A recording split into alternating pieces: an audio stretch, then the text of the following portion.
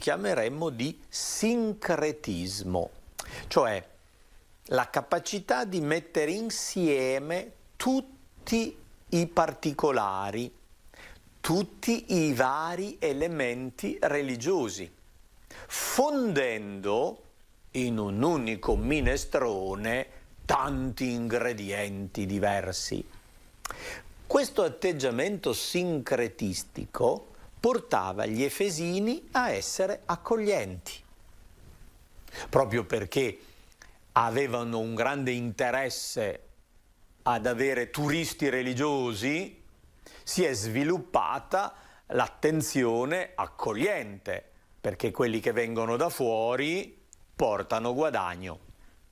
E questa accoglienza dei vari principi religiosi fusi in quell'unico culto della natura, noi diremmo con la iniziale maiuscola, metteva dentro tutti i particolari in un unico interesse.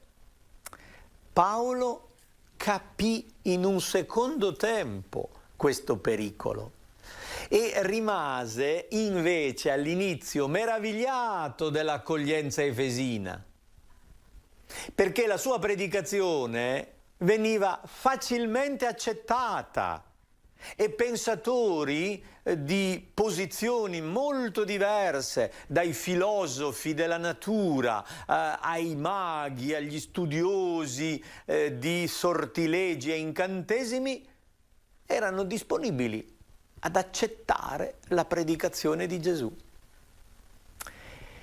E in un secondo tempo Paolo si accorse che questa accettazione era modesta, soprattutto condizionata. Gesù veniva presentato come una forza e quindi era accolto insieme a tante altre forze. Se Gesù può fare del bene, lo prendiamo e lo usiamo per fare del bene, per guadagnarci noi, inserendo anche Gesù in mezzo a tutte le altre forze della natura che possiamo considerare, venerare e utilizzare. Il capitolo 19 degli Atti degli Apostoli racconta gli inizi di questa predicazione evangelica ad Efeso, dove l'Apostolo Paolo miete grandiosi successi, con un seguito popolare eccezionale. Viene raccontato un episodio simpatico in cui si presentano alcuni esorcisti giudei che, inseriti in quell'ambiente ellenistico, praticavano i loro riti di esorcismo per liberare persone che avevano problemi di quel genere. Avendo sentito la predicazione di Paolo, questi esorcisti giudei prendono il nome di Gesù e lo usano. Se con quel nome si ottengono dei risultati, ne approfittano e lo adoperano. Alcuni giudei, che erano esorcisti itineranti, provarono anch'essi a invocare il nome del Signore Gesù sopra quanti avevano spiriti cattivi, dicendo: «Vi scongiuro per quel Gesù che Paolo predica». Così facevano i 7 figli di un certo Sceva, uno dei capi dei sacerdoti giudeo. Ma lo spirito cattivo rispose loro: «Conosco Gesù e so chi è Paolo, ma voi chi siete?» E l'uomo che aveva lo spirito cattivo si scagliò su di loro, ebbe il sopravvento su tutti e li trattò con tale violenza che essi fuggirono da quella casa nudi e coperti di ferite. Quell'uomo indemoniato ne ha picchiati 7, li ha spogliati e buttati fuori di casa. È interessante la scena, ridicola per noi, forse per quelli là meno. Sono persone che hanno usato il nome di Gesù, hanno abusato del nome. Sono dei giudei presenti a Efeso perché si insegnano tanti trucchi. Loro, come giudei, praticano l'esorcismo e adoperano il nome di Gesù come uno dei tanti trucchi per poter ottenere qualche risultato terapeutico.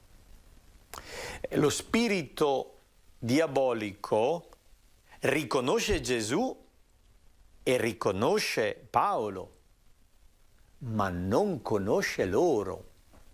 Questo significa che non c'è una relazione effettiva di queste persone con il nome di Gesù, ma un'adesione superficiale e interessata, che finisce male, le prendono di santa ragione.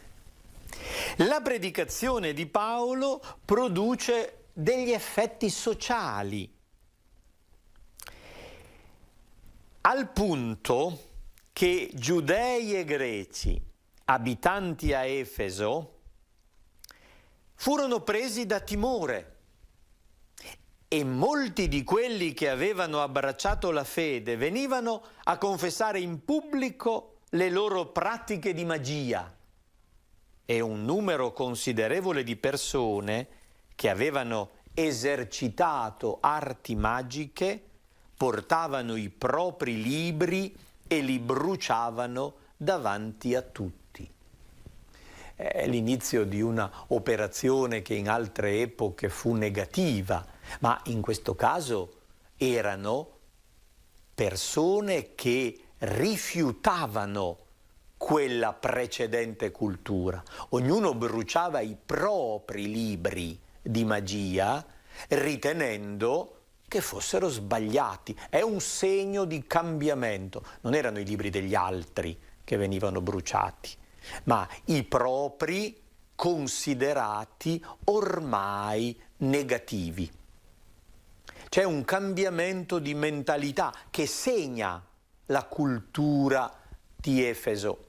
E un altro effetto che doveva essere considerevole fu la diminuzione di vendita di oggetti religiosi.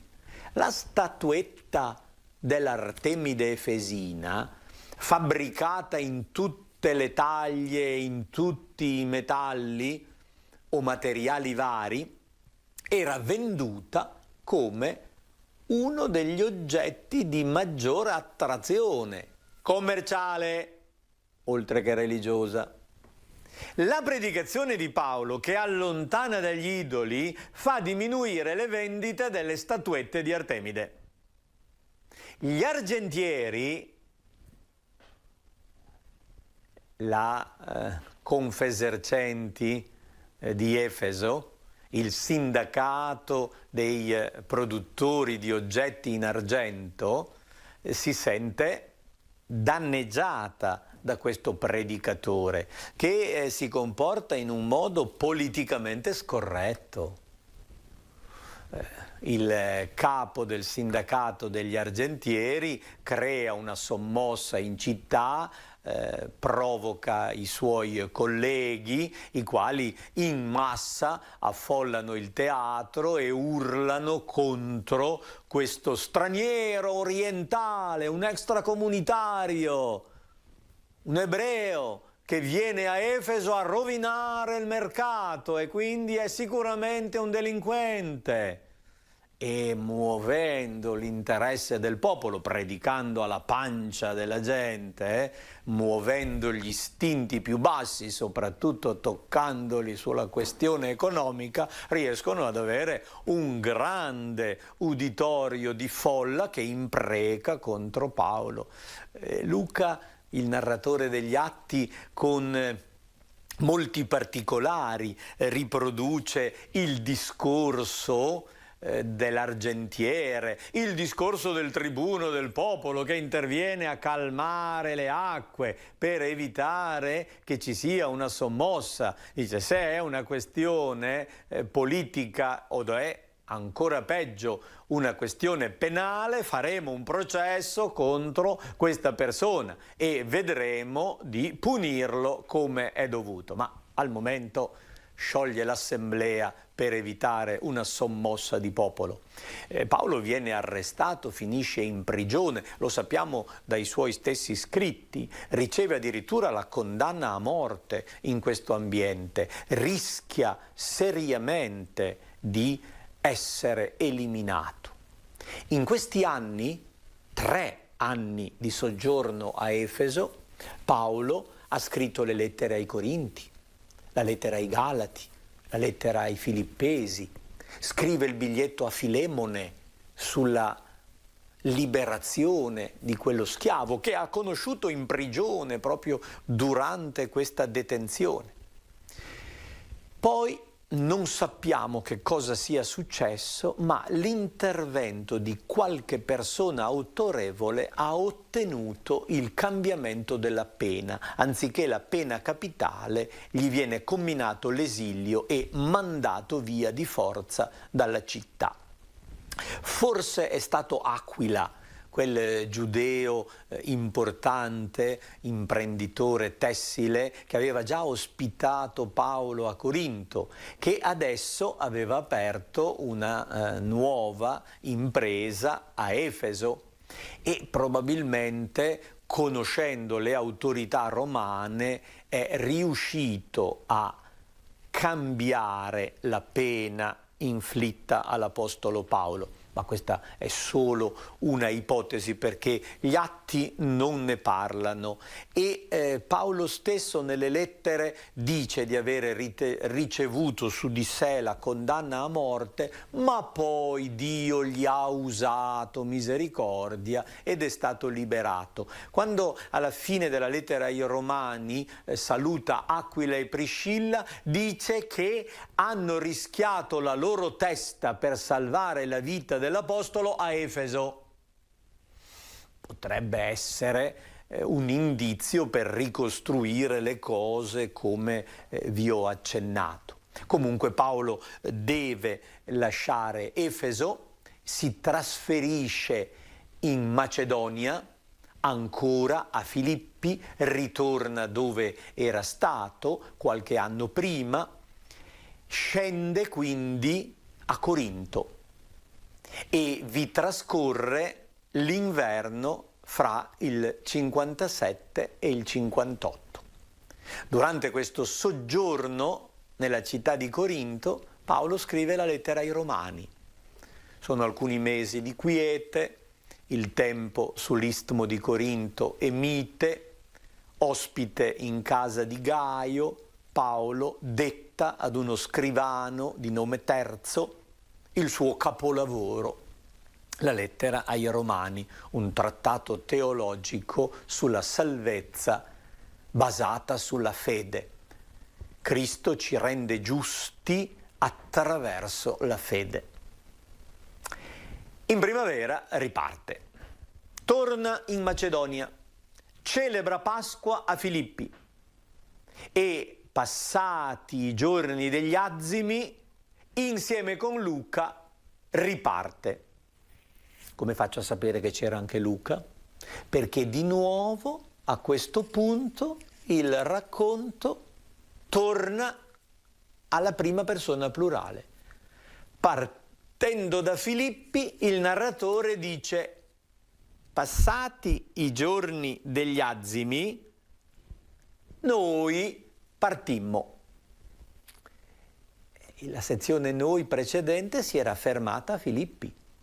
Vuol dire che Luca, intorno al 50, arrivò a Filippi e vi rimase almeno fino al 58, quando ripartì insieme all'Apostolo Paolo. Da Pasqua a Pentecoste dell'anno 58, Paolo si trasferisce a Gerusalemme. È un lungo viaggio dal nord della Grecia fino a Gerusalemme. Cambiano diverse navi, fanno navigazione di piccolo cabotaggio, toccano tante città finché a Pentecoste arrivano nella capitale, a Gerusalemme.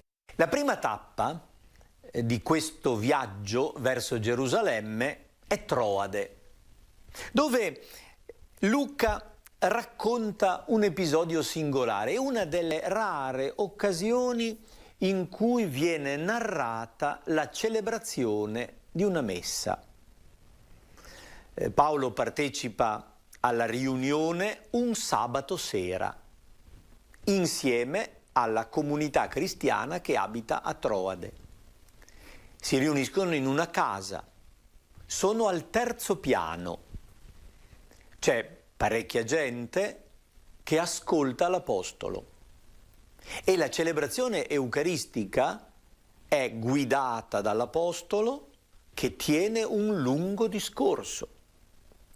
È una predicazione evangelica formativa e questa lunga predica fa sì che un ragazzo seduto sulla finestra si addormenti e cada dal terzo piano. Si chiama Eutico, è un nome greco che in italiano bisognerebbe tradurre con fortunato. È un fortunato che cade dalla finestra e muore durante una messa. Immaginate il panico delle persone presenti, scendono di corsa, Paolo raccoglie questo ragazzo, lo porta su dicendo che stiano tranquilli perché vive. Spezza il pane, cioè compie il rito eucaristico centrale, continua poi a parlare alla gente fino al mattino. E quando si allontana, il ragazzo fortunato sta bene, si alza ed è vivo e vegeto. È una messa che risuscita i morti. È un racconto interessante con cui Luca presenta l'Apostolo Paolo annunciatore di un Vangelo che dà vita, che comunica una potenza vitale. La partecipazione all'Eucaristia fa risorgere energie nuove alle persone che vi prendono parte con cuore, con interesse, con passione. Partiti da Troade, aggirano il grande promontorio e arrivano ad Asso. Lì si imbarcano. Luca ci tiene a elencare il gruppo dei discepoli che accompagnano Paolo. Sopatro di Berea, Aristarco e Secondo di Tessalonica, Gaio di Derbe, Timoteo e gli asiatici Tichico e Trofimo, cioè originari di Efeso. E ad essi bisogna aggiungere Luca, che era di Antiochia. Abbiamo un gruppo considerevole di discepoli che lo accompagnano, lo assistono e collaborano con lui, persone di cui non sappiamo nulla, se non il nome e la città d'origine. Vuol dire che da ogni città dove Paolo fondava una comunità c'era qualcuno che aderiva all'Apostolo e lo seguiva per condividere la sua opera missionaria. Luca racconta con attenzione il viaggio con le tappe principali. Essendo una navigazione lungo la costa, si passa da isola a isola. Prima a nord l'isola di Lesbo, poi la tappa a Chio, poi la tappa a Samo, di fronte ad Efeso, dove Paolo era stato per 3 anni, dove conosceva tantissima gente. per non perdere troppo tempo, si ferma a Mileto, che è il porto immediatamente più a sud rispetto ad Efeso, e lì convoca i presbiteri della città di Efeso, ai quali tiene un importante discorso pastorale.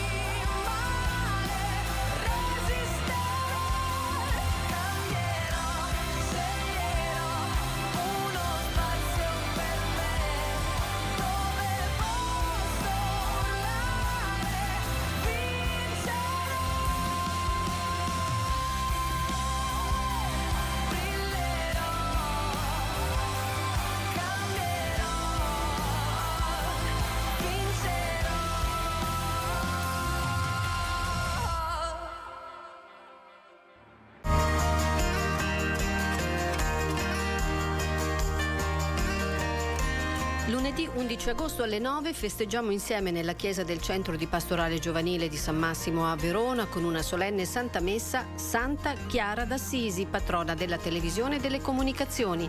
Partecipa anche tu con tutti noi.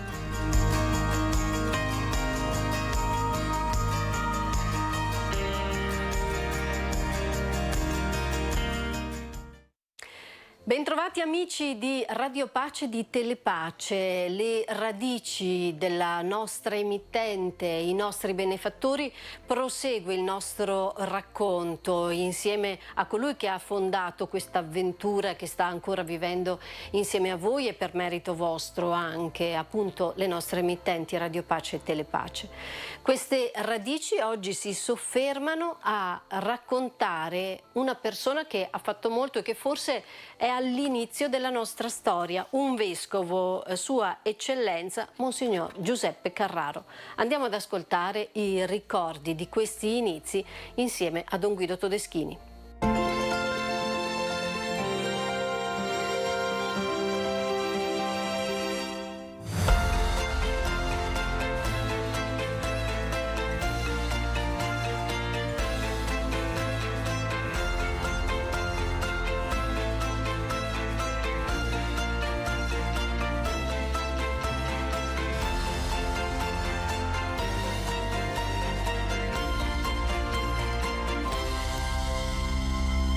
Oggi ci soffermiamo a parlare di un personaggio che è imprescindibile dalla storia di Telepace, un vescovo, Monsignor Carraro. Chi era? Allora, il vescovo Giuseppe Carraro, perché abbiamo avuto due vescovi con lo stesso cognome, Giuseppe Carraro, oggi servo di Dio e venerabile, che vuol dire per la Chiesa santo. Io lo considero il fondatore di Radio Pace e di Telepace. Perché? Perché 47 anni fa, 12 luglio, il vescovo Carraro, davanti all'entusiasmo, davanti alla gioia dei ragazzi del camposcuola, facendosi serio, chinando il capo, era uscito con queste parole: intuizione profetica. Io sono lì vicino, ascolto, hai capito? Sì, dico. Non te capito niente. Hai capito che questi ragazzini vogliono avere voce in capitolo perché non sono ascoltati né in famiglia, neanche dalla Chiesa. Vogliono poter dire la loro. Ecco perché l'intuizione profetica. E mi permetto di dire che tutto è partito di lì, perché io potevo aspettarmi, difatti mi aspettavo questo: ascoltami un poco, guarda che tu sei direttore di Casa Gioiosa, ne hai abbastanza, non pensare a quelle cose lì che non sono per te. Anche perché occorrerebbero persone esperte, occorrerebbero i grandi della radio, della televisione, ma cosa vuoi far tu che non sai niente? Tutto il contrario. È stata un'iniezione di fiducia, insomma, quella del vescovo verso questa intuizione dei ragazzini e la sua disponibilità. Allora è stata, possiamo dire, hai detto una iniezione, ma di quelle forte, di fiducia, che però ha voluto mettere alla prova, perché non è terminato tutto lì. Allora dico, bene, e i soldi dove li trovi? Il vescovo mi dice, e io rispondo, senta un poco, dico, lei come motto episcopale ha scelto le parole dell'Evangelista Matteo, capitolo 6, Querite primum regnum Dei, cercate prima di tutto il regno di Dio e la sua giustizia e tutto il resto vi sarà dato in soprappiù. Lui si ferma un attimo, sì, dice, mi dimenticavo, ma era tutto un gioco così. Quindi è da lì che parte la provvidenza. Perché poi è andato avanti. E come la metti, dice, quei tuoi preti? Io sono rimasto, sono diventato bianco, rosso e verde, perché i preti sono del vescovo prima. Perché dico? Perché devi sapere, dice, che in 2 consigli presbiterali, è bello questo, si è parlato anche del fatto che la diocesi potrebbe avere una radio o una televisione. Nel primo l'idea è stata bocciata, nel secondo l'idea viene ancora bocciata e la risposta generale era questa, con tutte quelle radio e televisioni che ci sono, noi entriamo in quelle. Non abbiamo noi una radio o una televisione. Conclusione, niente radio o televisione diocesana. Quindi da lì l'idea di una televisione... Allora no, perché come? Allora io ho detto, però dico, se questa radio nascesse per esempio a Casa Gioiosa, cioè non è la diocesi, e allora va avanti lui e mi parla di Tizio, Caio, Sempronio, preti. Sai che quello lì non vuole saperne, sai che quell'altro mi ha scritto una lettera che mi aveva anche fatto leggere. Sì, dico, ho sentito. Quindi, io dico, quindi non ascoltare nessuno. È nato tutto così, Io insomma. da lì ho capito che il vescovo voleva questa creatura che stava nascendo. Prima Radio Pace e poi Telepace. Certo. Ma il vescovo, con gli inizi della radio e poi dopo della televisione, come li viveva? Il vescovo, mi ricordo sempre, ha detto, guarda, dice, che devi stilare una paginetta dove ci sono le regole sopra. E allora io ho preparato la paginetta, l'ho data a lui da vedere. Io non pensavo, mi ricordo eravamo nel mese di aprile, io non pensavo, ma lui sapeva, che dopo poco tempo da Roma sarebbe arrivata l'accettazione da parte del Papa Paolo VI della sua rinuncia, anche perché era fuori di 3 anni, con l'ira di qualche cardinale. Vorrei fare anche il nome, il cardinale Baggio Vicentino, perché a 75 anni, lui a 78 anni è ancora lì e doveva essere lì perché era stato eletto 3 anni prima, proprio quando compiva 75 anni, vice di colui che era il capo dei vescovi cattolici. E allora dice, dammi quella paginetta, io gliela do, lui prende la penna, benedico e mi raccomando 2 punti, nil sine episcopo,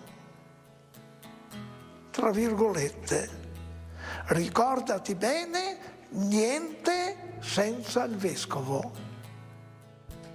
Quindi da lì nasce, e lo spieghiamo ancora una volta, magari a chi non lo sa e non lo sa ancora, che Radio Pace prima e Telepace oggi sono delle realtà in un certo senso autonome ma che sono della Chiesa. Spieghiamolo questo aspetto, Don Guido. Si voleva che non fosse diocesana e si portava come esempio una diocesi vicina alla nostra, limitrofa, che poco tempo prima aveva aperto una radio, però la radio è durata 6 mesi, poi si è chiusa. E io, dice il vescovo Carraro, non vorrei che succedesse questo. E allora lui stesso ha consigliato che sia una radio e poi anche televisione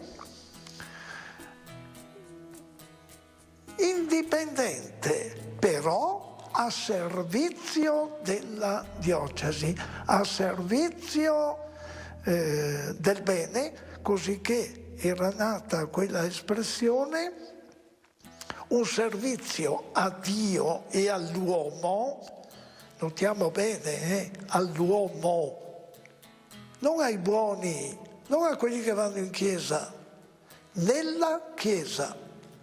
Cioè, noi dobbiamo seguire quello che la Chiesa dice di Dio e dell'uomo, di ogni uomo. Radio Pace prima e poi Telepace hanno sempre avuto 2 ali, no? Il simbolo, come nasce quella colomba? Come nasce? Allora, la colomba era nata prima. La colomba era nata in occasione delle marce della pace, quando non c'era ancora né Radio Pace né Telepace. E il grafico, quello che aveva fatto la colomba, l'aveva fatta con le ali aperte. Io vorrei dire una parola anche su questo, perché dopo a qualcuno è piaciuta poco e allora facciamo la colomba con le alette così si vedono. Le ali devono essere aperte perché allora vola. Colombe con le alette così che volano ce ne sono poche. E nascendo Radio Pace, questa diventava l'emblema, diventava il logo, la colomba. Intanto mi ricorderò sempre quel sacerdote missionario che, scrivendo una bella lettera, era uno che ascoltava, che seguiva, disse, tra l'altro, la colomba di Telepace ha 2 ali, l'ala dell'evangelizzazione e l'ala della carità. Vangelo e carità sono 2 cose che devono andare di comune accordo. Ah, ma no, ma è meglio solo il Vangelo lascia stare la carità che quella è la caritas. No, è nata così. Quindi, in questi racconti della storia di Telepace mi viene da pensare che Telepace e Radio Pace hanno ricevuto carità, ma ne hanno data anche molta. Ne hanno data moltissima, mi permetto di dire moltissima. Vorrei raccontare un episodietto. Allora, mi ricordo un pomeriggio, ormai era sera, vado in cucina, la superiora dice: guardi che ha telefonato una signora un po' strana.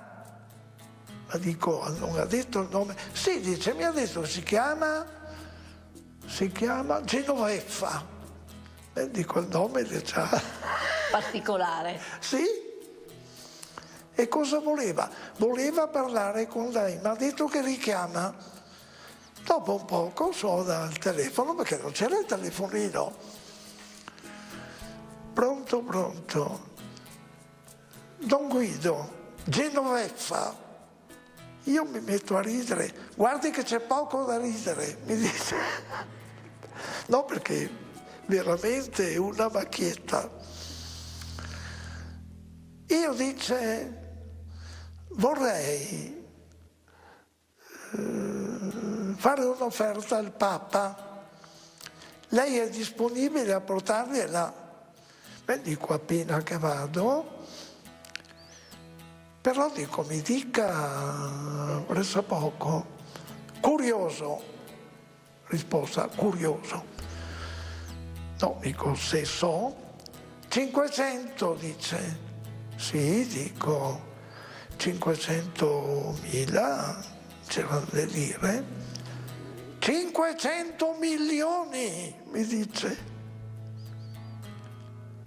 Io rimango lì in silenzio. Il Papa dice, non vai in Africa fra 15 giorni? Sì. E allora dice, però stia attento, altrimenti dice il progetto salta. Lei deve andare, quando va a Roma? Ma dico, se è una somma così, dico io chiamo subito e vado anche domani. Allora dice, le do le disposizioni. Lei passi dalle suore, figlie di Gesù, dopo le 18 di domani. Va bene? Intanto chiamo il segretario e mi dice, va bene, dice vieni pure, era martedì, mi ricordo, vieni domani così concelebri col Papa che nella sua cappella, e io vado dopo le 18 dalle suore, c'è una busta che non era chiusa, sigillata, e guardo dentro, 100, ci sono 5 assegni, come si chiamano? Quelli assegni fatti in banca, non... Scritti a mano. Sì.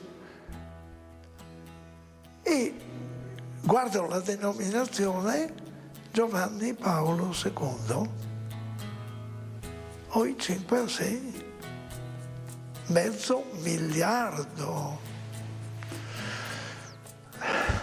Mi ricordo, sono andato, siamo arrivati e ho dato, ho celebrato col Papa, dopodiché il Papa era stato avvertito e il Papa aveva preparato una corona di quelle belle che dalle principesse, aveva preparato poi altre cosette da dare a questa signora. E torno, naturalmente telefono alle suore, voi dico, senz'altro conoscete questa Genoveffa, perché io non so chi sia. Noi avevamo superiora qui in casa Suor Giorgina, la quale Suor Giorgina conosceva la Genoveffa, però aveva ordine tassativo di non fare una parola. Porto il tutto, queste chiamano questa Genoveffa, la quale Genoveffa non è che dopo si è fermata. Mi ricordo per Telepace ne ha mandato 300 milioni, poi ne ha mandato 200 che viene fuori $1 miliardo, vero? Ecco come vanno avanti le opere di Dio, perché è Lui che muove, è Lui che... È Lui che ha fatto chiamare questa signora. Chiaro. E ha fatto arrivare l'aiuto che c'era necessità di avere. Certo. E questa è la nostra storia, la storia soprattutto degli inizi di Radio Pace e poi di Telepace. Grazie per essere stati in nostra compagnia e buon proseguimento.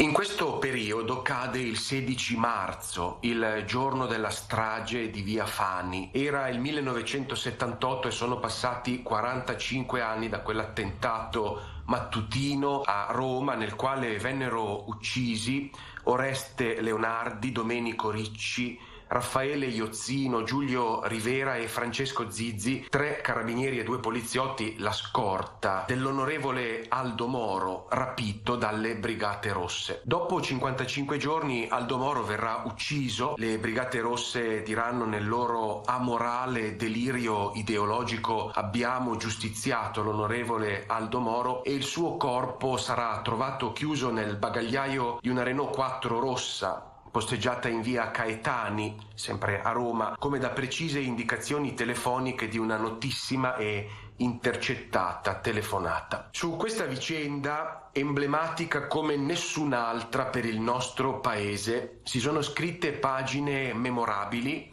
altre discutibili, si sono girati film anche recentemente, si sono prodotti documentari, saggi, inchieste, articoli sui giornali. Una quantità monumentale. Su Netflix, a proposito di recenti produzioni, è possibile seguire proprio in questo periodo la serie TV Esterno Notte di Marco Bellocchio, che, se da un lato ricostruisce in modo davvero coinvolgente alcuni tratti della vicenda Moro, ad esempio l'agguato terroristico ed alcune tensioni interne al gruppo delle Brigate Rosse, dall'altro lato purtroppo presenta aspetti imbarazzanti e grotteschi che sembrano respingere con malvagia tenacia ogni atomo di verità storica, raccontando non si capisce bene che cosa e perché. Ad esempio Papa Paolo VI, interpretato in modo pessimo da Tony Servillo, non restituisce nulla dello spessore umano e spirituale di Giovanni Battista Montini, anzi deforma in modo irricevibile e sciatto, oltre che abissalmente non storico, il Papa, amico personale di Aldo Moro, che morirà 3 mesi dopo il suo amico, nell'agosto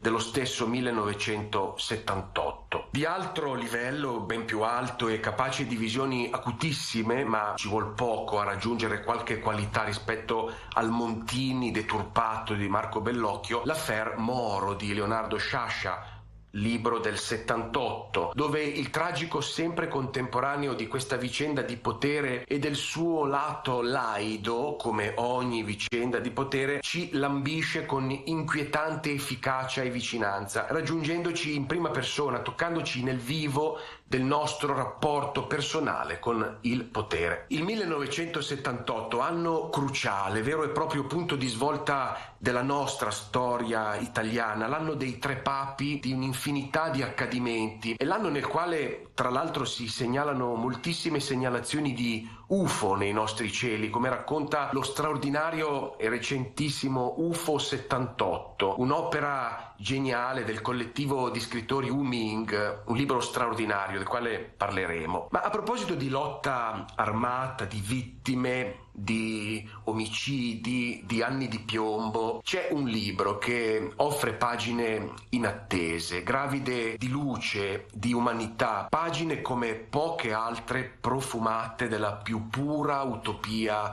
evangelica. È il libro dell'incontro, a cura del padre gesuita Guido Bertagna, del criminologo Adolfo Ceretti e della docente di diritto penale Claudia Mazzuccato. I 3 si definiscono mediatori di un incontro suggerito, avviato dal cardinale Carlo Maria Martini, incontro tra vittime e responsabili della lotta armata. Sì, lontano, lontanissimo dalla spettacolarizzazione narcotizzante dei pomeriggi televisivi, lontano dagli scoop, lontano dagli slogan che da troppo tempo decidono i destini anche del nostro paese, lontano dalla superficialità e dall'ideologia. Dal 2009 al 2014 è accaduto non sotto la luce dei riflettori, senza telecamere, ma è accaduto questo incontro impensabile, inimmaginabile se non in chiave evangelica. È accaduto l'incontro tra chi ha subito il male, il grande male, e chi lo ha compiuto in prima persona. Vittime e responsabili della lotta armata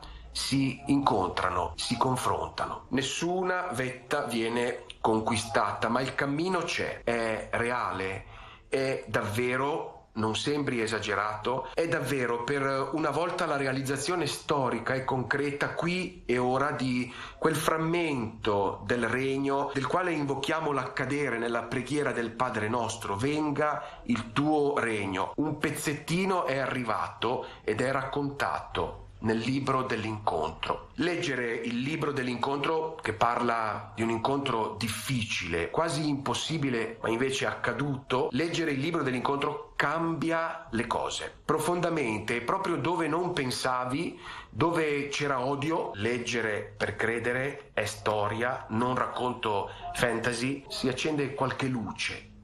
Lo spunto metodologico della giustizia riparativa, sullo sfondo c'è la vicenda dell'apartheid, si compie in un percorso riparativo di verità, di profonda condivisione, che però tiene tutto unito con la forza di un cavo di acciaio capace di reggere grandi pesi e di sopportare tensioni altissime senza spezzarsi. Tutto si tiene e queste pagine si leggono con il batticuore e sospirando. Sono pagine disarmanti, parola appropriata per raccontare il 78. Sono pagine disarmanti e persino il lettore, tu, io, ci accorgiamo di esserci avventurati nella lettura con qualche arma ideologica in tasca. Sì, queste pagine disarmano, cambiano le armi di morte in falci che raccolgono il grano che dà vita. Leggendo queste pagine gli occhi divengono nuovi, parole bellissime del nostro Camillo Sbarbaro,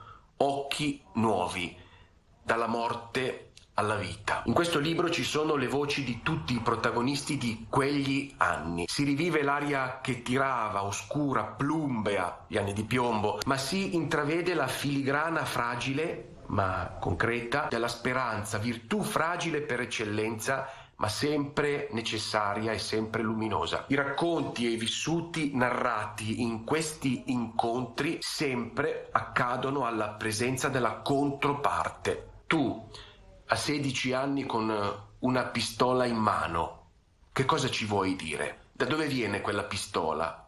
Hai discusso con la tua coscienza? Tu, in quanto assassino, cosa vuoi dare a questo gruppo di incontro? Bellissima la lettera delle vittime, tante, tra i firmatari Agnese Moro. Anche noi siamo invitati nel nostro quotidiano, che non è irrilevante e che costituisce un frammento reale della cosiddetta grande storia. Anche noi siamo invitati a deporre le armi e a fare della nostra vita un racconto di incontri che disarmano. In un passaggio fortissimo e pieno di luce, Giorgio, il figlio del maresciallo di polizia Sergio Bazzega, ucciso a Sesto San Giovanni nel 1976 da un brigatista, Giorgio dice, rivolgendosi ai responsabili della morte di suo papà: se mio papà fosse ancora qui, sono sicuro che sarebbe qui con noi.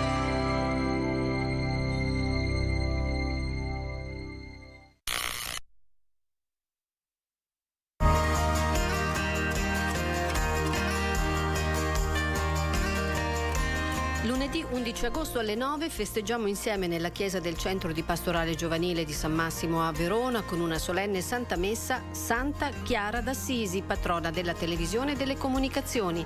Partecipa anche tu con tutti noi.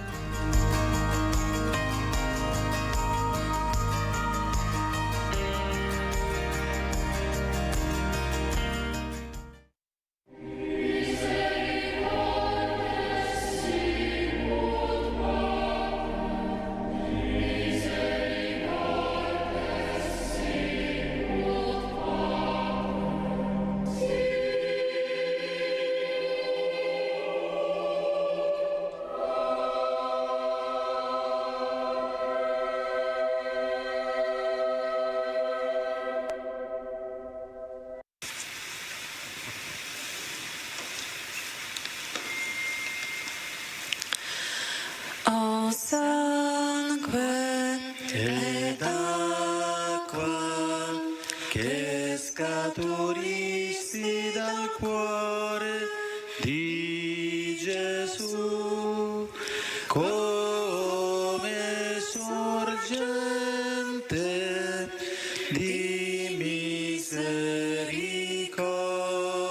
misericordia per noi. Confido in te, confido in te. O sangue ed acqua che scaturisti dal cuore di Gesù, come sorgente di misericordia per noi. Confido in te, confido in te. O sangue ed acqua che scaturisti dal cuore di Gesù, come sorgente di misericordia per noi. Confido in te, confido in te.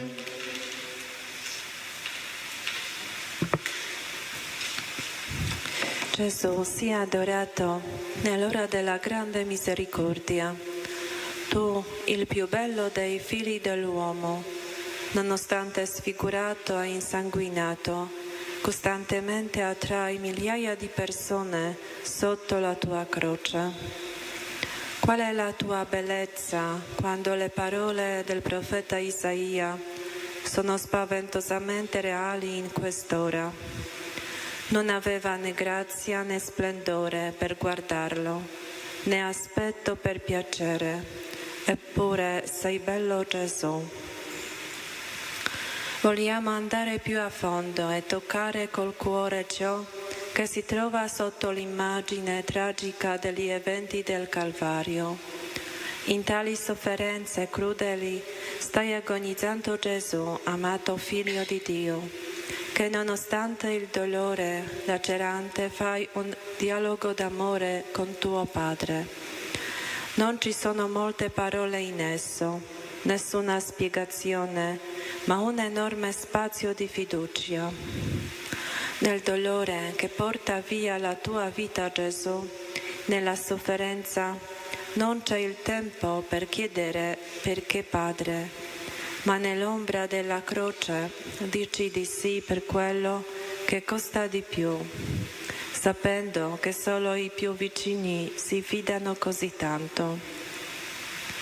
Nei fiumi vivificanti del sangue e dell'acqua immergiamo tutta la Santa Chiesa, le patrie e il mondo, soprattutto i peccatori e gli agonizzanti. Fa sì che per i meriti della tua dolorosa passione tutti possano gioire della tua misericordia già sulla terra e per tutta l'eternità.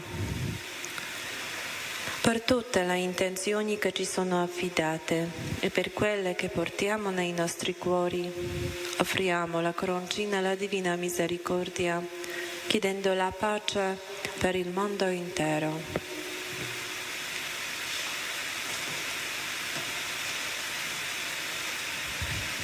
Padre nostro che sei nei cieli, sia santificato il tuo nome. Venga il tuo regno, sia fatta la tua volontà, come in cielo così in terra. Dacci oggi il nostro pane quotidiano e rimetti a noi i nostri debiti, come anche noi li rimettiamo ai nostri debitori, e non abbandonarci alla tentazione, ma liberaci dal male. Amen. Ave o Maria, piena di grazia, il Signore è con te. Tu sei benedetta fra le donne, benedetto il frutto del tuo seno, Gesù. Santa Maria, Madre di Dio, prega per noi peccatori, adesso e nell'ora della nostra morte. Amen. Credo in Dio Padre Onnipotente, Creatore del cielo e della terra, e in Gesù Cristo, suo unico Figlio, nostro Signore, il quale fu concepito di Spirito Santo, nacque da Maria Vergine, patì sotto Ponzio Pilato, fu crocifisso, morì e fu sepolto, discese agli inferi, il terzo giorno risuscitò da morte, salì al cielo, siede alla destra di Dio Padre Onnipotente. Di là verrà a giudicare i vivi e i morti. Credo nello Spirito Santo, la Santa Chiesa Cattolica, la comunione dei santi, la remissione dei peccati, la risurrezione della carne, la vita eterna. Amen. Eterno Padre, ti offro il corpo e il sangue, l'anima e la divinità del tuo dilettissimo Figlio e Signore nostro Gesù Cristo. In espiazione dei nostri peccati e di quelli del mondo intero. Per la sua dolorosa passione. Abbi misericordia di noi e del mondo intero. Per la sua dolorosa passione. Abbi misericordia di noi e del mondo intero. Per la sua dolorosa passione. Abbi misericordia di noi e del mondo intero. Per la sua dolorosa passione. Abbi misericordia di noi e del mondo intero. Per la sua dolorosa passione. Abbi misericordia di noi e del mondo intero. Per la sua dolorosa passione. Abbi misericordia di noi e del mondo intero. Per la sua dolorosa passione. Abbi misericordia di noi e del mondo intero. Per la sua dolorosa passione. Abbi misericordia di noi e del mondo intero. Per la sua dolorosa passione. Abbi misericordia di noi e del mondo intero. Per la sua dolorosa passione. Abbi misericordia di noi e del mondo intero. Eterno Padre, ti offro il corpo e il sangue, l'anima e la divinità del tuo dilettissimo Figlio e Signore nostro Gesù Cristo, in espiazione dei nostri peccati e di quelli del mondo intero. per la sua dolorosa passione, Abbi misericordia di noi e del mondo intero. per la sua dolorosa passione, Abbi misericordia di noi e del mondo intero. per la sua dolorosa passione, Abbi misericordia di noi e del mondo intero. per la sua dolorosa passione, Abbi misericordia di noi e del mondo intero. per la sua dolorosa passione, Abbi misericordia di noi e del mondo intero. per la sua dolorosa passione, Abbi misericordia di noi e del mondo intero. per la sua dolorosa passione, Abbi misericordia di noi e del mondo intero. per la sua dolorosa passione, Abbi misericordia di noi e del mondo intero. per la sua dolorosa passione, Abbi misericordia di noi e del mondo intero. per la sua dolorosa passione, Abbi misericordia di noi e del mondo intero.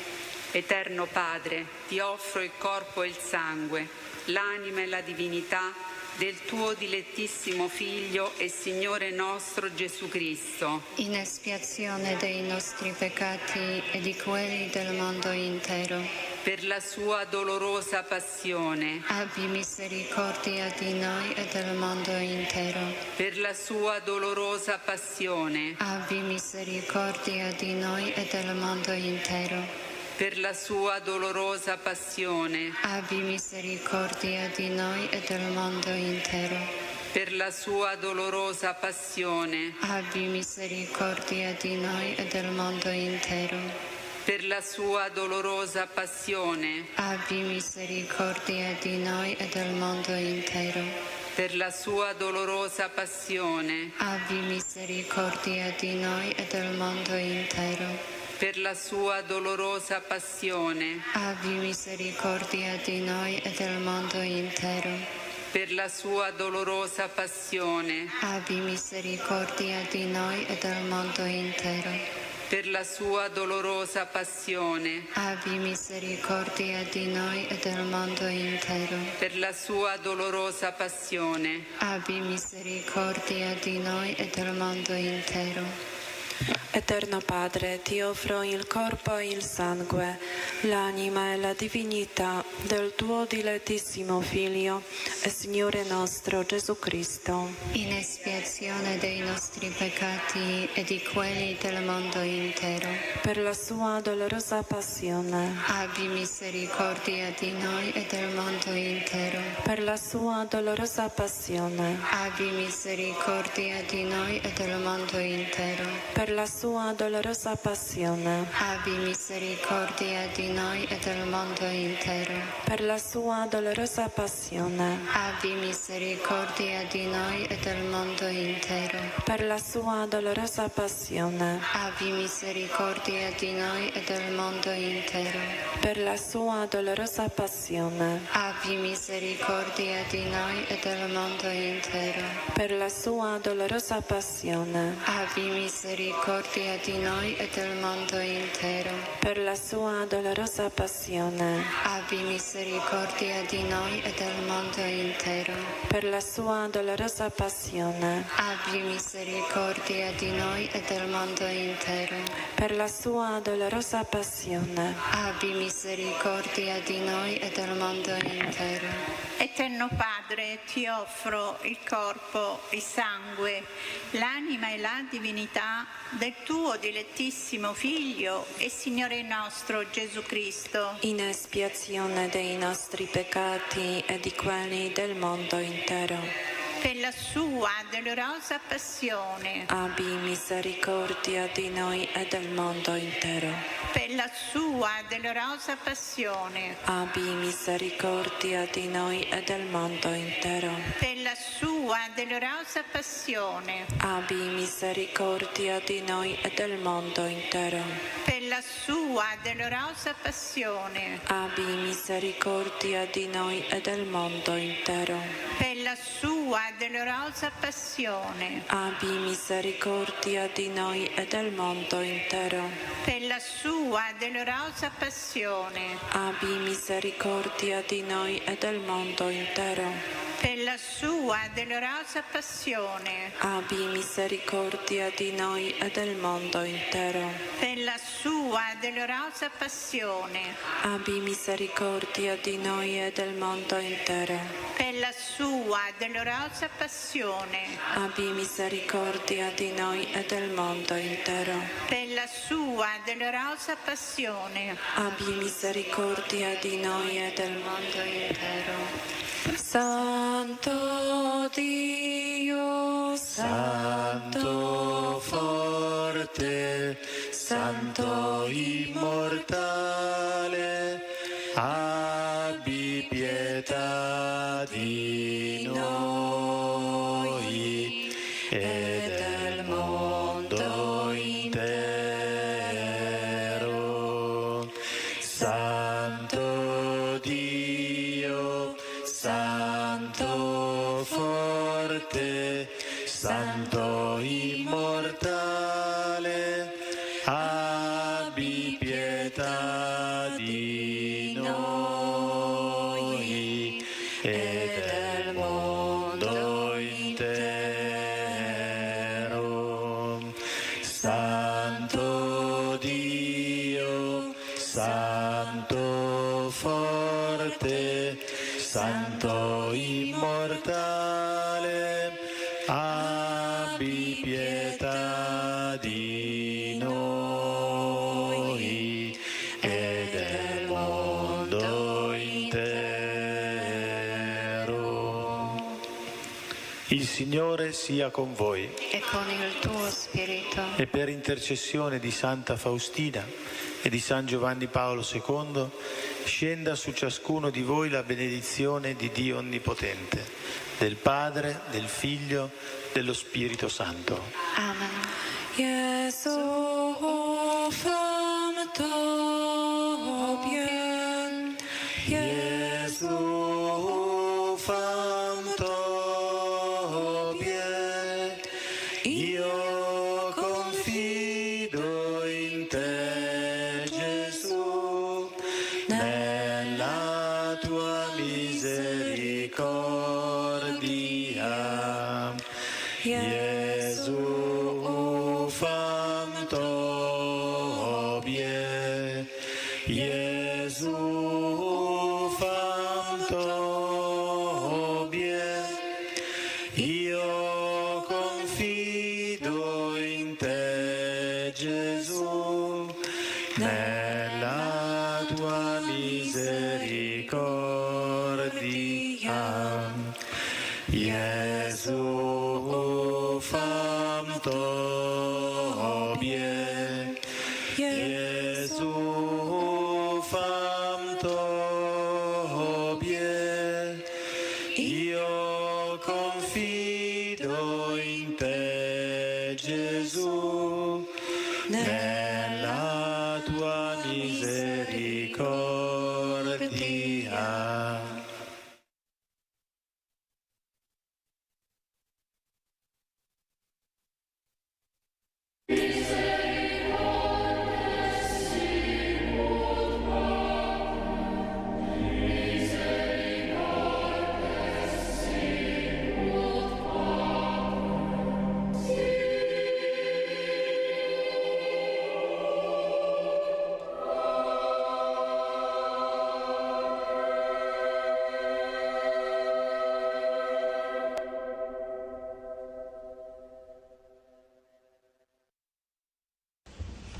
Oh Maria, Madre nostra, siamo nuovamente qui davanti a te.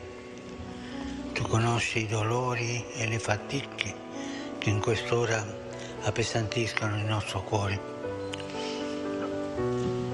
Noi alziamo lo sguardo a te, ci immergiamo nei tuoi occhi e ci affidiamo al tuo cuore. Anche a te, oh Madre, la vita ha riservato difficili prove e umani timori, ma sei stata coraggiosa e audace. Hai affidato tutto a Dio, hai risposto a Lui con amore, hai offerto te stessa senza risparmiarti. Come intrepida donna della carità, in fretta ti sei recata ad aiutare Elisabetta. Con prontezza hai colto il bisogno degli sposi durante le nozze di Cana. Con fortezza d'animo sul Calvario hai rischiato di speranza pasquale la notte del dolore. Infine, con tenerezza di madre, hai dato coraggio ai discepoli impauriti nel cenacolo e con loro hai accolto il dono dello Spirito. E ora ti supplichiamo, accogli il nostro grido. Abbiamo bisogno del tuo sguardo amorevole che ci invita ad avere fiducia nel tuo Figlio Gesù. Tu che sei pronta ad accogliere le nostre pene, vieni a soccorrerci in questi tempi oppressi dalla ingiustizia e devastati dalle guerre. Tergi le lacrime sui volti sofferenti di quanti piangono la morte dei propri cari, dei propri figli. Ridestaci dal torpore che ha oscurato il nostro cammino e disarma i nostri cuori dalle armi della violenza, perché sia veri subito la profezia di Isaia: spezzeranno le loro spade e ne faranno aratri, delle loro lance faranno falci. Una nazione non si alzerà più la spada contro un'altra nazione, non impereranno più l'arte della guerra. Madre, rivolgi il tuo sguardo materno a questa famiglia umana che ha smarrito la gioia della pace e ha perso il senso della fraternità. Madre, intercedi per il nostro mondo in pericolo, perché custodisca la vita e rigetti la guerra, si prenda cura di chi soffre, dei poveri, degli indefesi, degli ammalati, degli afflitti. e protegga la nostra casa comune. Invochiamo da te, Madre, la misericordia di Dio, tu che sei Regina della pace. Converti gli animi di chi alimenta l'odio, silenzia il rumore delle armi che generano morte, spegne la violenza che cova nel cuore dell'uomo e ispira progetti di pace nell'agire di chi governa le nazioni. Maria, Regina del Santo Rosario, sciogli i nodi dell'egoismo e dirada le nubi oscure del male. Riempici con la tua tenerezza, sollevaci con la tua mano premurosa e dona a noi, figli, la tua carezza di madre, che ci fa sperare nell'avvento di nuova umanità, dove il deserto diventerà un giardino e il giardino sarà considerato una selva. Nel deserto prenderà dimora il diritto e la giustizia, regnerà nel giardino. Praticare la giustizia darà pace. O Madre, salus popoli romani, prega per noi.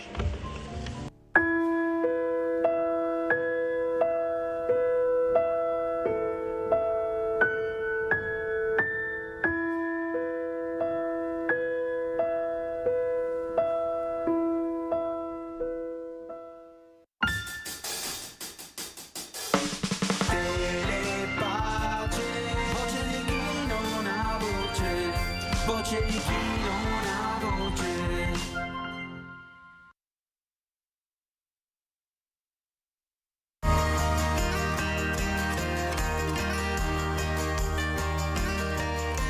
Lunedì 11 agosto alle 9 festeggiamo insieme nella chiesa del Centro di Pastorale Giovanile di San Massimo a Verona con una solenne Santa Messa Santa Chiara d'Assisi, patrona della televisione e delle comunicazioni. Partecipa anche tu con tutti noi.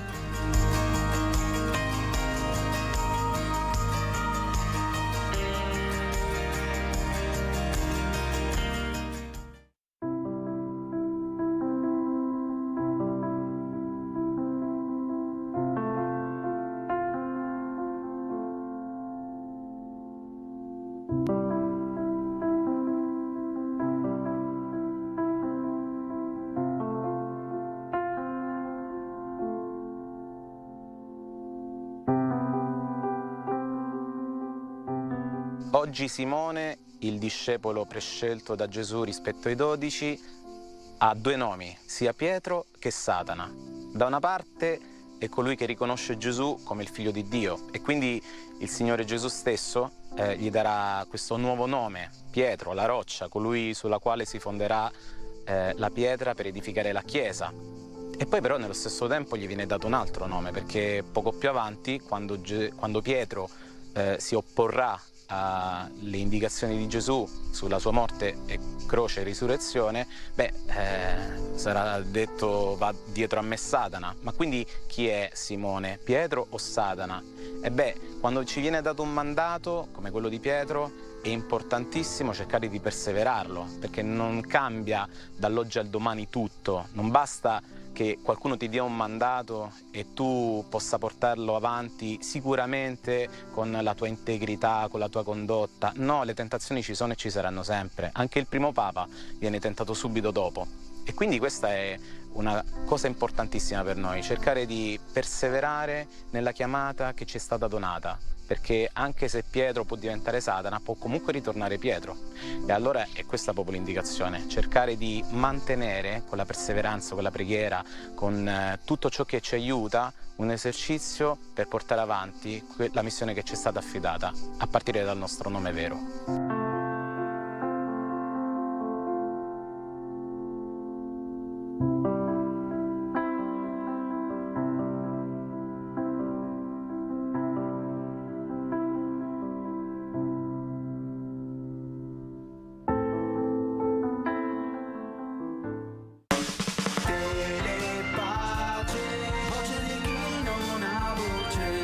voce di chi non ha voce.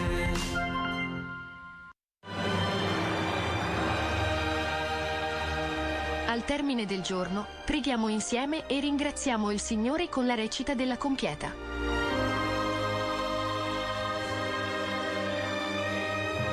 Tutti i giorni, alle ore 23, su Telepace.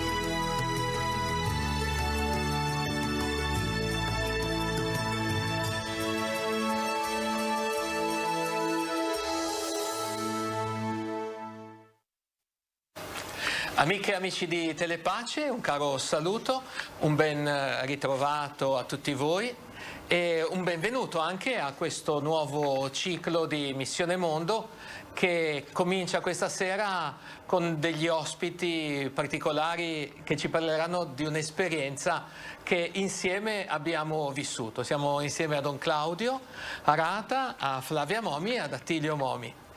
Insieme ad altri ragazzi e a un altro sacerdote abbiamo vissuto un periodo della nostra missione di Cuba, la missione diocesana a Cuba. Come ricordate, una promessa mantenuta, fatta l'anno scorso al nostro vescovo che con grande desiderio ci ha invitato a far vivere l'esperienza della missione di Cuba a più persone possibile. Ed è stato un viaggio che abbiamo fatto, abbiamo raggiunto Claudio che ci ha aspettato nella nostra missione. Allora, così per soltanto ricordare un po', possiamo vedere le prime 3 foto, Claudio, che sono relative a Cuba, alla nazione di Cuba, all'isola di Cuba, e anche la foto che riguarda l'estensione della diocesi di Santa Clara e poi delle parrocchie di Santo Domingo e di Manacas che ci sono affidate. Sì, allora Claudio, subito potresti... Ormai sono esperto della geografia dell'isola cubana. La nostra diocesi, che è la diocesi di Santa Clara, comprende 2 province civili, la provincia di Villa Clara e la provincia di Santo Spirito, e la diocesi si trova quasi proprio nel centro, nel cuore di Cuba, nel centro occidente. E noi missionari poi facciamo servizio in un municipio chiamato Santo Domingo, con 2 parrocchie, la parrocchia di Santo Domingo e la parrocchia di Manacas. Siamo proprio nel cuore di Cuba, è un territorio di campagna, di campo, è un territorio con tanti campi di canna da zucchero, quindi un territorio con molti contadini che si occupano della terra. E la missione è nelle loro comunità che sono povere, sono comunità di campo, come diciamo, certo comunità più grandi, Manacas, Mordaso e Cascal, e poi comunità più piccole, sperdute in mezzo ai campi di Canada. Abbiamo tante comunità poi sperdute in mezzo ai campi, sono tante davvero le comunità a cui noi arriviamo, alcune più vicine alla strada, altre più isolate. Nella cartina che abbiamo visto, che riguarda il comune di Santo Domingo, praticamente la parrocchia che è affidata a Claudio, la parrocchia di Manacas, si estende diciamo da Washington e arriva fino a Cascal. La vedete lungo la carretera centrale, che è una via di comunicazione molto importante. Molto importante, si è costruita ormai quasi 100 anni fa, non più tanto aggiustata, infatti bisogna fare attenzione perché ormai le buche stanno aumentando, però sì, è la carretera che fa comunicare l'occidente di Cuba con l'oriente, diciamo più o meno da La Habana, sì, dalla capitale, fino a Santiago di Cuba in oriente. Abbiamo vissuto un incontro e qui Claudio non c'era perché era impegnato nelle varie comunità. Abbiamo vissuto l'incontro con il vescovo Arturo, e lo abbiamo vissuto in particolare con Don Francesco, che vedrete e conoscerete nella prossima puntata, e anche con Flavia e Attilio, che sono fratello e sorella. Questo è il viaggio fatto insieme in uno dei mezzi tipici, no? Che si possono affittare, e questo è il santuario del Buen Viaje. Non so se forse Flavia può dirci qualcosa, perché Flavia lì in questo luogo di preghiera ha letto qualcosa che poi alla luce dell'incontro con il Vescovo è risultato un messaggio, come, no? Sì, lì nella foto si può vedere che c'è l'altare della chiesa, e entrando alla fine è la prima cosa che ho visto davanti al crocifisso, e ho letto che sull'altare c'era la citazione del Vangelo che diceva: fate quello che vi dirà, essendo che comunque erano i primi giorni in cui iniziavamo a vivere qualcosa e non ero probabilmente ancora entrata appieno nell'esperienza. Ho pensato, ho pregato, forse poi anche dopo abbiamo avuto insieme un momento di preghiera davanti alla statua della Vergine, abbiamo pregato insieme un'Ave Maria, e ho pregato: allora dimmi cosa devo fare, già che mi hai detto questa frase. Ed è stato bello perché arrivati poi a parlare col Vescovo che ci ha accolto, ci ha servito, e la domanda che alla fine è uscita grazie a Francesco, ma in generale la cosa di cui abbiamo parlato è stata proprio cosa fare. Ci ha proprio dato istruzioni pratiche su cosa fare lì. In quei giorni. Ecco, lui, magari Claudio, che hai imparato a conoscerlo proprio bene, il Vescovo, puoi raccontarci qualcosa di lui, e poi sentiamo anche cosa dice Attilio di questo primo incontro che abbiamo avuto.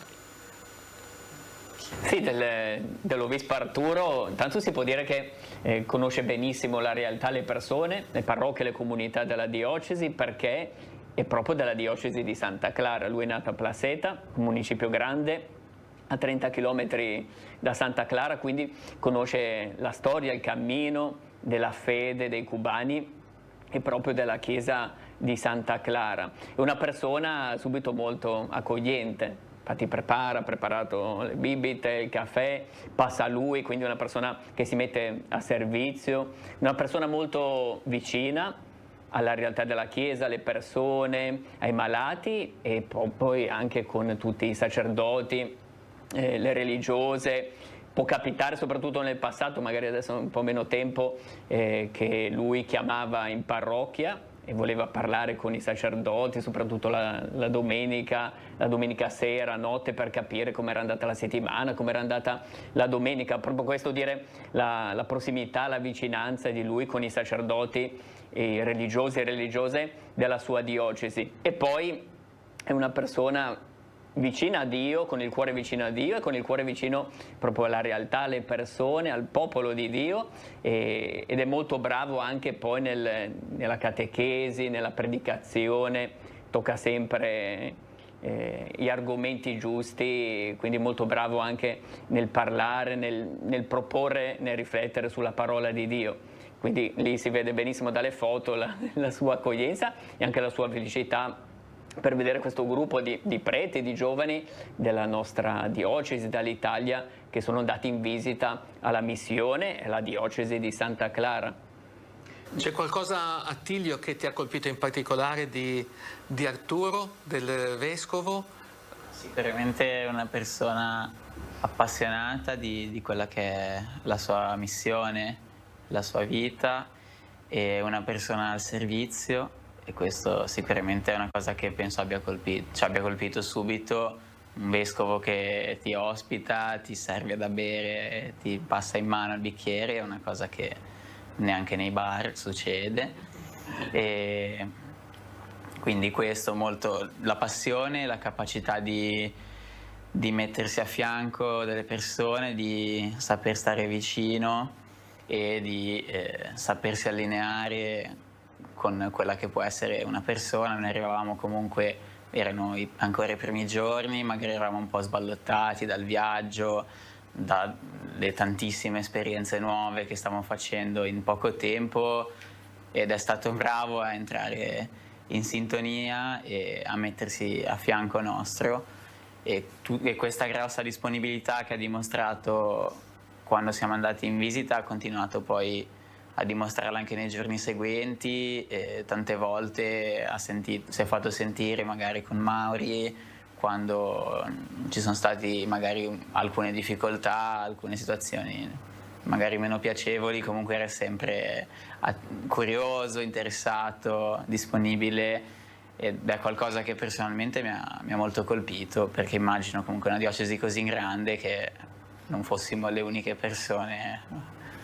La diocesi, come diceva Claudio, come magari vi ricordate da trasmissioni precedenti, è una diocesi di 1,5 milioni di abitanti, e ci sono 25-30 preti, tante religiose e tanti laici che aiutano, sostengono e in alcuni casi mandano avanti proprio loro le comunità. Mentre parlava Attilio mi veniva in mente, proprio su suggestione di quello che Flavia ha detto, Arturo ci ha detto: guardate, ascoltate e fatevi vicino alle persone. Questi tre verbi, no? E abbiamo capito, come diceva Attilio adesso, che non ridice tanto per dirle queste cose, le vive anche lui, interessandosi e chiedendo. E quindi adesso arriviamo a un altro argomento che vogliamo trattare insieme, perché quando abbiamo deciso e poi abbiamo proposto le date di questo viaggio a Claudio, Claudio ha detto: guardate, è proprio un bel periodo, perché c'è l'Esquelita di Verano, c'è la novena alla Weekend della Carità e anche la festa, no?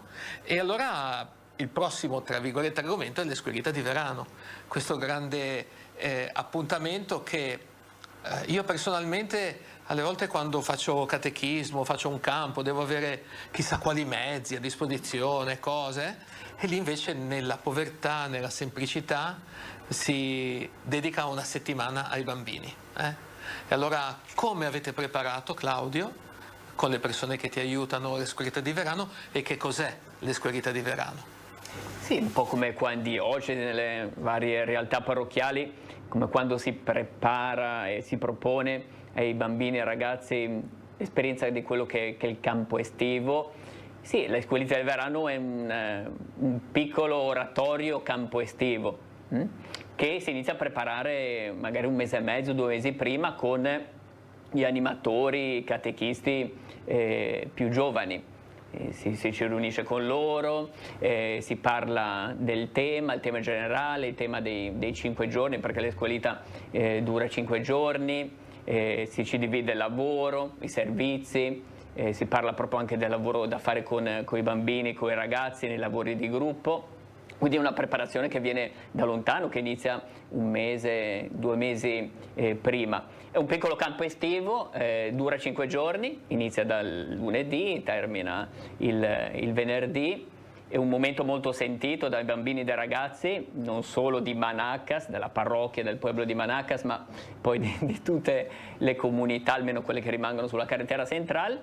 Inizia alle 9 del mattino, quindi alle 9 del mattino si attendono l'arrivo dei bambini e dei ragazzi che arrivano con la guagua è una corriera che li raccoglie, che li porta, si fa un po' di gioco all'inizio con loro, poi c'è il momento, un po' come quello sì, che i campi estivi qua, della proposta, guidati da un Vangelo. Quest'anno era il Vangelo del buon samaritano, quindi il tema sul samaritano, sul fatto dell'interessarsi, del prendersi cura degli altri e non essere persone indifferenti, egoiste, e mai dire non mi interessa, non mi importa degli altri, soprattutto delle persone più in difficoltà.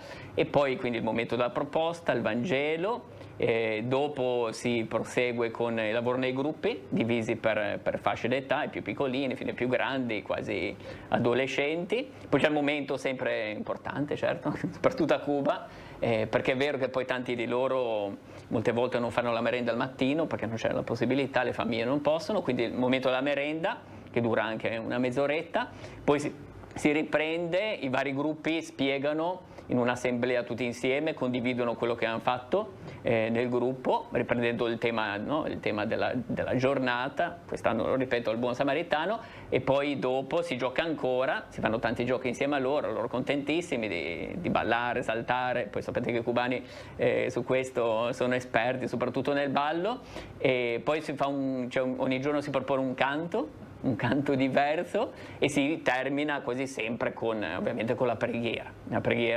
ringraziando il Signore per quello che si è vissuto durante la giornata, e anche poi una preghiera a Maria, che è la Virgen della Carità, anche perché l'esquelita si celebra quasi poi entrando nella novena, nella preparazione della fiesta della Virgen della Carità, che è la patrona di Cuba, e si celebra l'8 di settembre.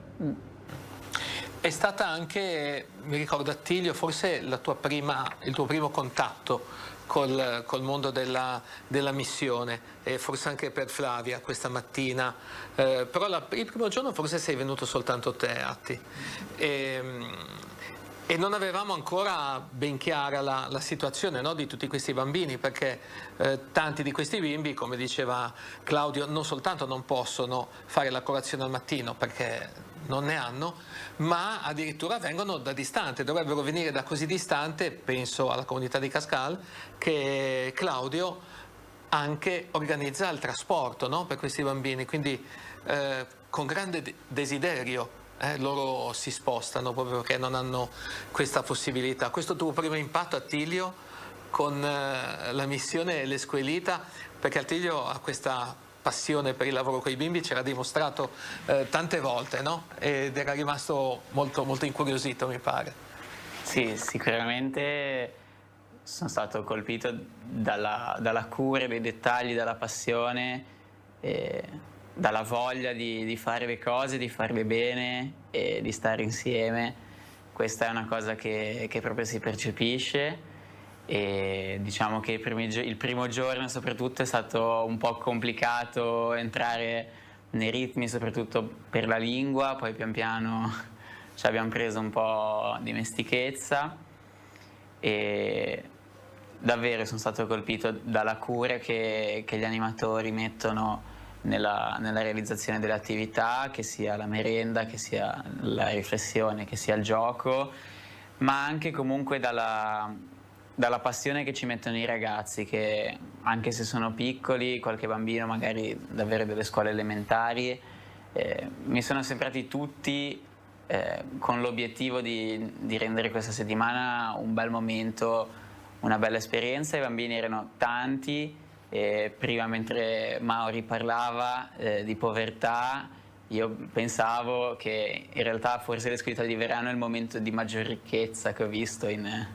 20 giorni, perché comunque c'è una ricchezza di gioventù, di tante persone, tanti ragazzi con qualcosa, con un obiettivo, con qualcosa a cui tengono, con qualcosa che vogliono realizzare, ed è qualcosa che non abbiamo visto poi, non abbiamo più visto negli altri giorni. È un po' questo contrasto con invece magari la rassegnazione, la svogliatezza, era significativo. Una sottolineatura che facevate, mi pare di ricordare, era anche sul risultato del gioco, o che se qualcuno perde poi non ne fa un dramma, accetta e si va avanti, e quindi anche questo è un piccolo semplice insegnamento, no, che abbiamo ricevuto. E poi io volevo chiedere a Claudio, un po' impostando il prossimo argomento, le foto di alcune comunità, in particolare l'avete già vista, la foto di una persona, Macito, che purtroppo non c'è più e si sente la sua mancanza nella comunità di Copa. L'altro argomento è la condivisione della parola di Dio, no? Ti chiederei un attimino, Claudio, appunto come hai impostato il lavoro, e poi magari a Flavia una sottolineatura sua sull'ascolto del Vangelo e della parola. Il primo servizio, al di là magari delle messe dei poveri, della Caritas, del servizio più caritativo verso i poveri, bisognosi delle nostre comunità, è quello dell'andare noi, perché poi tante persone loro non riescono a spostarsi, quindi nelle comunità andiamo noi. E quando parliamo di noi è il noi della comunità cristiana, della Chiesa, vuol dire il prete, ma non solo il prete, perché poi la Chiesa è di tutti i battezzati e nel noi ci sono i catechisti missionari, che sono i responsabili delle varie comunità. Andiamo, visitiamo queste comunità, che vuol dire visitare delle persone con i loro volti, i loro nomi, le loro storie, il loro cammino anche dentro la Chiesa, il cammino di fede. E con loro cos'è quello che si fa? La prima cosa è proprio l'annuncio, l'ascolto e l'annuncio. Insieme con loro si spezza, si condivide, che in spagnolo è questo verbo molto bello, che poi è il verbo anche della messa, dell'Eucaristia, compartire. Compartire è condividere con loro quella che forse è l'unica parola che ci può accompagnare, che ci riempie il cuore, è l'unica parola che dà senso alla nostra vita, che è la parola di Dio, quello che dicevi tu, no? La palabra di Dio, la parola di Dio, condividere con loro l'ascolto della parola e riflettere. Certo, il prete, il missionario fa la riflessione, fa l'annuncio, però anche ascoltare loro. Quella parola che hanno ascoltato, cosa dice la loro vita in quel momento, con tante difficoltà anche che stanno affrontando, preoccupazioni, anche tante persone, il dolore che si portano dentro, tante famiglie separate, divise, anche perché tante persone sono andate via da Cuba. Quindi proprio il condividere, il compartire la parola di Dio, direi che è un po' il primo servizio, la prima missione. Poi dopo va bene il mangiare, la merenda, riempirsi sì, il corpo, la barriga, che sarebbe la pancia, ma prima di tutto riempirsi il cuore, no? Lo spirito di una parola davvero nuova che possa illuminare la vita di tutti noi, quella nostra, dei missionari e soprattutto poi delle persone che ricevono, che ascoltano queste parole. Quindi questo è il primo servizio. Poi certo c'è la celebrazione dei sacramenti, celebrazione della messa in quasi tutte le comunità, soprattutto le più grandi. Pensate, ci sono più di 20 comunità e alle volte ripetere sempre l'ascolto in ogni comunità, no? Del brano di Vangelo di riferimento, che è quello della domenica, può sembrare strano o può sembrare pesante, oppure può essere anche l'occasione per entrare dentro. Non so, Flavia, questa parola di Dio, no? Ascoltata, riascoltata, come è stato il tuo contatto, ecco, diciamo, con il Vangelo?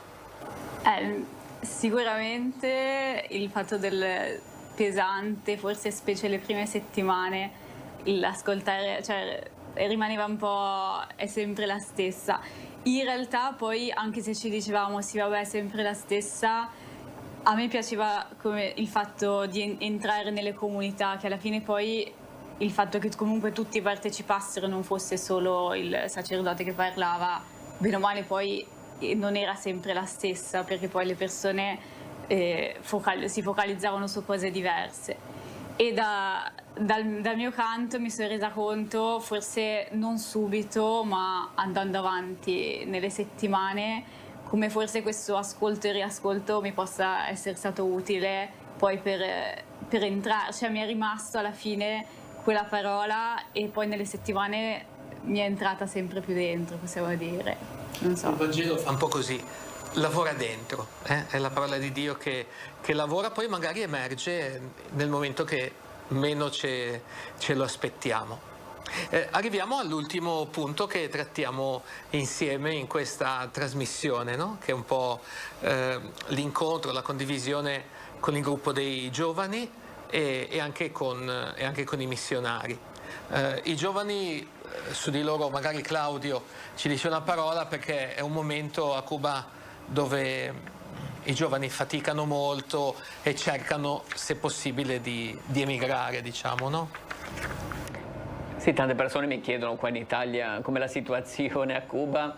Io sempre rispondo un paese che è lentamente in decadenza, sempre con più povertà, più poveri, più miseria anche, se volete, e più spopolato. Cuba sta perdendo forse anche la parte migliore, fra virgolette, o la parte più giovane, perché soprattutto ragazzi giovani, il loro sogno è quello di vivere il loro futuro in un altro paese, andare via da Cuba, e tanti poi ci riescono. Quindi un paese, Cuba, che poi Cuba vuol dire la nostra realtà, anche le nostre comunità, la Chiesa stessa rischia di rimanere senza la parte più giovane degli adolescenti, poi soprattutto dei giovani, di quelli che studiano all'università o hanno da poco iniziato un loro lavoro. E noi siamo dentro questa realtà cercando di accompagnare, di stare vicini a questi giovani che comunque sono ancora a Cuba, perché dei giovani ci sono ancora, e di accompagnarli, di condividere anche con loro la parola di Dio, di fare esperienza di comunità, di fraternità, perché qua in Italia anche, però anche giù a Cuba ci sono tanti anziani solo, ma anche tanti giovani che vivono poi in una dimensione di solitudine. Quindi il fatto di ritrovarsi, a volte di provare i canti della messa, di fare l'incontro, di fare esperienze insieme, di preparare qualcosa che può essere della qualità di verano, tanti di loro magari sono anche gli animatori, catechisti, oppure di fare anche una salita, che è un'uscita, no? Andare in spiaggia non è una cosa banale, è il fatto di stare insieme, di trovare dei tempi di fraternità, perché ne hanno veramente bisogno. Una delle cose che Claudio organizza è per ogni comunità, per i bambini di ogni comunità, la possibilità di andare al mare, no? Di andare alla spiaggia. Per tanti di loro è l'unica possibilità durante l'anno di poter uscire, diciamo, dalla loro comunità, soprattutto se si tratta di una comunità di campo. Quindi è giusto quello che diceva Claudio, non è una cosa banale. Noi diciamo andiamo alla spiaggia, là diventa, non dico un sogno, però quasi. Flavia e Attilio, abbiamo visto le foto delle prove dei canti, abbiamo visto anche il piccolo filmato. Nelle foto c'è anche la foto di un incontro che abbiamo vissuto proprio appena prima di andare via, no? Con i giovani. È stato preceduto dall'incontro con Maria, che è una missionaria dalla quale abbiamo imparato tanto su Cuba e sulla sua situazione attuale. Sono due foto particolari, non so se riusciamo, è l'incontro con i giovani e subito dopo la foto sempre dell'incontro con i giovani, ma quasi al buio, perché chiaramente i blackout, che sono molti, ci hanno messo nella condizione, ecco, di vivere e di condividere anche quello che a Cuba si chiama un apagón, no? Così vi chiedo semplicemente che memoria avete dell'incontro con Maria intanto, e poi anche dell'incontro con i ragazzi quella sera. Io personalmente l'incontro con Maria e in generale quella giornata lì è stata un po' ok, siamo stati 3 settimane, ma vediamo anche cosa c'è oltre, perché bene o male siamo stati 3 settimane, ma abbiamo sempre visto delle persone sorridenti, cioè per quanto fossero nelle difficoltà e per quanto bene o male, cioè, si vedesse la povertà, la mancanza di beni di prima necessità, comunque abbiamo sempre incontrato persone sorridenti, accoglienti, cioè mi ha tanto colpito anche l'accoglienza anche in condizioni di grande povertà. E quella giornata lì mi ha un po' aperto gli occhi anche su una componente più, forse possiamo dire, sociale, di mancanze di cui magari io non mi sono resa conto, perché per l'apagón, la mancanza di cibo, magari la incontravamo anche noi, un po' meno forse, però comunque le difficoltà della società noi comunque abbiamo vissuto solo 3 settimane, non le abbiamo incontrate. E sicuramente quindi questa è stata una prima parte. E l'incontro con i ragazzi anche mi ha fatto tanto piacere, perché comunque l'abbiamo incontrati più volte nelle settimane. Abbiamo avuto con loro degli scambi, sia appunto di gioco, di appunto andare al mare e chiacchierare anche proprio di discorsi tra i ragazzi, che è stato anche quello sicuramente molto piacevole. E lì c'è stato anche il passo oltre, cioè loro ci hanno raccontato più personalmente delle loro difficoltà e questo secondo me ovviamente, cioè, quando poi si parla delle difficoltà si crea un rapporto più vero, più sincero, e questo mi ha fatto piacere anche su quello. A te? Ma per quanto riguarda l'incontro con Maria, è stato significativo l'incontro con una persona di cui ho avuto, cioè, che mi ha dato tanta stima nei suoi confronti, una persona che ne ha viste di tutti, di ogni, e che continua a vivere per quello in cui crede e a lottare, e questo è stato veramente un grande esempio per me. E niente, sono tante le cose che ci ha raccontato che non conoscevo, non avrei pensato sulla storia di Cuba, sulla realtà di Cuba, su come è cambiata negli anni, da prima ancora della rivoluzione al giorno d'oggi, e sicuramente è una persona come non ce ne sono tante, quindi questo è stato un incontro molto significativo. Con i giovani l'incontro dell'ultimo giorno, come diceva Flavia, è stato è stato significativo perché è stata per loro l'occasione di sfogarsi, anche raccontarsi, aprirsi veramente e magari parlare sul serio di quelle che sono le loro difficoltà, di quelli che possono essere i problemi della quotidianità di un ragazzo a Cuba oggi, e per questo è stato molto significativo. Io penso di essere partito alla fine con il desiderio di conoscere, di incontrare persone, e sicuramente quella è stata l'occasione più grande, avere un confronto così sincero, così profondo con altri ragazzi grosso modo della mia età, è stata una bellissima occasione. Forse sulle parole appunto di Attilio e di Flavia ci possiamo salutare, e ci possiamo salutare mettendo quella foto che avete visto da poco, è scattata nella chiesa di Manacas con il gruppo dei giovani così sorridenti, come diceva Flavia, no? Con loro abbiamo condiviso, e non so, adesso Attilio diceva sono partiti con il desiderio di incontrare e di conoscere.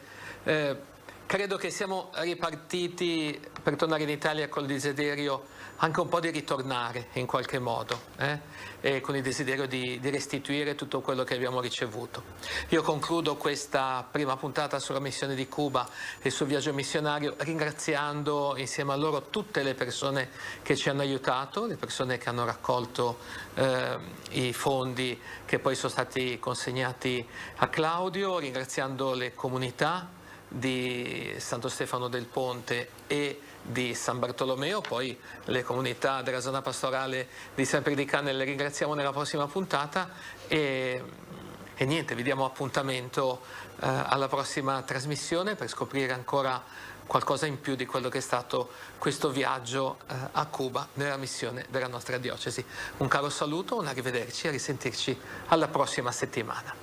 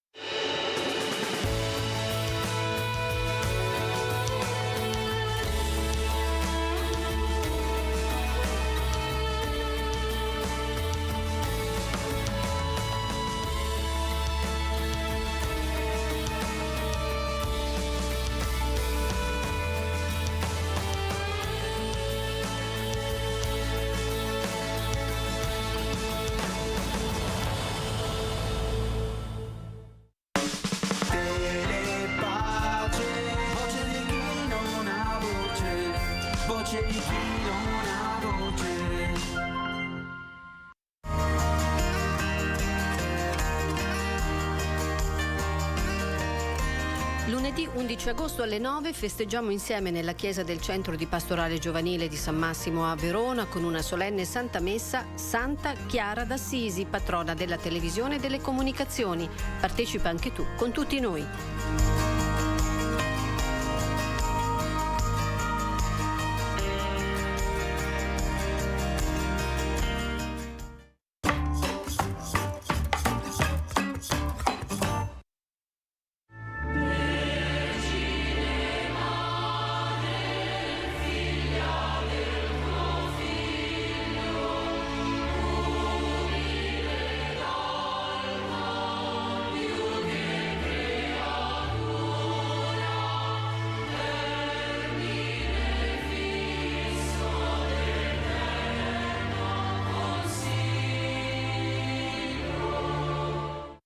Preghiamo Maria, Madre del Buon Consiglio, per i giovani. Il sì nella Santa Casa ispiri il giusto discernimento per accogliere il disegno che Dio ha su ciascuno di loro. Nel nome del Padre, del Figlio e dello Spirito Santo. Amen. Misteri della luce. Nel primo mistero, il battesimo di Gesù nel fiume Giordano. Pater noster qui es in celi, sanctificetur nomen tuum.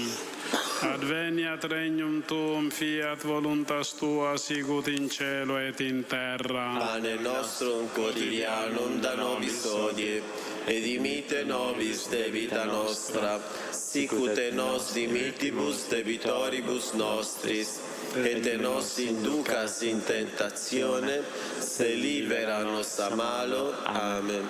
Maria, Regina della pace, prega per noi, prega per noi. Ave Maria, grazia plena, Dominus tecum, benedicta tu in mulieribus, benedictus fructus ventris tui, Iesus.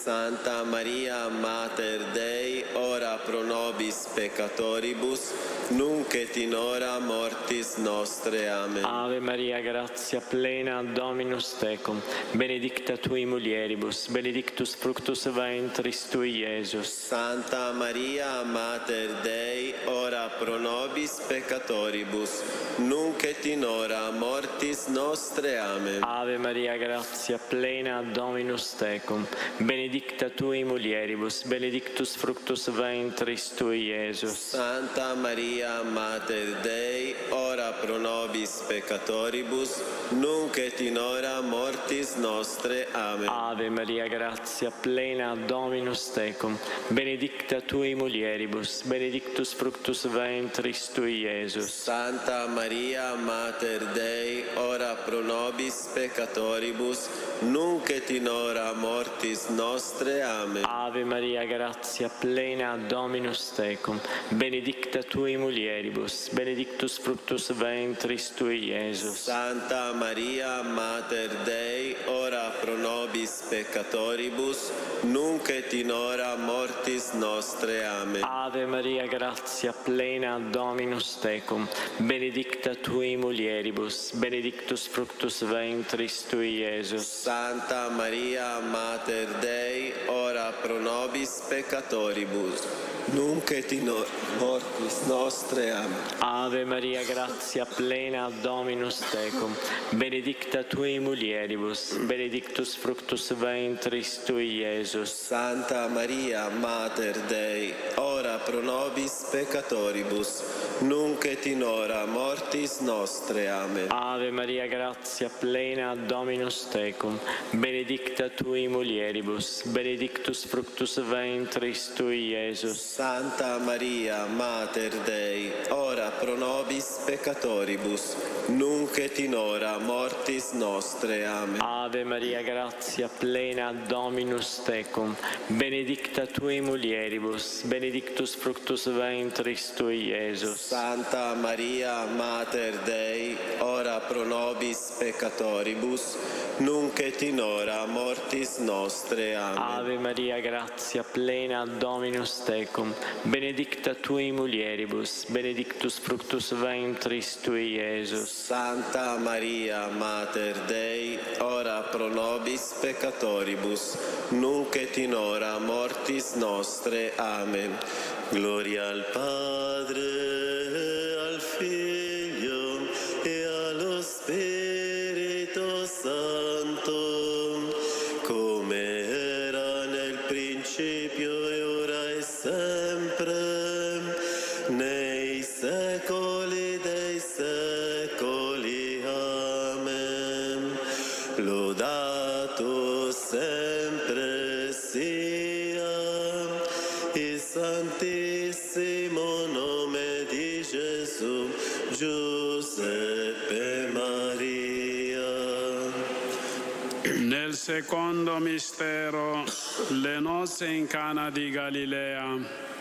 Padre nostro che sei nei cieli, sia santificato il tuo nome.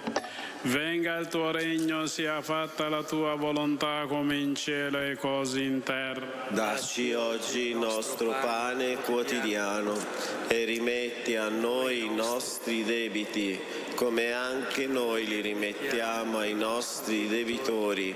E non abbandonarci alla tentazione, ma liberaci dal male. Amen. Maria, Regina della pace, prega per noi, prega per noi. Ave Maria, piena di grazia, il Signore è con te. Tu sei benedetta fra le donne e benedetto è il frutto del tuo seno, Gesù. Santa Maria, Madre di Dio, prega per noi peccatori, adesso e nell'ora della nostra morte. Amen. Ave Maria, piena di grazia, il Signore è con te. Tu sei benedetta fra le donne e benedetto è il frutto del tuo seno, Gesù. Santa Maria, Madre di Dio, prega per noi peccatori, adesso e nell'ora della nostra morte. Amen. Ave Maria, piena di grazia, il Signore è con te. Tu sei benedetta fra le donne e benedetto è il frutto del tuo seno, Gesù. Santa Maria, Madre di Dio, prega per noi peccatori, adesso e nell'ora della nostra morte. Amen. Ave Maria, piena di grazia, il Signore è con te. Tu sei benedetta fra le donne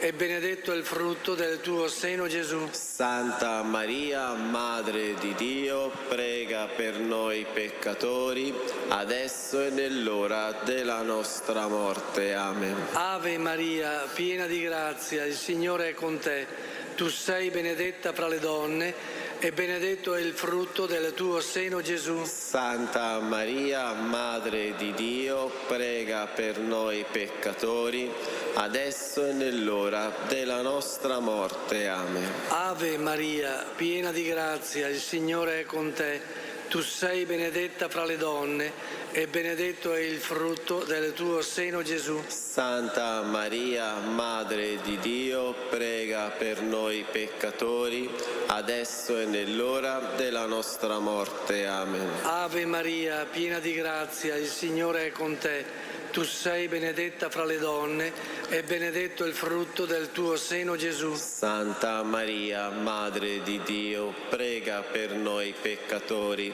adesso e nell'ora della nostra morte. Amen. Ave Maria, piena di grazia, il Signore è con te. Tu sei benedetta fra le donne e benedetto è il frutto del tuo seno, Gesù. Santa Maria, Madre di Dio, prega per noi peccatori, adesso e nell'ora della nostra morte. Amen. Ave Maria, piena di grazia, il Signore è con te. Tu sei benedetta fra le donne e benedetto è il frutto del tuo seno, Gesù. Santa Maria, Madre di Dio, prega per noi peccatori, adesso e nell'ora della nostra morte. Amen. Ave Maria, piena di grazia, il Signore è con te. Tu sei benedetta fra le donne e benedetto è il frutto del tuo seno, Gesù. Santa Maria, Madre di Dio, prega per noi peccatori, adesso e nell'ora della nostra morte. Amen. Gloria al Padre, al Figlio e allo Spirito Santo, come era nel principio e ora e sempre, nei secoli dei secoli. Amen. Lodato sempre sia il santissimo nome di Gesù, Giuseppe Maria. Nel terzo mistero della luce, l'evangelizzazione con la chiamata alla conversione.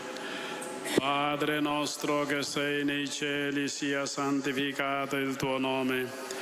Venga il tuo regno, sia fatta la tua volontà come in cielo e così in terra. Dacci oggi il nostro pane quotidiano e rimetti a noi i nostri debiti, come anche noi li rimettiamo ai nostri debitori, e non abbandonarci alla tentazione, ma liberaci dal male. Amen.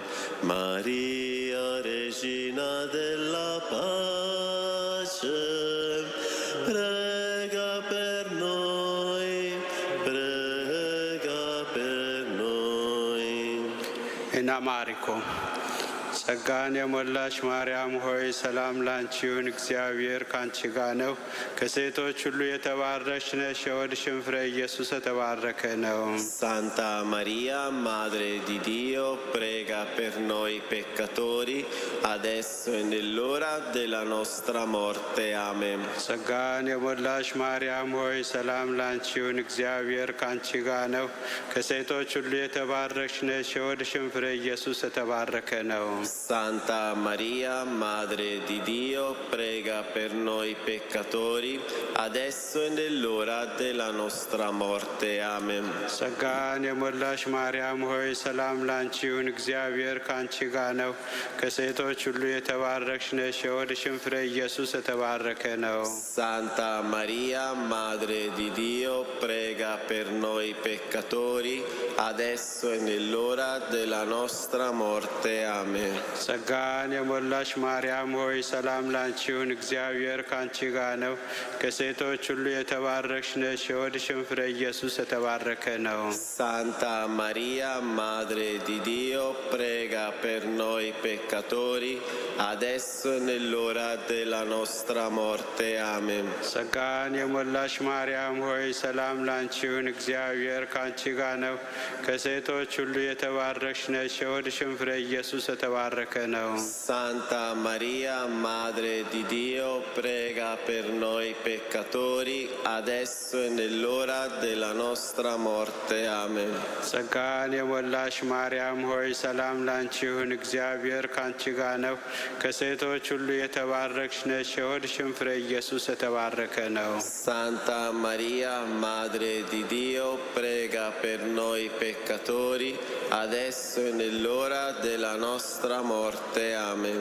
ጸጋን የሞላሽ ማርያም ሆይ ሰላም ላንቺ ይሁን፣ እግዚአብሔር ካንቺ ጋር ነው። ከሴቶች ሁሉ የተባረክሽ ነሽ፣ የሆድሽም ፍሬ ኢየሱስ የተባረከ ነው። Santa Maria, Madre di Dio, prega per noi peccatori, adesso e nell'ora della nostra morte. Amen. ጸጋን የሞላሽ ማርያም ሆይ ሰላም ላንቺ ይሁን፣ እግዚአብሔር ካንቺ ጋር ነው። ከሴቶች ሁሉ የተባረክሽ ነሽ፣ የሆድሽም ፍሬ ኢየሱስ የተባረከ ነው።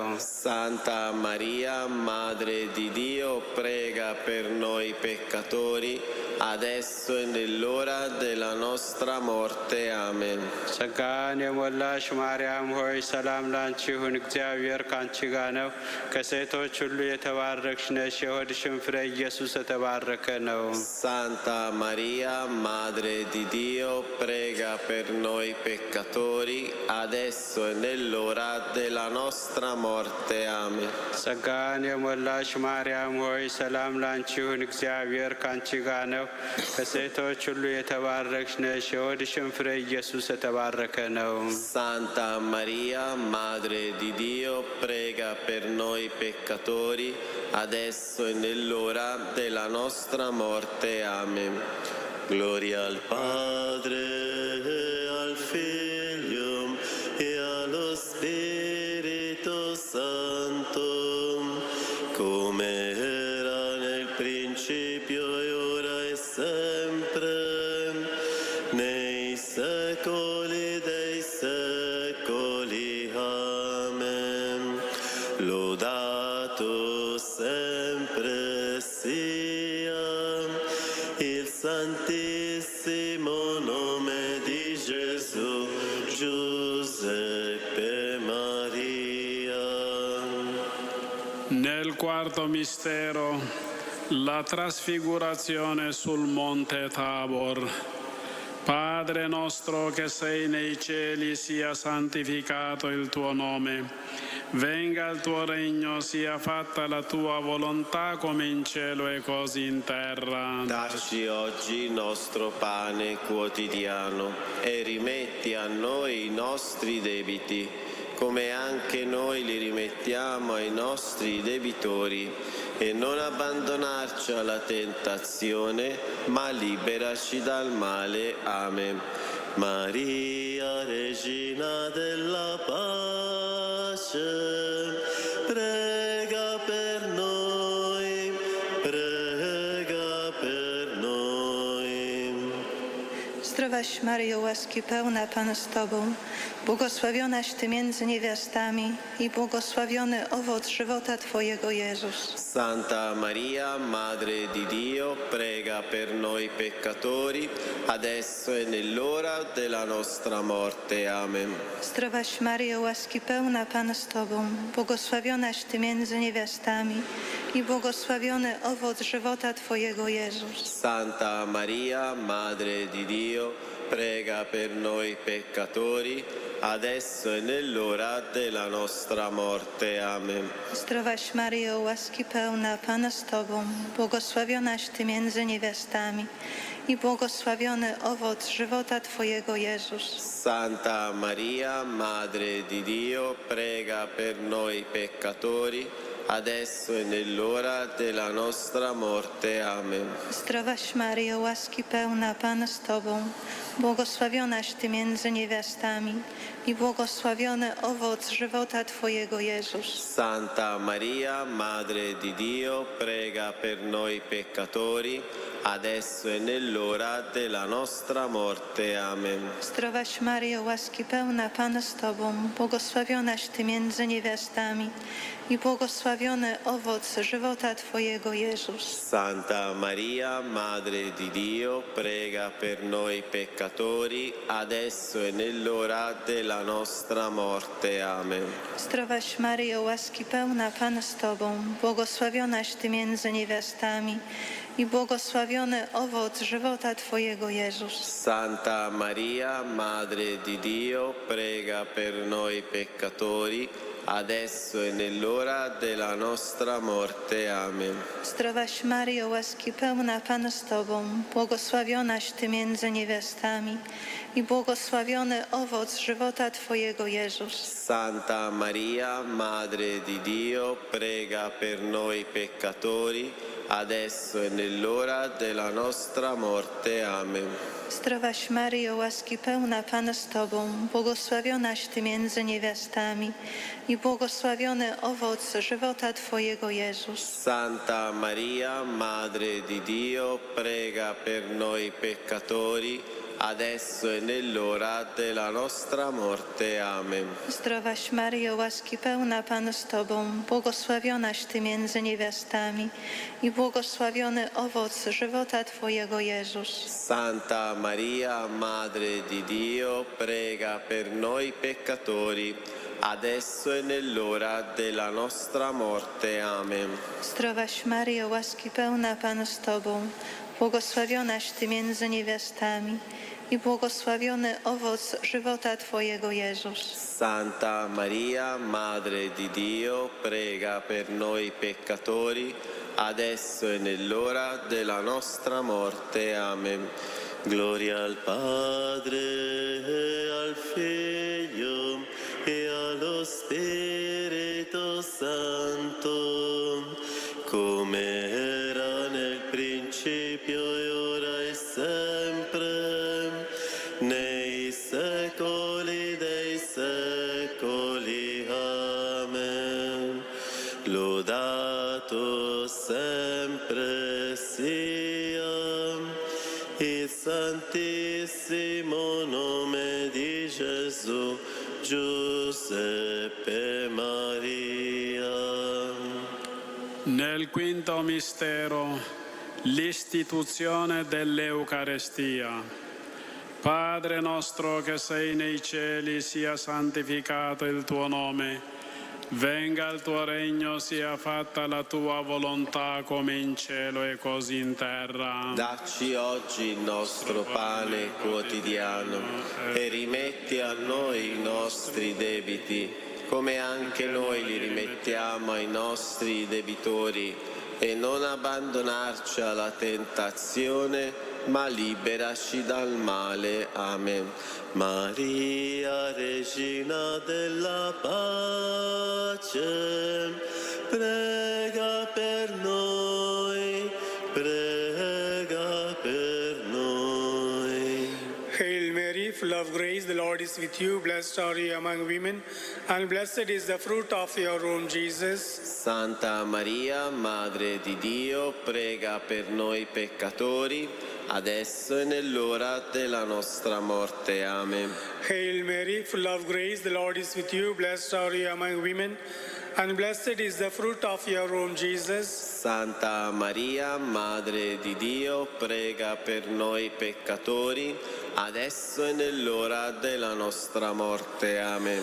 Hail Mary, full of grace, the Lord is with you. Blessed are you among women, and blessed is the fruit of your womb, Jesus. Santa Maria, Madre di Dio, prega per noi peccatori, adesso e nell'ora della nostra morte. Amen. Hail Mary, full of grace, the Lord is with you. Blessed are you among women, and blessed is the fruit of your womb, Jesus. Santa Maria, Madre di Dio, prega per noi peccatori, adesso e nell'ora della nostra morte. Amen.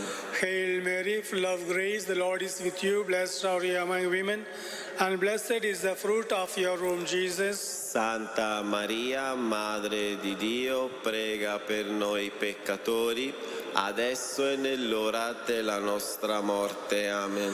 Hail Mary, full of grace, the Lord is with you. Blessed are you among women, and blessed is the fruit of your womb, Jesus. Santa Maria, Madre di Dio, prega per noi peccatori, adesso e nell'ora della nostra morte. Amen. Hail Mary, full of grace, the Lord is with you. Blessed are you among women, and blessed is the fruit of your womb, Jesus. Santa Maria, Madre di Dio, prega per noi peccatori, adesso e nell'ora della nostra morte. Amen.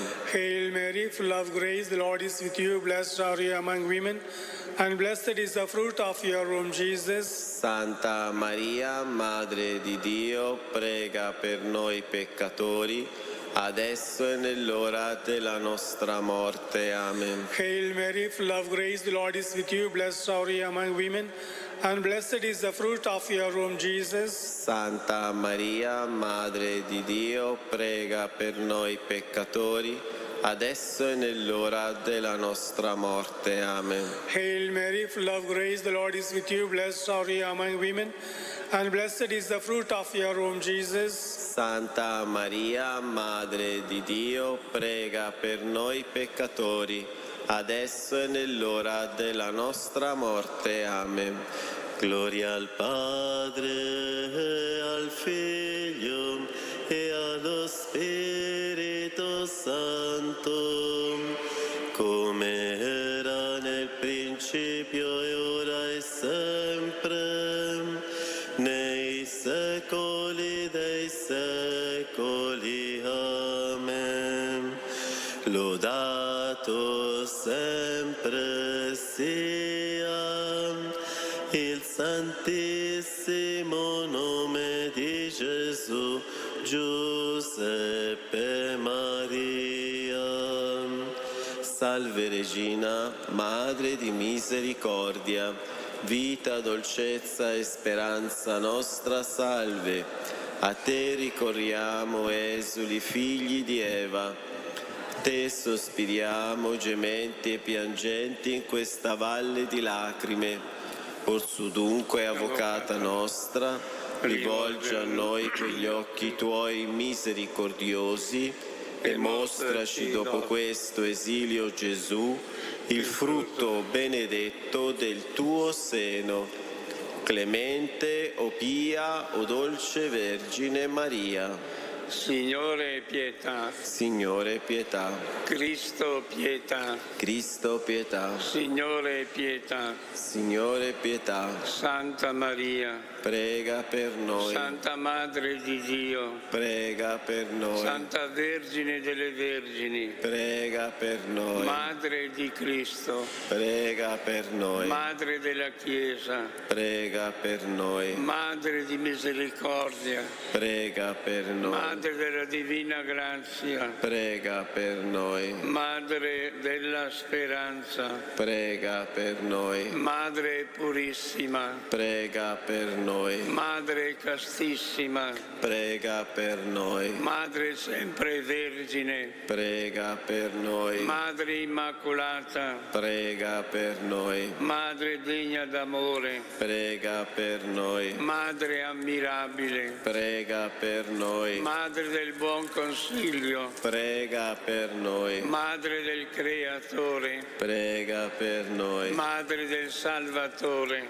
Prega per noi. Vergine prudente. Prega per noi. Vergine degna di onore. Prega per noi. Vergine degna di lode. Prega per noi. Vergine potente. Prega per noi. Vergine clemente. Prega per noi. Vergine fedele. Prega per noi. Specchio di perfezione. Prega per noi. Sede della sapienza. Prega per noi. Fonte della nostra gioia. Prega per noi. Tempio dello Spirito Santo. Prega per noi. Tabernacolo dell'eterna gloria. Prega per noi. Dimora consacrata a Dio. Prega per noi. Rosa mistica. Prega per noi. Torre della santa città di Davide. Prega per noi. Fortezza inespugnabile. Prega per noi. Santuario della divina presenza. Prega per noi. Arca dell'alleanza. Prega per noi. Porta del cielo. Prega per noi.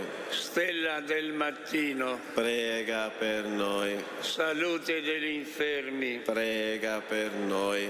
Rifugio dei peccatori. Prega per noi. Conforto dei migranti. Prega per noi. Consolatrice degli afflitti. Prega per noi. Aiuto dei cristiani. Prega per noi. Regina degli angeli. Prega per noi. Regina dei patriarchi. Prega per noi. Regina dei profeti. Prega per noi. Regina degli apostoli. Prega per noi. Regina dei martiri. Prega per noi. Regina dei confessori della fede. Prega per noi. Regina delle Vergini. Prega per noi. Regina di tutti i santi. Prega per noi. Regina concepita senza peccato. Prega per noi. Regina assunta in cielo. Prega per noi. Regina del Santo Rosario. Prega per noi. Regina della famiglia. Prega per noi. Regina della pace. Prega per noi. Agnello di Dio che toglie i peccati del mondo. Perdonaci, Signore. Agnello di Dio che toglie i peccati del mondo. Ascoltaci, Signore. Agnello di Dio, che togli i peccati del mondo, abbi pietà di noi. Prega per noi, Santa Madre di Dio, perché siamo resi degni delle promesse di Cristo. Preghiamo. O Dio, il tuo unico Figlio ci ha procurato i beni della salvezza eterna con la sua vita, morte e risurrezione. A noi, che con il Santo Rosario della Beata Vergine Maria abbiamo meditato questi misteri, concedi di imitare ciò che essi contengono e di raggiungere ciò che essi promettono. Per Cristo nostro Signore. Amen. Sotto la tua protezione cerchiamo rifugio, Santa Madre di Dio. Non disprezzare le suppliche di noi che siamo nella prova, ma liberarci da ogni pericolo. O Vergine gloriosa e benedetta.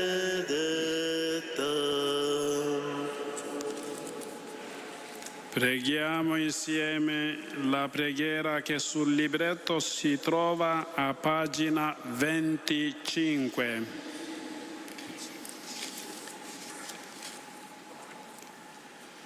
Padre che sei nei cieli, la fede che ci hai donato nel tuo Figlio Gesù Cristo, nostro fratello, e la fiamma di carità effusa nei nostri cuori dallo Spirito Santo, ridestino in noi la beata speranza per l'avvento del tuo regno.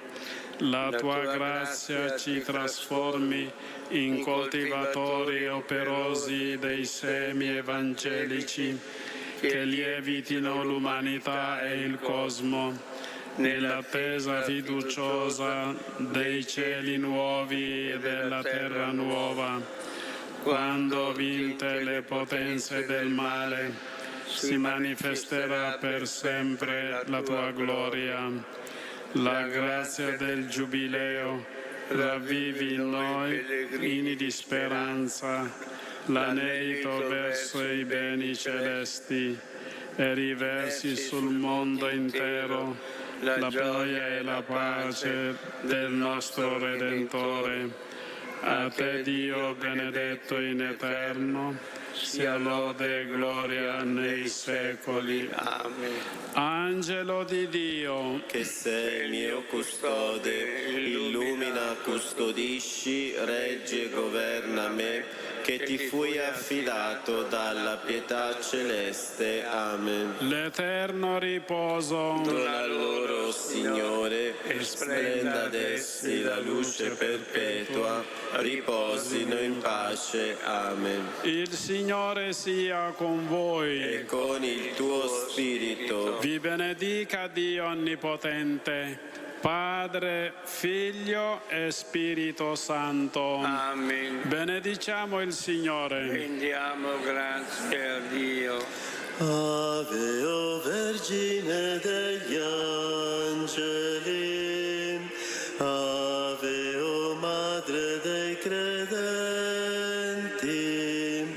Ave Regina e porta del cielo, Ave, piena di grazia, Ave, Vergine Maria, Ave, piena di grazia, Ave, Vergine Maria. Scenda sul tuo popolo una pioggia di grazie e saprà a tutti la porta della salvezza.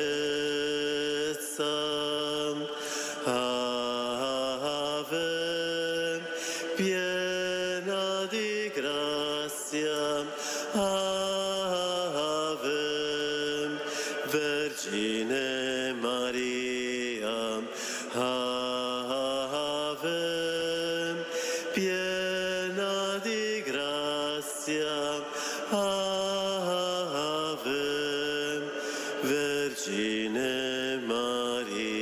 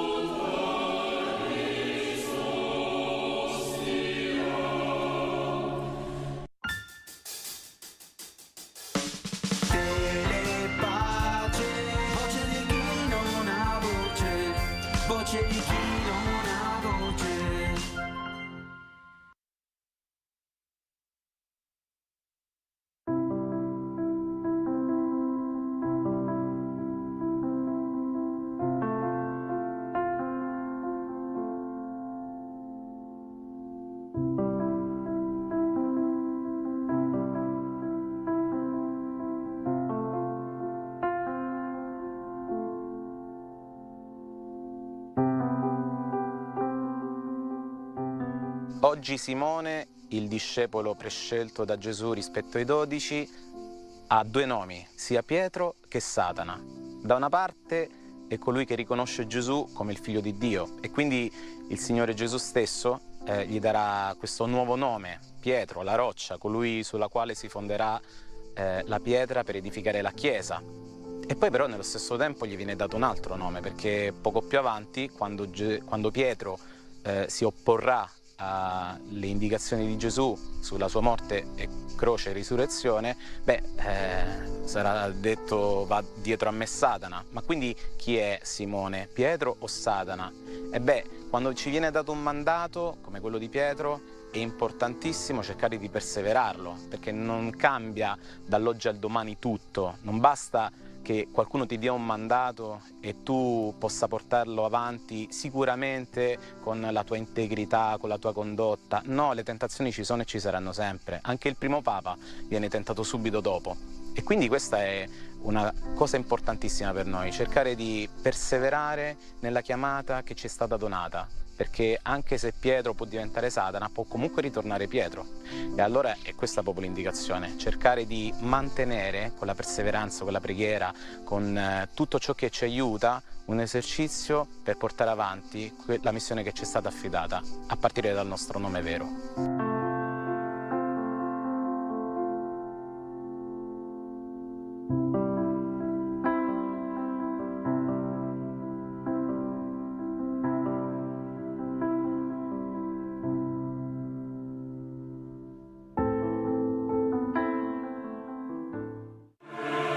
Unisciti a Telepace per vivere l'appuntamento giornaliero di preghiera in diretta dalla chiesa di San Zeno in Monte dell'Opera Don Calabria di Verona. Alle 18 la recita del Santo Rosario. A seguire, alle 18:30, la celebrazione della Santa Messa. Dal lunedì al venerdì in diretta su Telepace.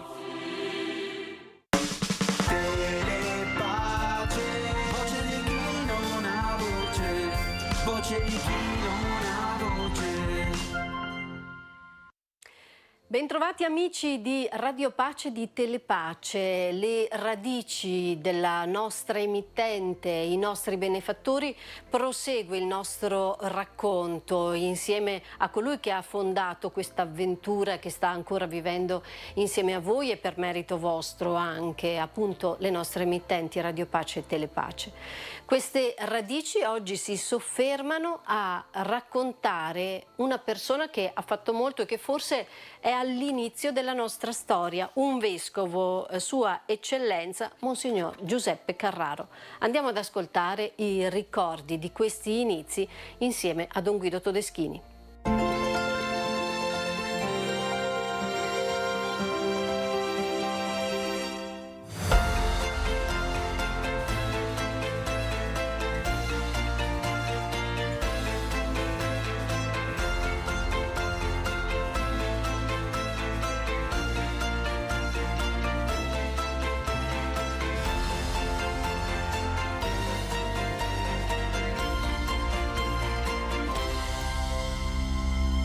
Oggi ci soffermiamo a parlare di un personaggio che è imprescindibile dalla storia di Telepace, un vescovo, Monsignor Carraro. Chi era? Allora, il vescovo Giuseppe Carraro, perché abbiamo avuto due vescovi con lo stesso cognome, Giuseppe Carraro, oggi servo di Dio e venerabile, che vuol dire per la Chiesa santo, io lo considero il fondatore di Radio Pace e di Telepace. Perché? Perché 47 anni fa, 12 luglio, il vescovo Carraro, davanti all'entusiasmo, davanti alla gioia dei ragazzi del camposcuola, facendosi serio, chinando il capo, era uscito con queste parole: intuizione profetica. Io sono lì vicino, ascolto, hai capito? Sì, dico. Non te capito niente. Hai capito che questi ragazzini vogliono avere voce in capitolo perché non sono ascoltati né in famiglia, neanche dalla Chiesa. Vogliono poter dire la loro. Ecco perché l'intuizione profetica.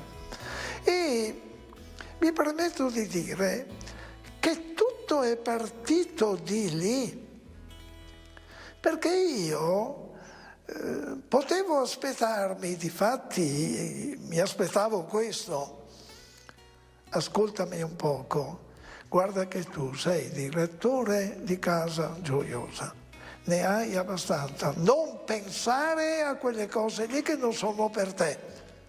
Anche perché occorrerebbero persone esperte, occorrerebbero i grandi della radio, della televisione, ma cosa vuoi far tu che non sai niente? Tutto il contrario.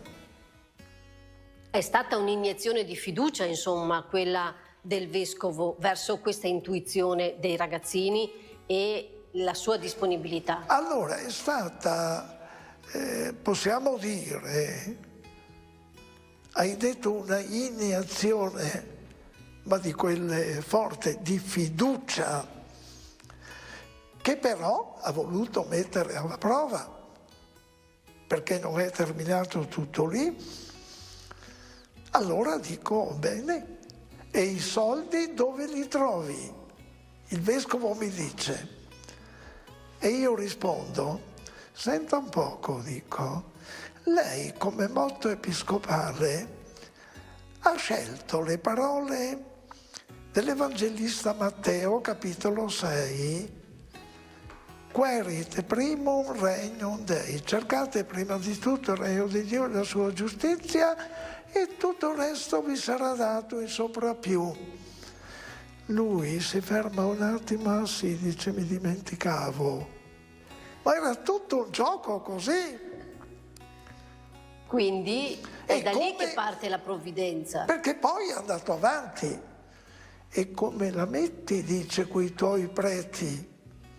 Io sono rimasto, sono diventato bianco, rosso e verde, perché i preti sono del vescovo prima.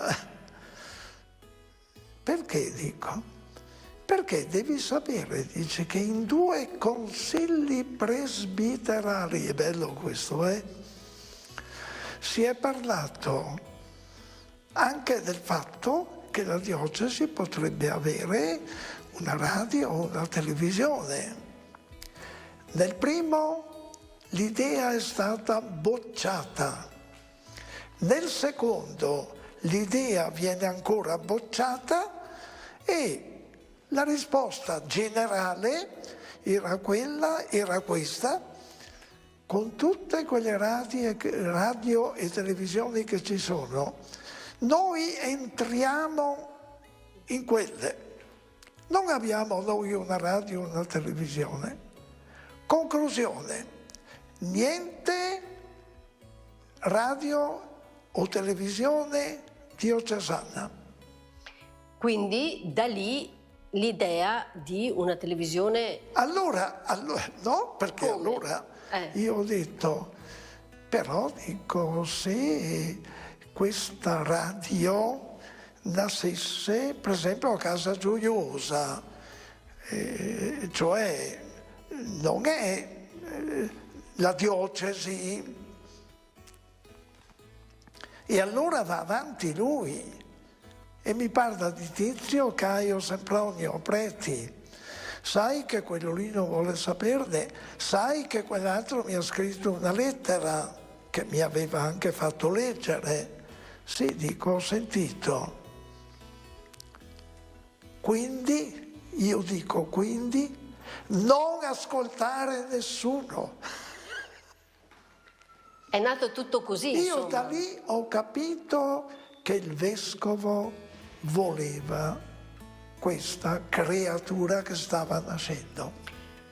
Prima Radio Pace e poi Telepace. Certo. Ma il vescovo, con gli inizi della radio e poi dopo della televisione, come li viveva? Il vescovo, mi ricordo sempre, ha detto, guarda, dice, che devi stilare una paginetta dove ci sono le regole sopra. E allora io ho preparato la paginetta, l'ho data a lui da vedere. Io non pensavo, mi ricordo eravamo nel mese di aprile. Io non pensavo, ma lui sapeva, che dopo poco tempo da Roma sarebbe arrivata l'accettazione da parte del Papa Paolo VI della sua rinuncia, anche perché era fuori di 3 anni, con l'ira di qualche cardinale. Vorrei fare anche il nome, il cardinale Baggio Vicentino, perché a 75 anni, lui a 78 anni ancora lì, e doveva essere lì perché era stato eletto 3 anni prima, proprio quando compiva 75 anni, vice di colui che era il capo dei vescovi cattolici. E allora dice, dammi quella paginetta, io gliela do, lui prende la penna, benedico e mi raccomando 2 punti, nil sine episcopo, tra virgolette, ricordati bene, niente senza il vescovo. Quindi da lì nasce, e lo spieghiamo ancora una volta, magari a chi non lo sa e non lo sa ancora, che Radio Pace prima e Telepace oggi sono delle realtà in un certo senso autonome, ma che sono della Chiesa. Spieghiamolo questo aspetto, Don Guido. Si voleva che non fosse diocesana e si portava come esempio una diocesi vicina alla nostra, limitrofa, che poco tempo prima aveva aperto una radio. Però la radio è durata 6 mesi, poi si è chiusa. E io, dice il vescovo Carraro, non vorrei che succedesse questo. E allora lui stesso ha consigliato che sia una radio e poi anche televisione indipendente, però a servizio della diocesi, a servizio del bene, così che era nata quella espressione, un servizio a Dio e all'uomo, notiamo bene, all'uomo, non ai buoni, non a quelli che vanno in chiesa, nella chiesa. Cioè, noi dobbiamo seguire quello che la Chiesa dice di Dio e dell'uomo, di ogni uomo. Radio Pace prima e poi Telepace hanno sempre avuto due ali, no? Il simbolo, come nasce quella colomba? Come nasce? Allora, la colomba era nata prima.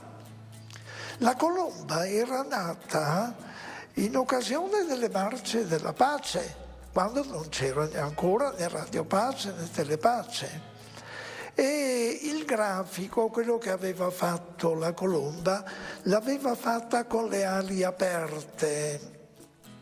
Io vorrei dire una parola anche su questo, perché dopo a qualcuno è piaciuta poco e allora facciamo la colomba con le alette così si vedono. Le ali devono essere aperte perché allora vola. Colombe con le alette così che volano, ce ne sono poche. E nascendo Radio Pace, questa diventava l'emblema, diventava il logo, la colomba. Intanto mi ricorderò sempre quel sacerdote missionario che scrivendo una bella lettera, era uno che ascoltava, che seguiva, disse, tra l'altro, la colomba di Telepace ha due ali, l'ala dell'evangelizzazione e l'ala della carità. Vangelo e carità.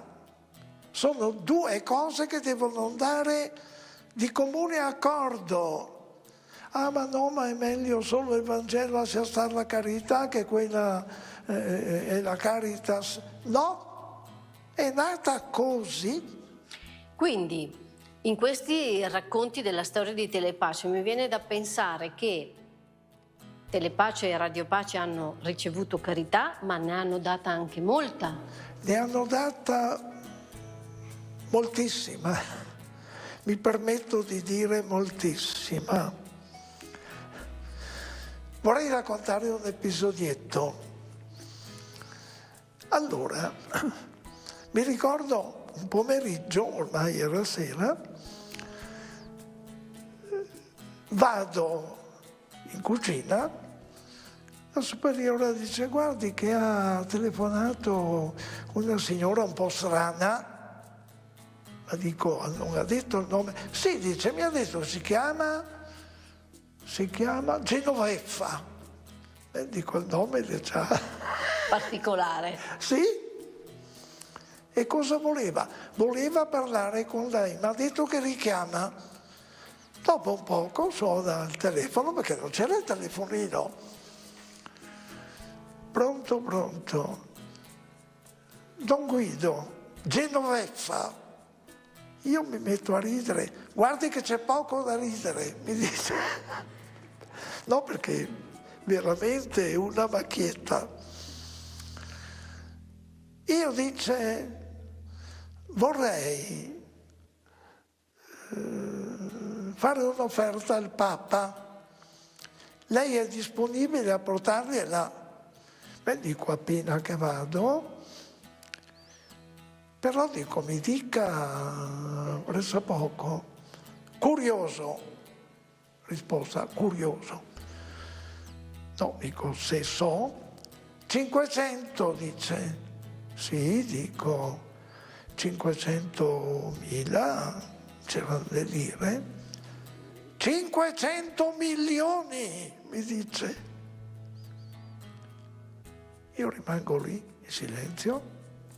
Il Papa dice, non vai in Africa fra 15 giorni? Sì.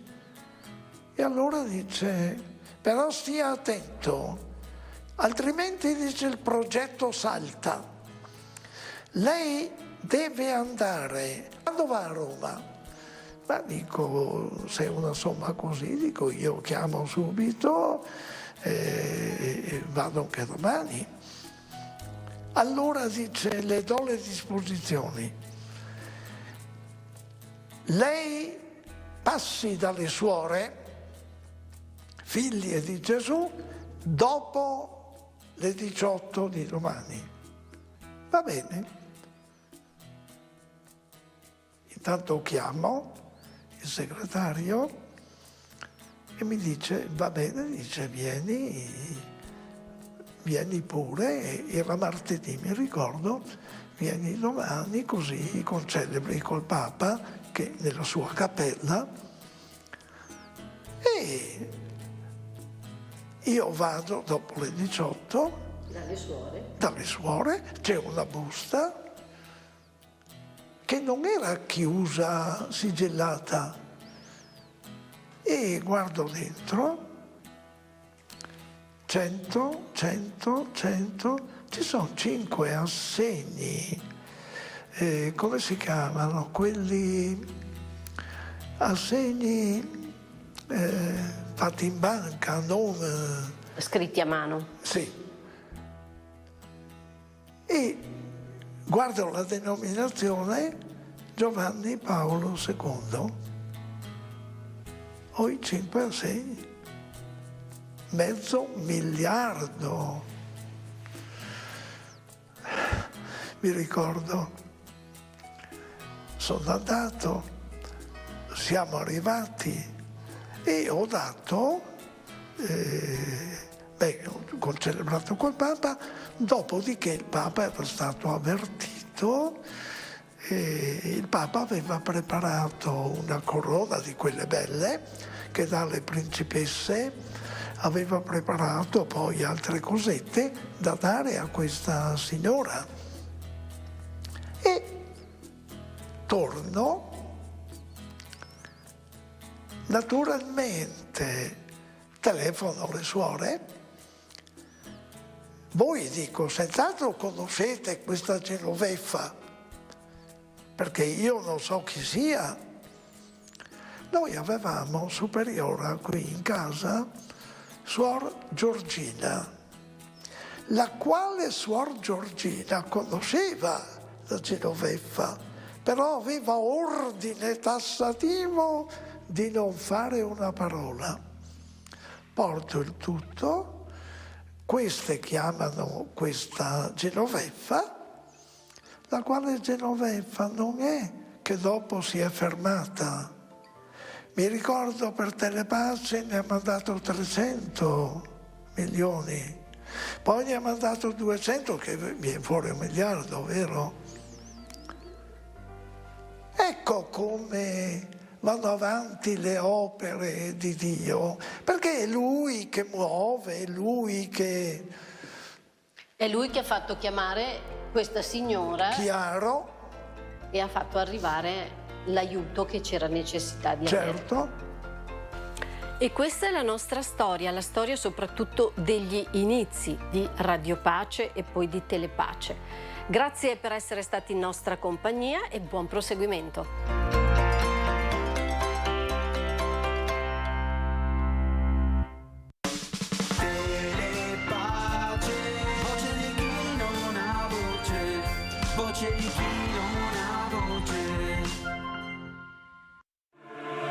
Unisciti a Telepace per vivere l'appuntamento giornaliero di preghiera in diretta dalla chiesa di San Zeno in Monte dell'Opera Don Calabria di Verona. Alle 18 la recita del Santo Rosario. A seguire, alle 18:30, la celebrazione della Santa Messa. Dal lunedì al venerdì in diretta su Telepace. Unisciti a Telepace per vivere l'appuntamento giornaliero di preghiera in diretta dalla chiesa di San Zeno in Monte dell'Opera Don Calabria di Verona. Alle 18 la recita del Santo Rosario. A seguire, alle 18:30, la celebrazione della Santa Messa. Dal lunedì al venerdì in diretta su Telepace.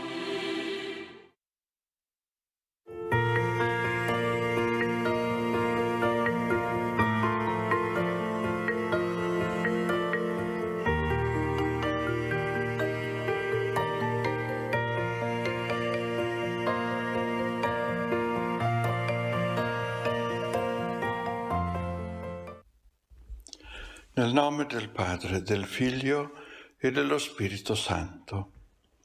7 agosto. Beato Vincenzo dell'Aquila. Divenuto francescano, si è distinto per la sua umiltà. e il Signore gli ha fatto dono dello spirito di profezia.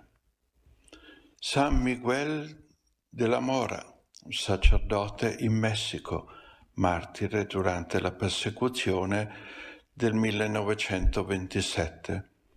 Beato Nicola Postgate a York, in Inghilterra, sacerdote, martire sotto Carlo II, sempre perché fedele alla Chiesa Cattolica.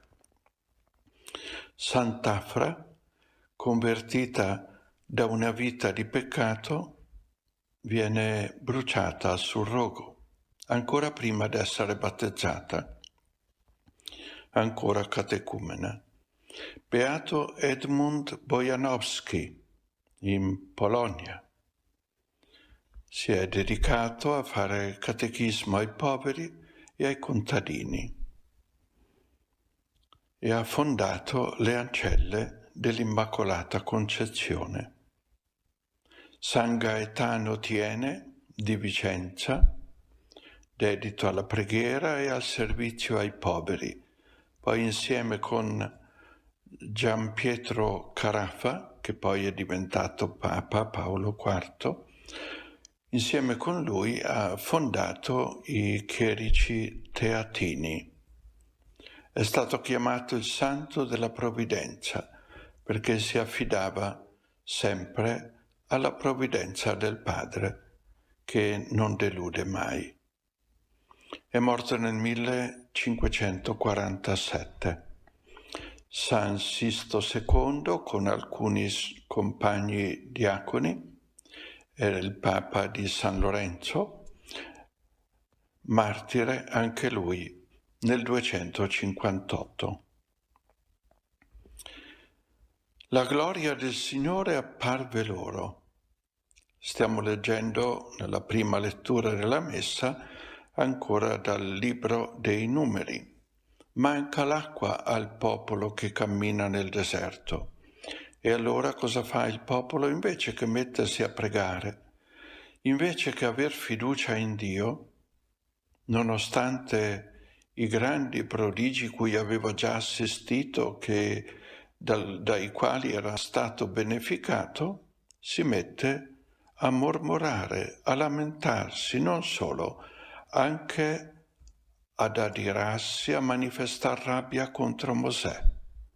E Mosè si lamenta anche lui con Dio. E Dio cosa dice a Mosè? Parlate a quella roccia. E Mosè si avvicina alla roccia insieme con Aronne. E invece che parlare semplicemente la percuote ben 2 volte col bastone. Ed ecco l'acqua è abbondante. Arriva l'acqua, un altro prodigio grandissimo. Ce n'è per gli uomini e per il bestiame. Ma adesso è Dio che si lamenta e dice: non avete avuto fiducia in me. Pazienza il popolo, ma anche tu Mosè e tu Aronne non avete avuto fiducia in me. Invece che parlare alla roccia l'avete percossa. Quindi il dono c'è. Ve lo do il dono, ve l'ho dato, ecco l'acqua per tutti. Però arriverà anche il castigo, non entrerete nella terra promessa, né Aronne né tu. Per entrare è necessaria la fede, la fiducia in Dio, una fiducia senza tentennamenti. E vediamo nel brano del Vangelo Pietro, anche lui non ha fiducia in Gesù. Vuole insegnargli. Gesù ha predetto la sua passione, la sua morte e la sua risurrezione. E Pietro? No, non ti succederà così, cosa dici mai? Vuole insegnare a Gesù. Tanto che Gesù deve spingerlo indietro e dirgli: tu non sei mio discepolo, sei discepolo di Satana. Anche con Pietro, Gesù non ritira le sue promesse che gli ha fatto, però il rimprovero arriva anche per lui e arriverà anche per noi quando non avremo fiducia. Il Signore non ci toglie i compiti che ci ha dato, ma qualche rimprovero ce lo può, anzi ce lo deve dare, altrimenti come facciamo a correggerci? Ti benedico perché tu accolga le correzioni del Signore, nel nome del Padre, del Figlio e dello Spirito Santo. Sia lodato Gesù Cristo.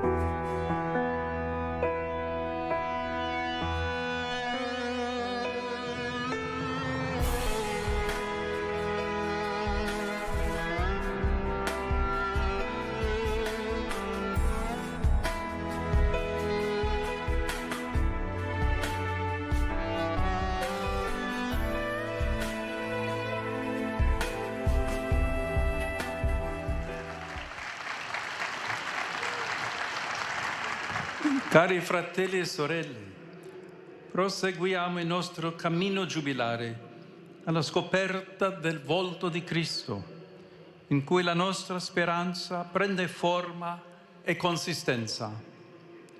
Oggi cominciamo a riflettere sul mistero della passione, morte e risurrezione di Gesù. Iniziamo meditando una parola che sembra semplice, ma custodisce un segreto prezioso della vita cristiana: preparare.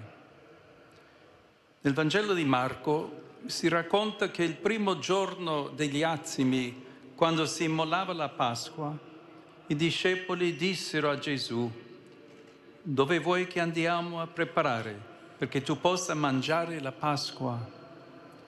È una domanda pratica, ma anche carica di attesa. I discepoli intuiscono che sta per avvenire qualcosa di importante, ma non ne conoscono i dettagli. La risposta di Gesù sembra quasi un enigma. Andate in città e vi verrà incontro un uomo con una brocca d'acqua. I dettagli si fanno simbolici. Un uomo che porta una brocca, gesto solitamente femminile in quell'epoca. Una sala al piano superiore già pronta, un padrone di casa sconosciuto. È come se ogni cosa fosse stata predisposta in anticipo. In effetti è proprio così. In questo episodio il Vangelo rivela che l'amore non è frutto del caso, ma di una scelta consapevole. Non si tratta di una semplice reazione, ma di una decisione che richiede preparazione. Gesù non affronta la sua passione per fatalità, ma per fedeltà a un cammino accolto e percorso con libertà e cura. È questo che ci consola, sapere che il dono della sua vita nasce da un'intenzione profonda, non da un impulso improvviso. Quella sala al piano superiore già pronta ci dice che Dio ci precede sempre. Ancora prima che ci rendiamo conto di avere bisogno di accoglienza, il Signore ha già preparato per noi uno spazio dove riconoscerci e sentirci Suoi amici. Questo luogo è in fondo il nostro cuore, una stanza che può sembrare vuota, ma che attende solo di essere riconosciuta, colmata, e custodita. La Pasqua che i discepoli devono preparare è in realtà già pronta nel cuore di Gesù. È Lui che ha pensato tutto, disposto tutto, deciso tutto. Tuttavia chiede ai Suoi amici di fare la loro parte. Questo ci insegna qualcosa di essenziale per la nostra vita spirituale. La grazia non elimina la nostra libertà, ma la risveglia. Il dono di Dio non annulla la nostra responsabilità, ma la rende feconda. Anche oggi, come allora, c'è una cena da preparare. Non si tratta solo della liturgia, ma della nostra disponibilità a entrare in un gesto che ci supera. L'Eucaristia non si celebra soltanto sull'altare, ma anche nella quotidianità, dove è possibile vivere ogni cosa come offerta e rendimento di grazie. Prepararsi a celebrare questo rendimento di grazie non significa fare di più, ma lasciare spazio. Significa togliere ciò che ingombra, abbassare le pretese, smettere di coltivare aspettative irreali. Troppo spesso, infatti, confondiamo i preparativi con le illusioni. Le illusioni ci distraggono, i preparativi ci orientano. Le illusioni cercano un risultato, i preparativi rendono possibile un incontro.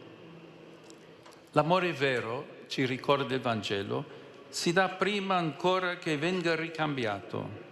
È un dono anticipato.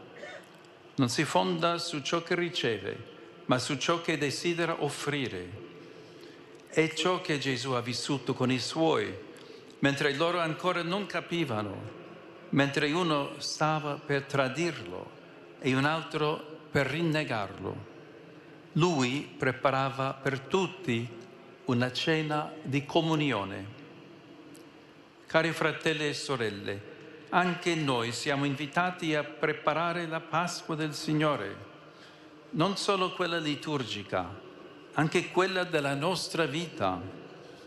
Ogni gesto di disponibilità, ogni atto gratuito, ogni perdono offerto in anticipo, ogni fatica accolta pazientemente è un modo per preparare un luogo dove Dio può abitare.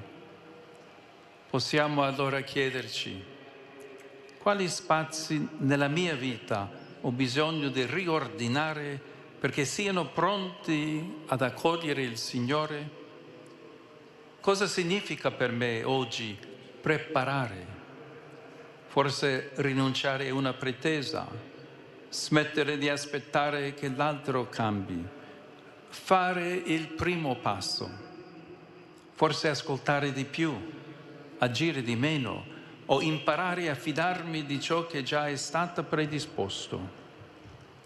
Se accogliamo l'invito a preparare il luogo della comunione con Dio e tra di noi, scopriamo di essere circondati da segni, incontri, parole che orientano verso quella sala spaziosa e già pronta in cui si celebra incessantemente il mistero di un amore infinito che ci sostiene e che sempre ci precede.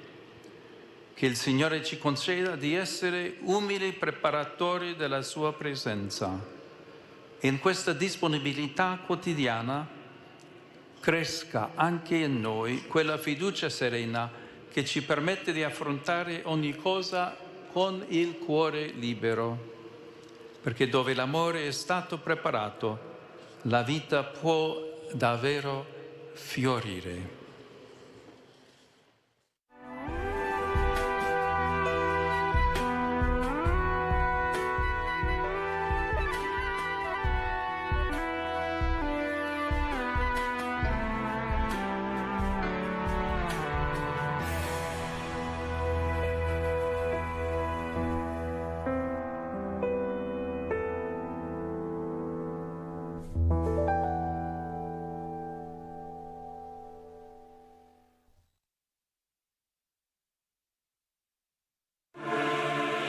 Unisciti a Telepace per vivere l'appuntamento giornaliero di preghiera in diretta dalla chiesa di San Zeno in Monte dell'Opera Don Calabria di Verona.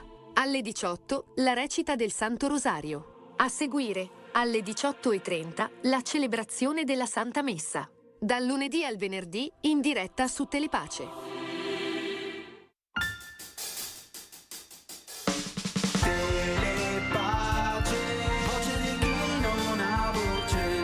Voce di chi non ha voce.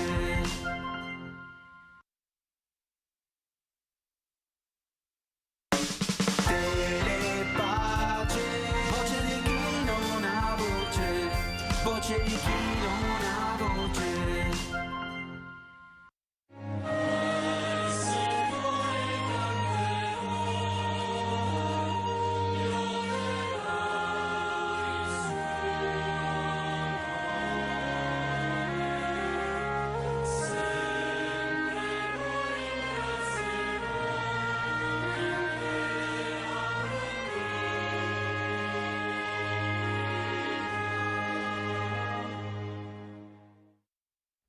Oh Dio, vieni a salvarmi. Signore, vieni presto in mio aiuto. Gloria al Padre e al Figlio e allo Spirito Santo, come era nel principio e ora e sempre, nei secoli dei secoli. Amen. Alleluia.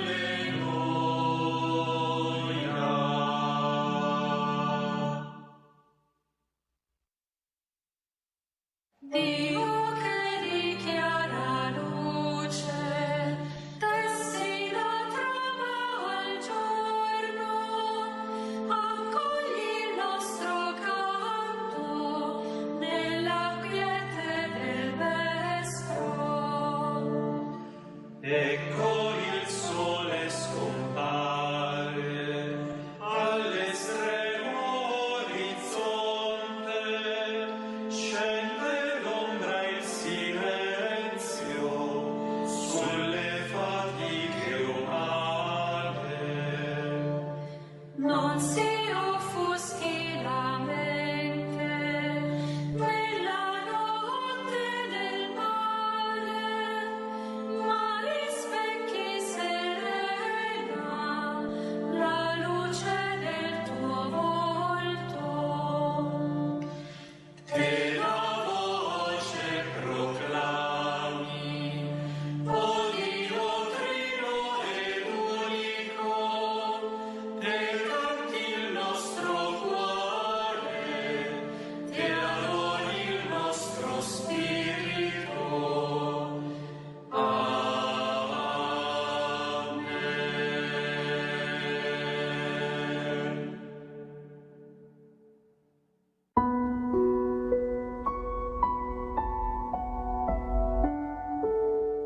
Ti ho voluto come luce delle nazioni. Tu porterai la salvezza ai confini del mondo.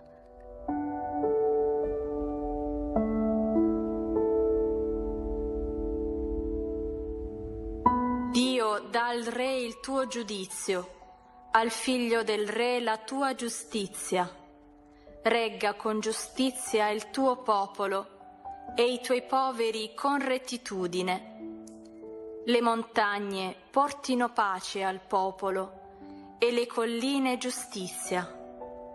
Ai miseri del suo popolo renderà giustizia, salverà i figli dei poveri e abbatterà l'oppressore. Il suo regno durerà quanto il sole, quanto la luna per tutti i secoli. Scenderà come pioggia sull'erba, come acqua che irrora la terra. Nei suoi giorni fiorirà la giustizia e abbonderà la pace, finché non si spenga la luna, e dominerà da mare a mare, dal fiume sino ai confini della terra. A lui si piegheranno gli abitanti del deserto, lambiranno la polvere i suoi nemici. I re di Tarsis e delle isole porteranno offerte. I re degli Arabi e di Saba offriranno tributi.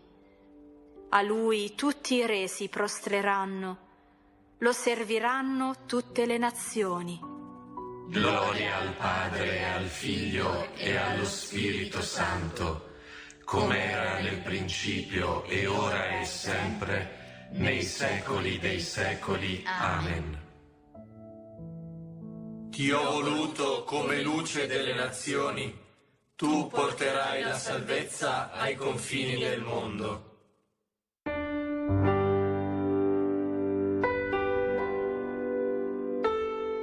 Dio farà giustizia per i poveri, li salverà dall'oppressione.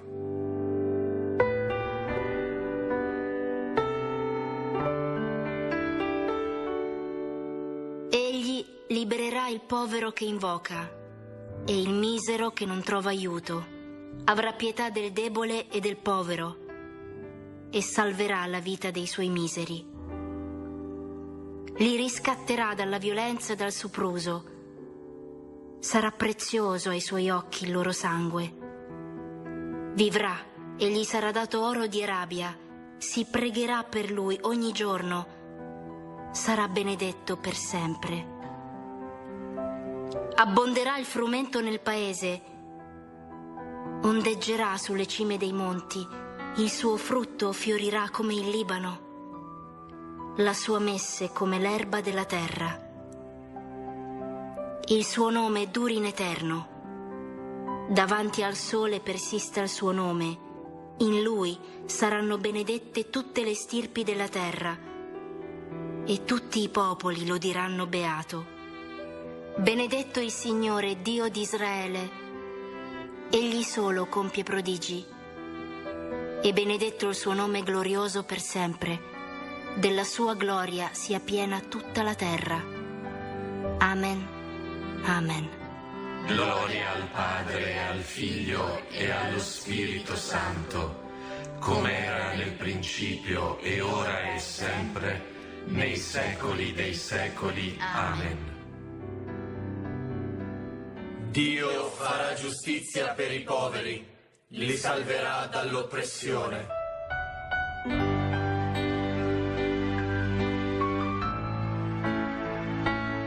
Ora si è compiuta la salvezza e il regno del nostro Dio.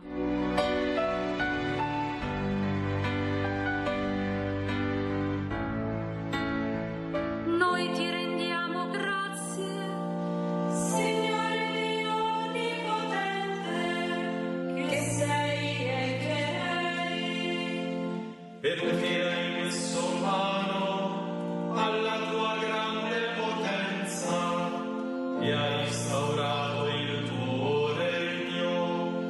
Le genti fremettero, ma è giunta l'ora della tua ira, il tempo di giudicare i morti, Di dare la ricompensa ai tuoi servi, ai profeti e ai santi, e a quanti temono il tuo nome, piccoli e grandi.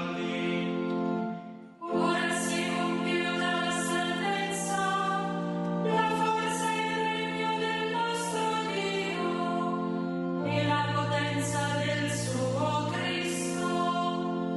Poiché è stato precipitato l'accusatore, colui che accusava i nostri fratelli, davanti al nostro Dio giorno e notte. Essi lo hanno vinto per il sangue dell'agnello e la testimonianza del loro martirio, perché hanno disprezzato la vita fino a morire.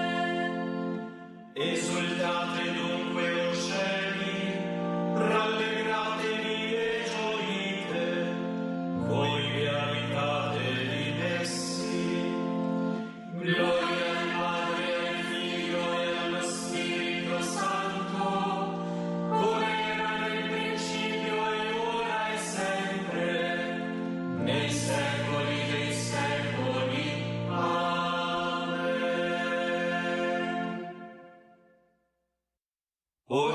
sia compiuta la salvezza e il regno del nostro Dio.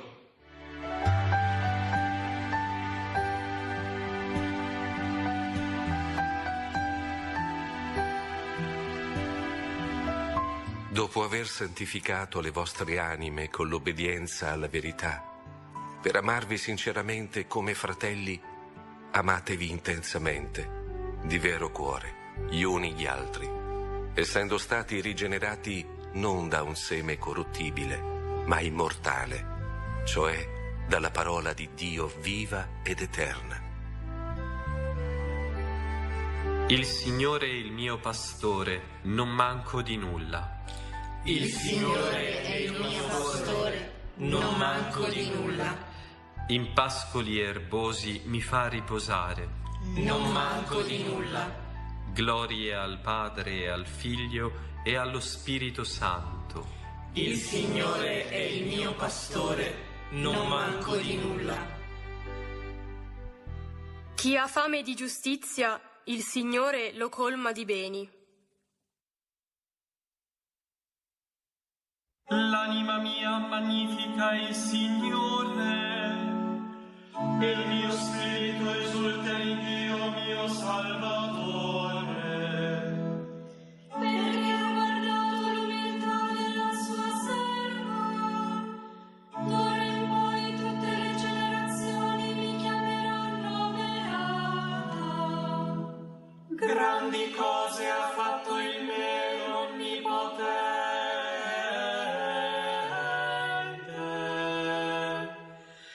e santo è il suo nome.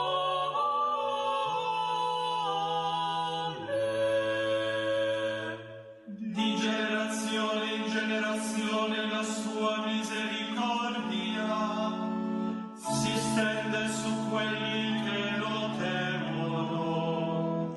Ha spiegato la potenza del suo braccio, ha disperso i superbi nei pensieri del loro cuore. Ha rovesciato i potenti dai troni,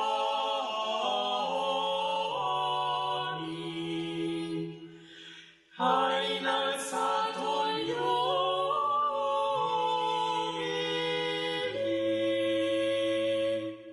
ha ricolmato di beni gli affamati, ha rimandato i ricchi a mani vuote. Ha soccorso Israele il suo servo, ricordandosi della sua misericordia. Come aveva promesso ai nostri padri,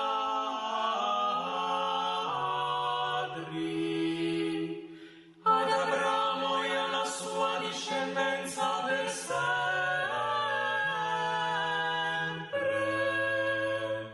Gloria al Padre e al Figlio e allo Spirito Santo, Come era nel principio e ora e sempre, nei secoli dei secoli.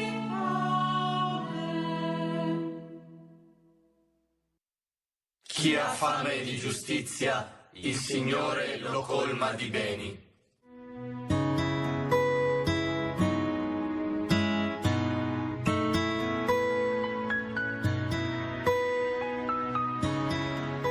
Ricordiamo con gioia che il nostro Salvatore ha benedetto il suo popolo con ogni benedizione spirituale e pieni di speranza chiediamo: Benedici la tua Chiesa, Signore.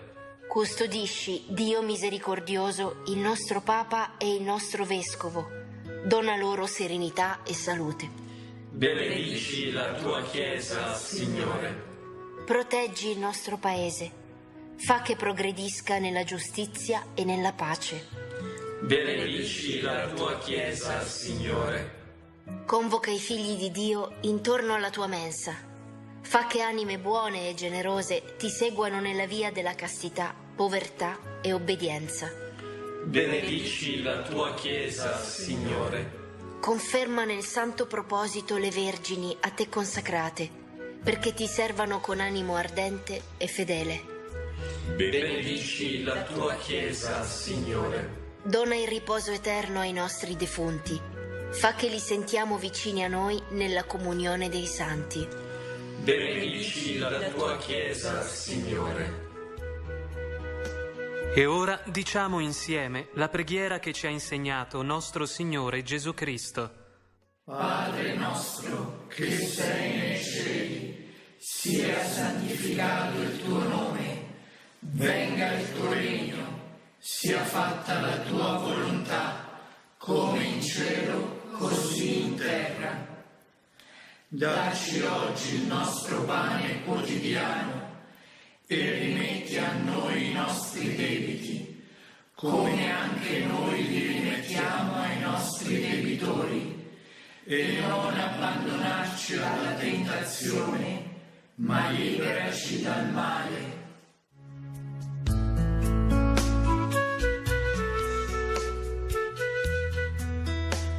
Preghiamo.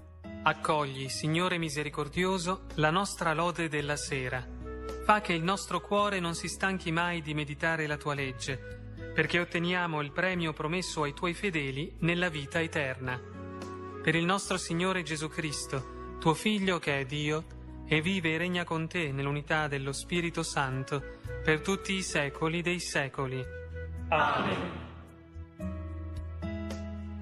Il Signore sia con voi.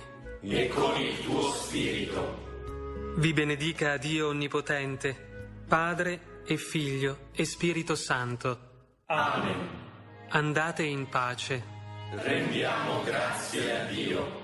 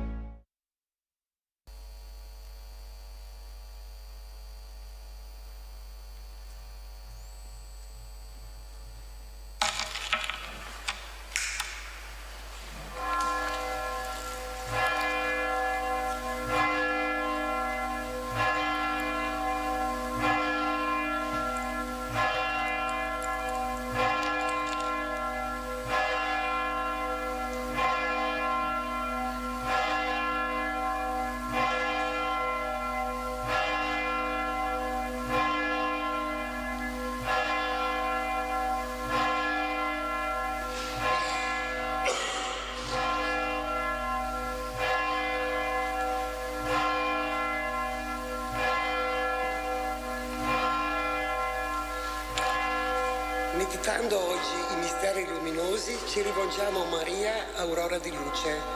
Nello stupore del suo sguardo possiamo anche noi metterci alla sequela del suo figlio per trovare in lui parole di vita e senso nel nostro cammino. O Dio, vieni a salvarmi. Signore, vieni a essere il mio aiuto. Gloria al Padre, al Figlio e allo Spirito Santo.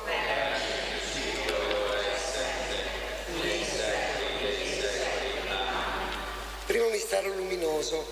Contempliamo Gesù battezzato da Giovanni nel Giordano.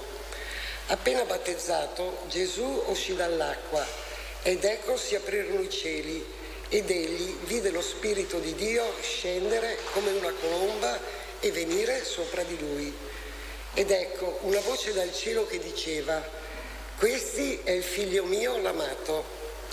Invochiamo l'intercessione di Maria affinché tutti coloro che si professano cristiani giungano a professare pienamente l'unità e la piena comunione del Signore Gesù, perché il mondo creda in Lui. Padre nostro che sei nei cieli, sia santificato il tuo nome, venga il tuo regno, sia fatta la tua volontà, come in cielo così in terra. Dacci oggi il nostro pane quotidiano e rimetti a noi i nostri debiti, come anche noi rimettiamo ai nostri debitori, e non abbandonarci alla tentazione, ma liberaci dal male. Ave Maria, piena di grazia, il Signore è con te. Tu sei benedetta fra le donne e benedetto il frutto del tuo seno, Gesù. Santa Maria, Madre di Dio, prega per noi peccatori, adesso è l'ora della nostra morte. Ave Maria, piena di grazia, il Signore è con te. Tu sei benedetta fra le donne e benedetto il frutto del tuo seno, Gesù. Santa Maria, Madre di Dio, prega per noi peccatori, adesso è l'ora della nostra morte. Ave Maria, piena di grazia, il Signore è con te. Tu sei benedetta fra le donne e benedetto il frutto del tuo seno, Gesù. Santa Maria, Madre di Dio, prega per noi peccatori, adesso è l'ora della nostra morte. Ave Maria, piena di grazia, il Signore è con te. Tu sei benedetta fra le donne e benedetto il frutto del tuo seno, Gesù. Santa Maria, Madre di Dio, prega per noi peccatori, adesso è l'ora della nostra morte. Ave Maria, piena di grazia, il Signore è con te. Tu sei benedetta fra le donne e benedetto il frutto del tuo seno, Gesù. Santa Maria, Madre di Dio, prega per noi peccatori, adesso è l'ora della nostra morte. Ave Maria, piena di grazia, il Signore è con te. Tu sei benedetta fra le donne e benedetto il frutto del tuo seno, Gesù. Santa Maria, Madre di Dio, prega per noi peccatori, adesso è l'ora della nostra morte. Ave Maria, piena di grazia, il Signore è con te. Tu sei benedetta fra le donne e benedetto il frutto del tuo seno, Gesù. Santa Maria, Madre di Dio, prega per noi peccatori, adesso è l'ora della nostra morte. Ave Maria, piena di grazia, il Signore è con te. Tu sei benedetta fra le donne e benedetto il frutto del tuo seno, Gesù. Santa Maria, Madre di Dio, prega per noi peccatori, adesso è l'ora della nostra morte. Ave Maria, piena di grazia, il Signore è con te. Tu sei benedetta fra le donne e benedetto il frutto del tuo seno, Gesù. Santa Maria, Madre di Dio, prega per noi peccatori, adesso è l'ora della nostra morte. Ave Maria, piena di grazia, il Signore è con te. Tu sei benedetta fra le donne e benedetto il frutto del tuo seno, Gesù. Santa Maria, Madre di Dio, prega per noi peccatori, adesso è l'ora della nostra morte. Gloria al Padre, al Figlio e allo Spirito Santo. Come era nel principio, ora e sempre, e nei secoli dei secoli. Amen. Gesù mio, perdona le nostre colpe, preservaci dal fuoco dell'inferno, porta in cielo tutte le anime, specialmente le più bisognose della tua misericordia. Maria, Madre dell'Unità, prega per noi.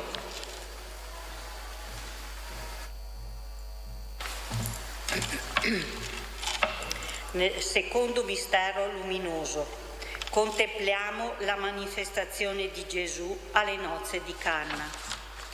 In quel tempo vi fu una festa di nozze a Canna di Galilea e c'era la madre di Gesù.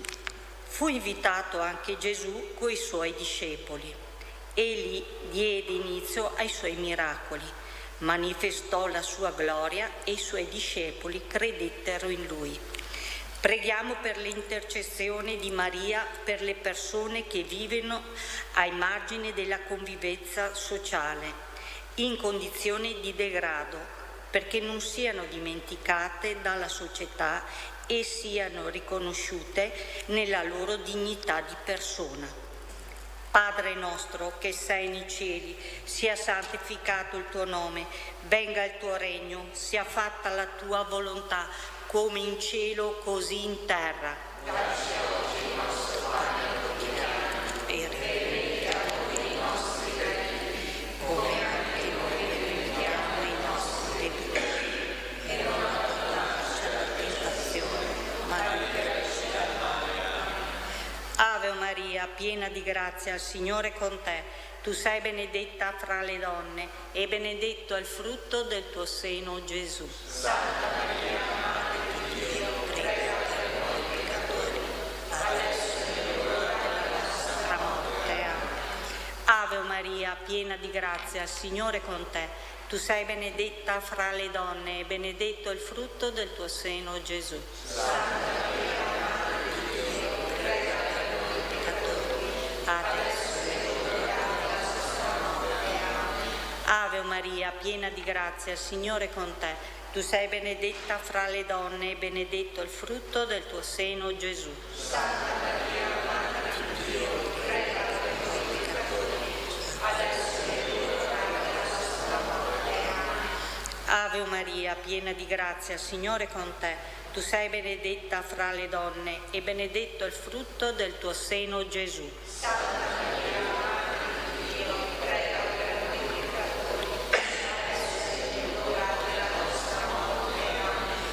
Ave Maria, piena di grazia, il Signore è con te. Tu sei benedetta fra le donne e benedetto il frutto del tuo seno, Gesù. Santa Maria, Madre di Dio, prega per noi peccatori, adesso è l'ora della nostra morte.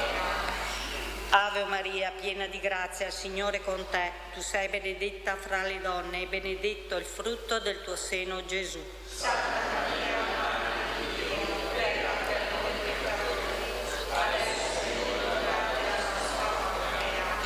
Ave Maria, piena di grazia, il Signore è con te. Tu sei benedetta fra le donne e benedetto il frutto del tuo seno, Gesù. Santa Maria, Madre di Dio, prega per noi peccatori, adesso è l'ora della nostra morte.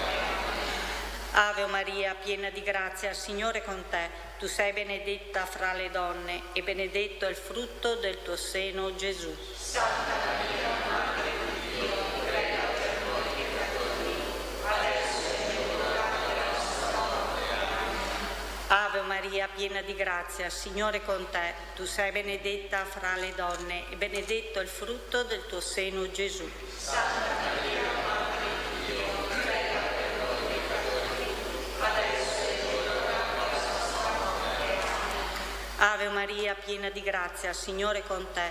Tu sei benedetta fra le donne e benedetto il frutto del tuo seno, Gesù. Santa Maria, Madre di Dio, prega per noi peccatori, adesso è l'ora della nostra morte. Gloria al Padre, al Figlio e allo Spirito Santo.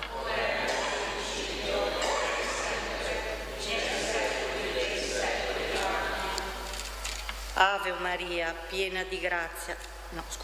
Padre nostro che sei nei cieli, sia santificato il tuo nome, venga il tuo regno, sia fatta la tua volontà, come in cielo così in terra. Gesù mio, perdona le nostre colpe, preservaci dal fuoco dell'inferno, porta in cielo tutte le anime, specialmente le più bisognose della tua misericordia. Madre degli immigrati, prega per noi. Padre nostro che sei nei cieli,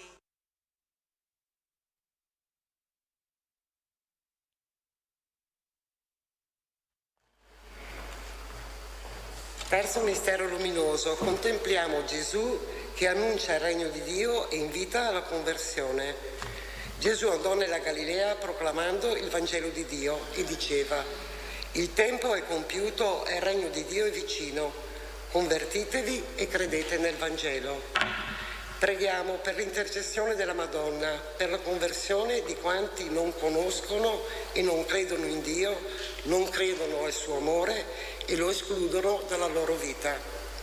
Padre nostro che sei nei cieli, sia santificato il tuo nome, venga il tuo regno, sia fatta la tua volontà, come in cielo così in terra. Dacci oggi il nostro pane quotidiano e rimetti a noi i nostri debiti, come anche noi li rimettiamo ai nostri debitori, e non abbandonarci alla tentazione, ma liberaci dal male.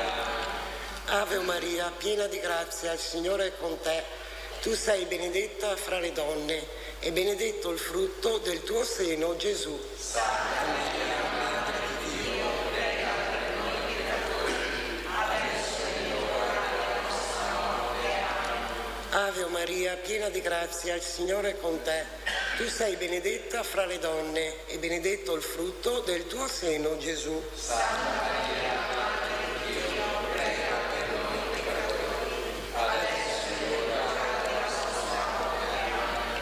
Ave Maria, piena di grazia, il Signore è con te. Tu sei benedetta fra le donne e benedetto il frutto del tuo seno, Gesù. Santa Maria, Madre di Dio, prega per noi peccatori, adesso è l'ora della nostra morte. Ave Maria, piena di grazia, il Signore è con te. Tu sei benedetta fra le donne e benedetto il frutto del tuo seno, Gesù. Santa Maria, Madre di Dio, prega.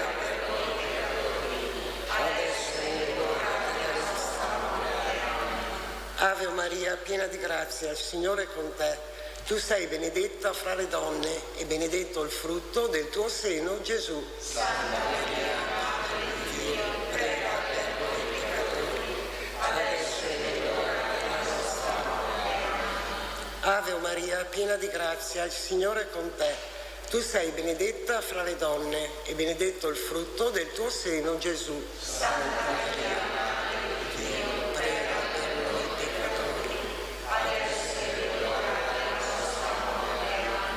Ave Maria, piena di grazia, il Signore è con te. Tu sei benedetta fra le donne e benedetto il frutto del tuo seno, Gesù. Santa Maria, Madre di Dio, prega per noi peccatori, adesso è l'ora della nostra morte. Ave Maria, piena di grazia, il Signore è con te. Tu sei benedetta fra le donne e benedetto il frutto del tuo seno, Gesù. Santa Maria, Madre di Dio, prega per noi peccatori, adesso è l'ora della nostra morte. Amen. Ave Maria, piena di grazia, il Signore è con te. Tu sei benedetta fra le donne e benedetto il frutto del tuo seno, Gesù. Santa Maria, Madre di Dio, prega per noi peccatori, adesso è l'ora della nostra morte. Ave Maria, piena di grazia, il Signore è con te. Tu sei benedetta fra le donne e benedetto il frutto del tuo seno, Gesù. Santa Maria, Madre di Dio, prega per noi peccatori, adesso è l'ora della nostra morte. Amen. Gloria al Padre, al Figlio e allo Spirito Santo. Come era nel principio, ora e sempre, nei secoli dei secoli. Amen. Gesù mio, perdona le nostre colpe, preservaci dal fuoco dell'inferno, porta in cielo tutte le anime, specialmente le più bisognose della tua misericordia. Maria, Madre dell'umanità, prega per noi.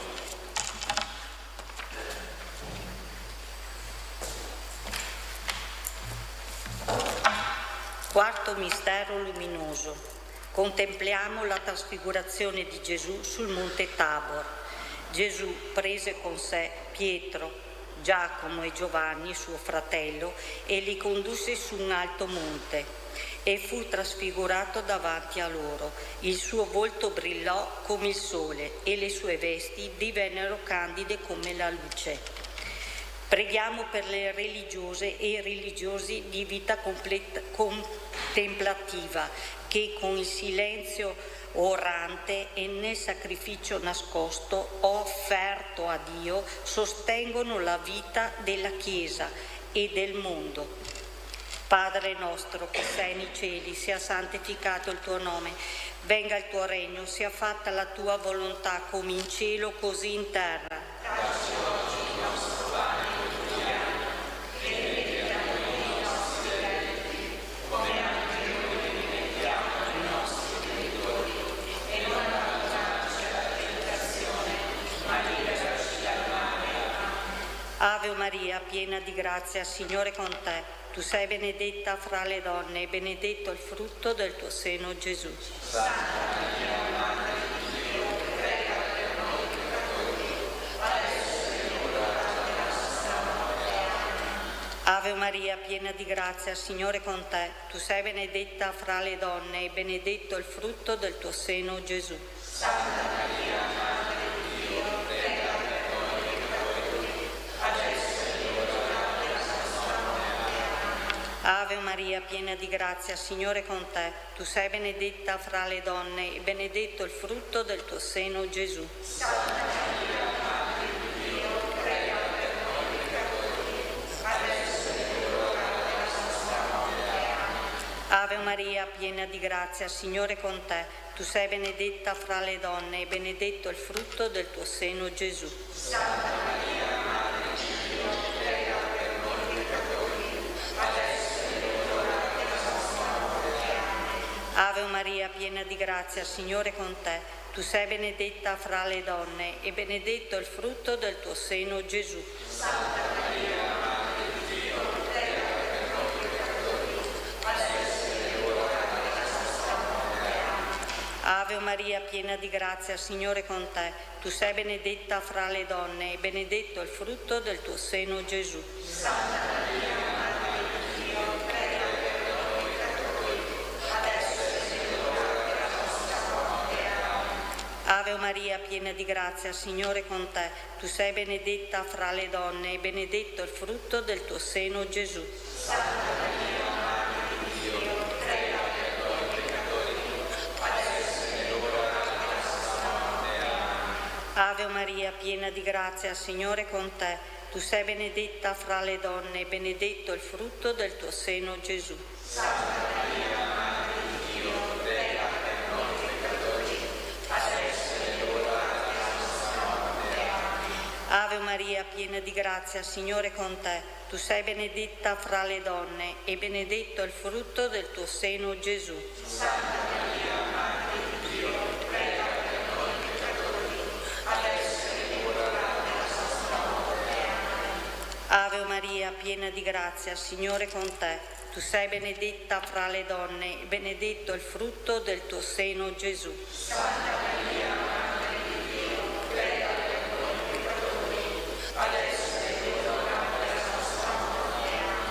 Gloria al Padre, al Figlio, allo Spirito Santo. Come era nel principio e ora e sempre. O Gesù mio, perdona le nostre colpe, preservaci dal fuoco dell'inferno, porta al cielo tutte le anime, specialmente le più bisognose della tua misericordia. Maria, Madre dei consacrati, prega per noi.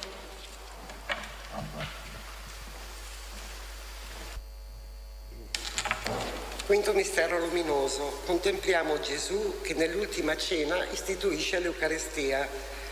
Il Signore Gesù, nella notte in cui veniva tradito, prese del pane, lo spezzò e disse: questo è il mio corpo che è per voi. Fate questo in memoria di me. Prese il calice dicendo: Questo calice è la nuova alleanza nel mio sangue. Fate questo in memoria di me. Preghiamo perché ogni celebrazione eucaristica sia sempre più fonte di vita nuova e di unità per i credenti nel Signore Gesù e per la sua Chiesa. Padre nostro che sei nei cieli, sia santificato il tuo nome, venga il tuo regno, sia fatta la tua volontà, come in cielo così in terra. Dacci oggi il nostro pane quotidiano e rimetti a noi i nostri debiti, come anche noi rimettiamo ai nostri debitori, e non abbandonarci alla tentazione, ma liberaci dal male. Ave Maria, piena di grazia, il Signore è con te. Tu sei benedetta fra le donne e benedetto il frutto del tuo seno, Gesù. Santa Maria, Madre di Dio, prega per noi peccatori, adesso è nell'ora della nostra morte.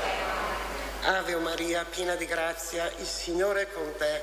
Tu sei benedetta fra le donne e benedetto il frutto del tuo seno, Gesù. Santa Maria, Madre di Dio, prega per noi peccatori, adesso è nell'ora della nostra morte. Amen. Ave Maria, piena di grazia, il Signore è con te. Tu sei benedetta fra le donne e benedetto il frutto del tuo seno, Gesù. Santa Maria, Madre di Dio, prega per noi peccatori, adesso è nell'ora della nostra morte. Amen. Ave Maria, piena di grazia, il Signore è con te. Tu sei benedetta fra le donne e benedetto il frutto del tuo seno, Gesù. Santa Maria,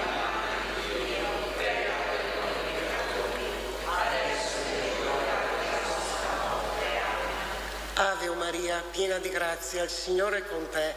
Tu sei benedetta fra le donne e benedetto il frutto del tuo seno, Gesù. Santa Maria, Madre di Dio, prega per noi peccatori, adesso è nell'ora della nostra morte. Amen. Ave Maria, piena di grazia, il Signore è con te. Tu sei benedetta fra le donne e benedetto il frutto del tuo seno, Gesù. Santa Maria,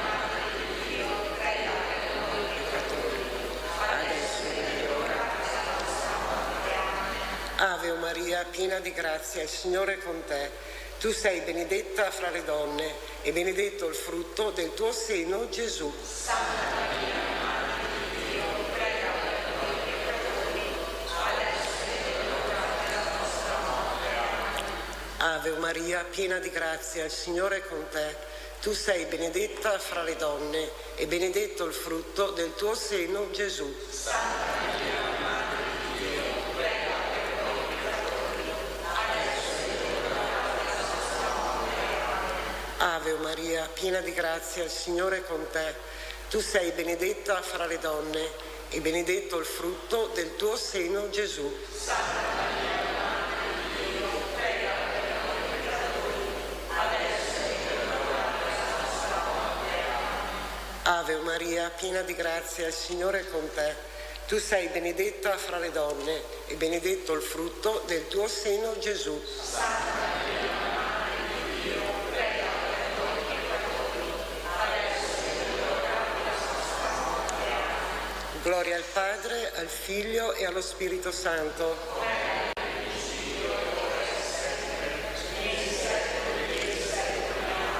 Gesù mio, perdona le nostre colpe, preservaci dal fuoco dell'inferno, porta in cielo tutte le anime, specialmente le più bisognose della tua misericordia.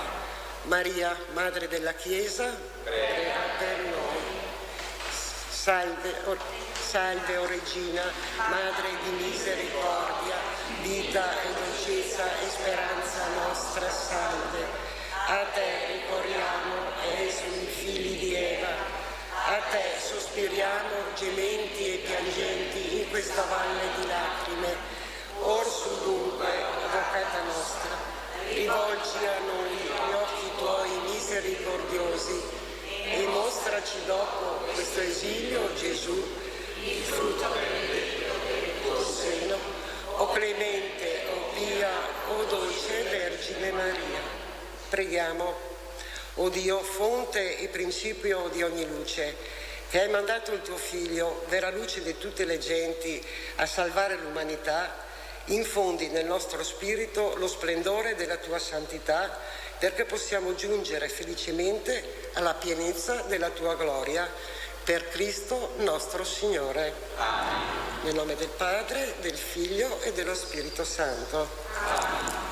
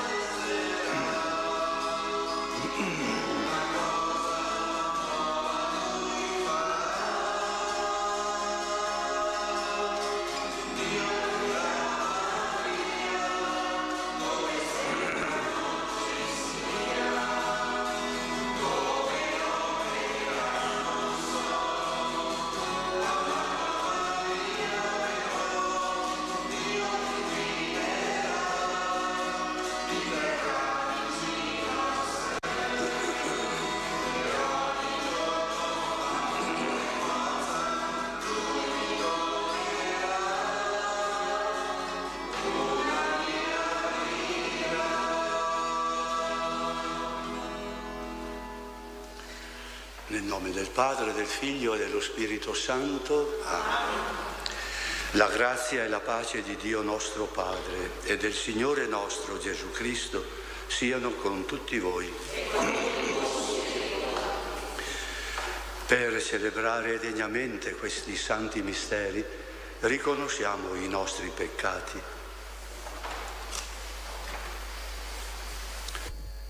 Signore, mandato dal Padre a salvare i contriti di cuore, Kyrie eleison. Cristo, che sei venuto a chiamare i peccatori, Christe eleison. Signore, che siedi alla destra del Padre e intercedi per noi, Kyrie eleison. Dio Onnipotente abbia misericordia di noi, perdoni i nostri peccati e ci conduca alla vita eterna. Amen. Preghiamo.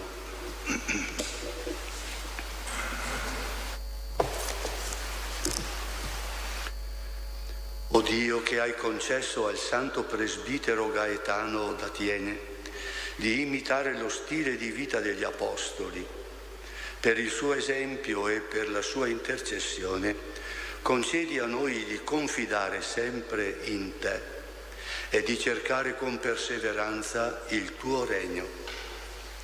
Per il nostro Signore Gesù Cristo, Tuo Figlio, che è Dio e vive e regna con Te nell'unità dello Spirito Santo per tutti i secoli dei secoli. Amen.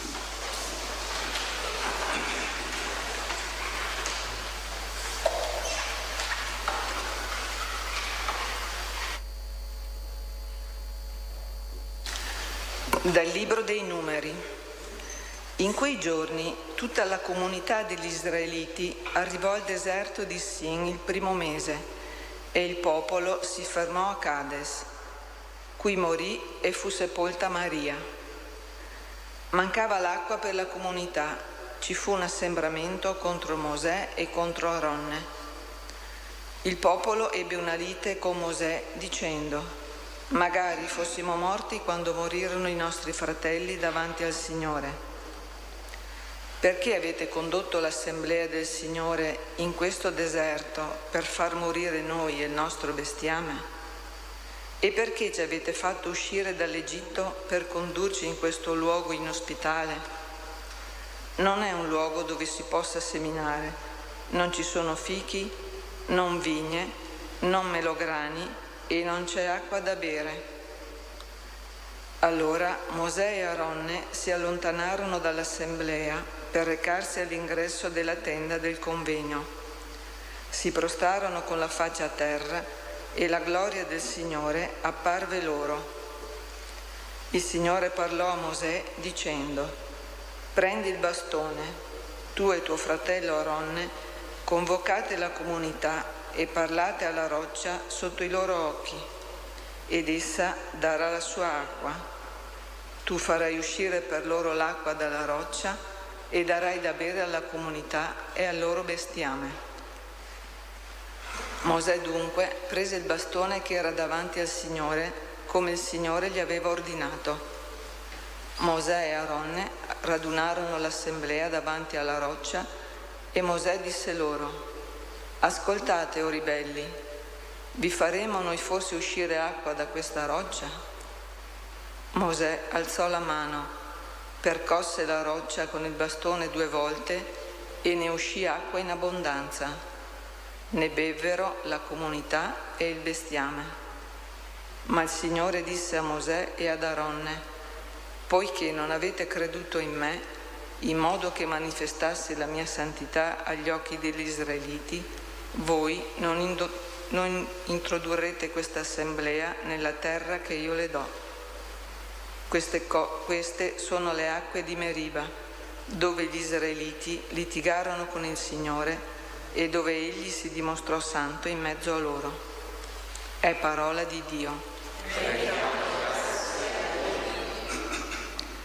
Ascoltate oggi la voce del Signore, non indurite il vostro cuore.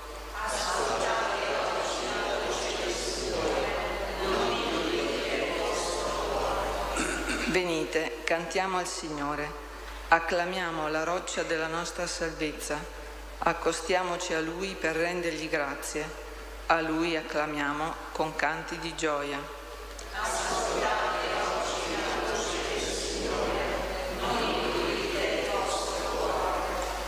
Entrate, prostrati e adoriamo in ginocchio davanti al Signore che ci ha fatti. È Lui il nostro Dio e noi il popolo del suo pascolo, il gregge che Egli conduce.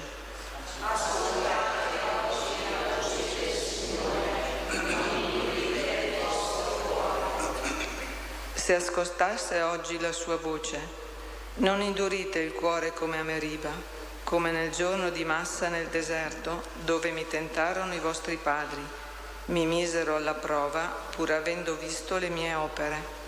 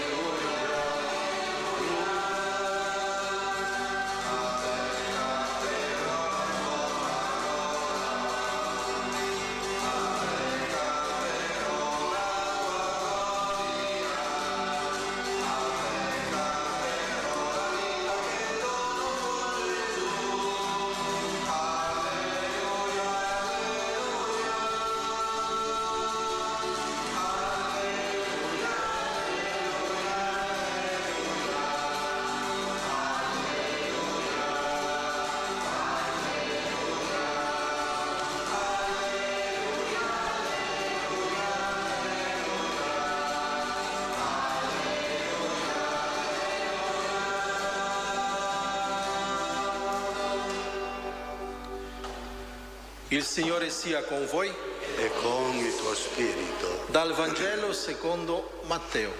Gloria a te, o Signore.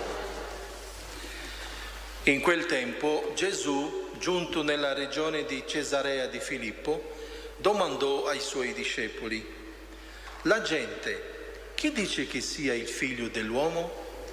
Risposero: alcuni dicono Giovanni il Battista, altri Elia, altri Geremia o qualcuno dei profeti.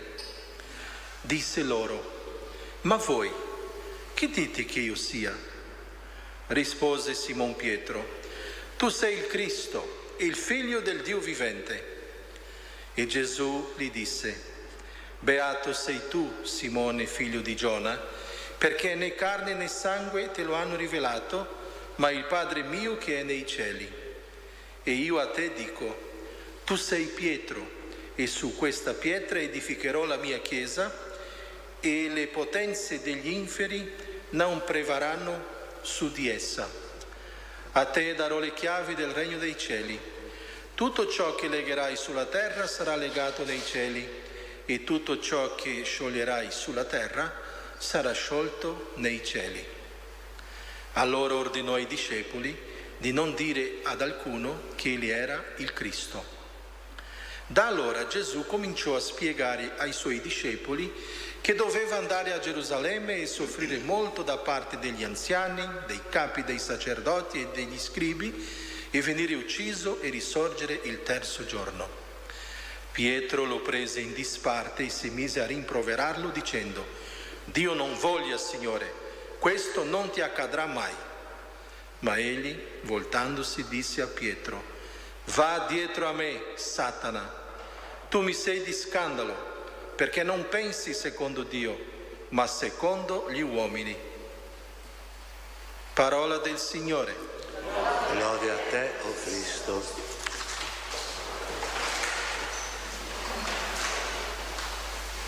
Sarebbe troppo bello commentare la liturgia di oggi, ma non si finirebbe più, perché è una lezione molto importante, quella che ci viene sia dall'Antico Testamento come dal Vangelo.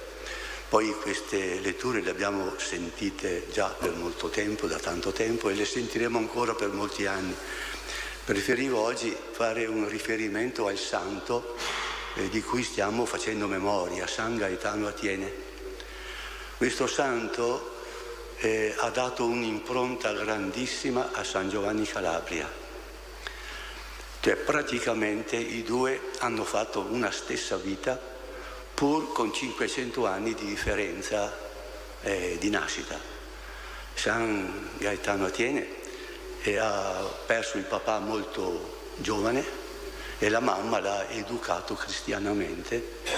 La differenza fra San Giovanni Calabria e San Gaetano è che uno era molto molto ricco e San Giovanni Calabria era molto molto povero, ma il Dio dell'uno e dell'altro era ricco ugualmente e ha riempito le due persone di un sentimento, diciamo, divino, che è il sentimento della carità, della sensibilità e dell'attenzione verso i poveri, verso gli ammalati, verso le persone bisognose di qualsiasi tipo. San Gaetano Atiene ha avuto la fortuna di essere anche ben preparato e quindi da giovane era già a Roma come segretario personale del Papa. Scriveva lui le lettere papali e in questo modo ha avuto modo di conoscere parecchio, ma di accorgersi anche che a Roma, che era detta Roma la Santa, era diventata Roma la Babilonia. In quel tempo non era la città migliore per quanto riguarda la vita cristiana.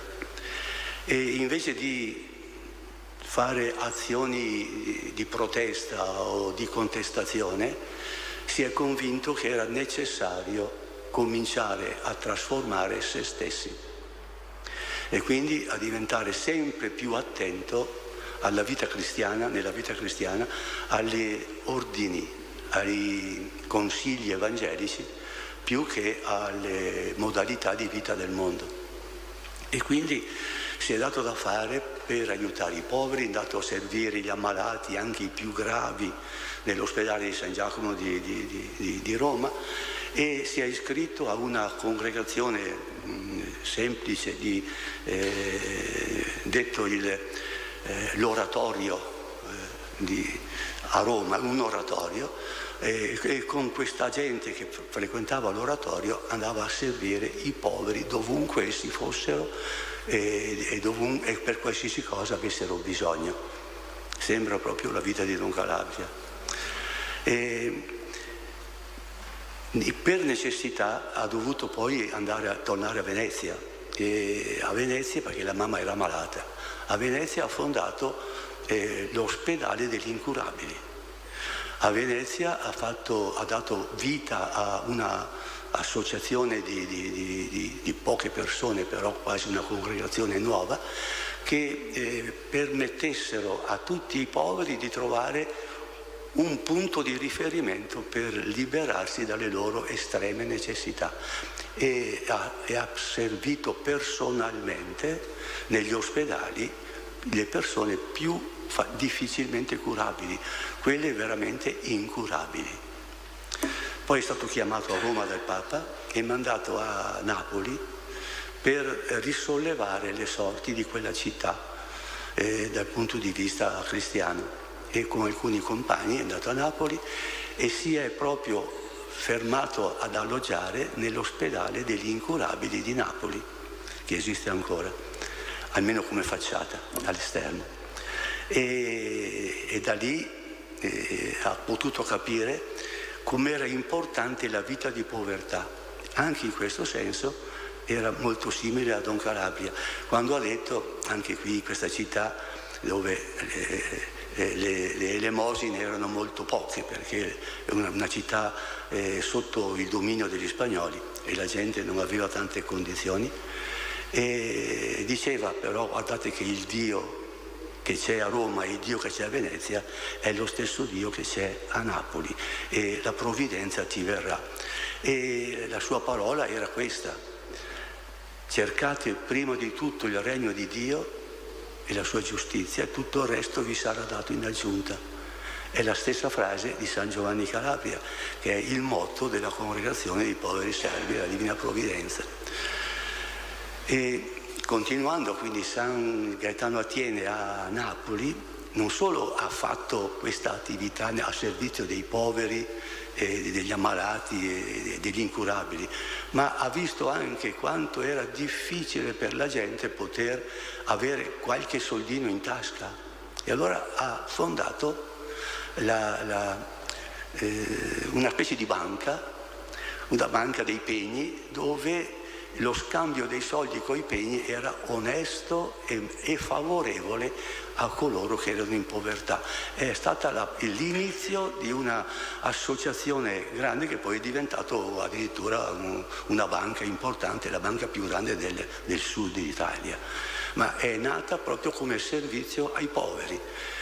E noi abbiamo avuto fratello Vittorino, che ha fatto le stesse cose e ha dato un grande impulso anche all'attività sociale e di attività anche di commercio, dando un aiuto grande a tante persone, i quali a loro volta poi hanno aiutato tantissime persone con un'attività che non è solo a scopo di lucro, ma è anche a scopo di servizio e di aiuto per i poveri. Questo San Gaetano Atiene quindi ha dato a San Giovanni Calabria la via principale per capire qual era lo scopo della sua vita. Era non chiedere nulla, non chiedere nemmeno l'elemosina, affidarsi totalmente della provvidenza anche in qualsiasi circostanza, perché il Signore che c'è per i ricchi è lo stesso Signore che c'è per i poveri. Quindi San Gaetano Atiene ha dato a San Giovanni Calabria anche questo coraggio. Se questa frase del Vangelo ha funzionato con San Gaetano Atiene, funzionerà anche col povero, diceva anche col povero Don Giovanni. La provvidenza non verrà mai a mancare se noi cerchiamo il regno di Dio e la sua giustizia e serviamo i poveri con amore e con attenzione.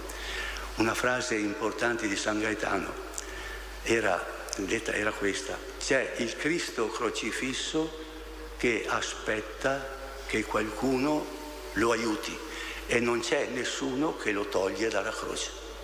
Alla fine si sa che Gesù è stato tolto dalla croce, ma tanti poveri, tanti bisognosi rimangono nelle loro croci perché nessuno si muove incontro a loro.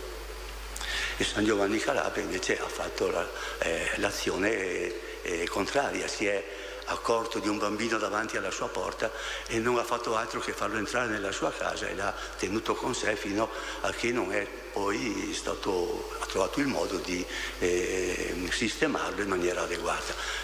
Attività legate alla provvidenza, che non è solo il dono che viene offerto come denaro o come alimentazione o come generi utili alle persone, ma è provvidenza anche il fatto che noi diventiamo provvidenza per altri perché abbiamo un cuore grande, che sanno avere attenzione per coloro che sono in povertà. E quindi San Giovanni Calabria, ad esempio, ha esercitato la provvidenza quando con quel bambino l'ha preso in casa. È stato lui la provvidenza di Dio, San Giovanni Calabria.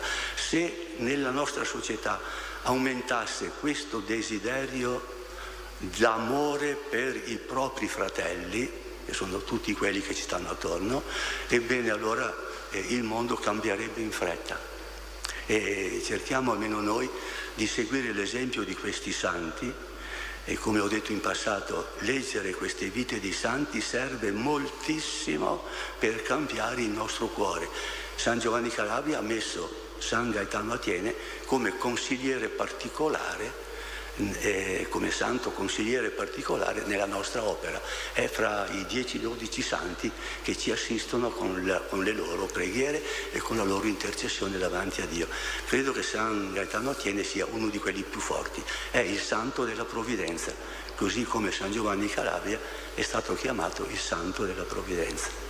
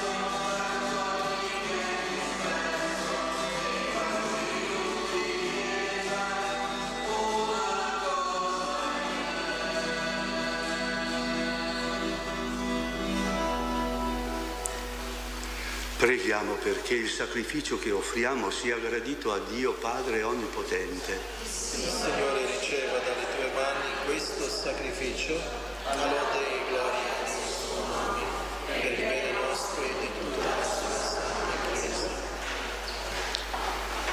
Nella tua bontà concedi, Dio Onnipotente, che questo sacrificio offerto dal tuo popolo nella memoria di San Gaetano Atiene diventi per noi il sacramento di salvezza, per Cristo nostro Signore. Amen. Il Signore sia con voi. In alto i nostri cuori. Sono rivolti al Signore. Rendiamo grazie al Signore nostro Dio. È cosa buona e giusta. È veramente cosa buona e giusta, nostro dovere e fonte di salvezza, rendere grazie sempre in ogni luogo a te, Signore Padre Santo, Dio Onnipotente ed Eterno, per Cristo Signore nostro. Tu doni alla tua Chiesa la gioia di celebrare la memoria di San Gaetano Atiene. Con i suoi esempi la rafforzi, con i suoi insegnamenti la ammaestri, con la sua intercessione la proteggi. Per questo dono della tua benevolenza, con la moltitudine degli angeli e dei santi, cantiamo con gioia l'inno della tua lode.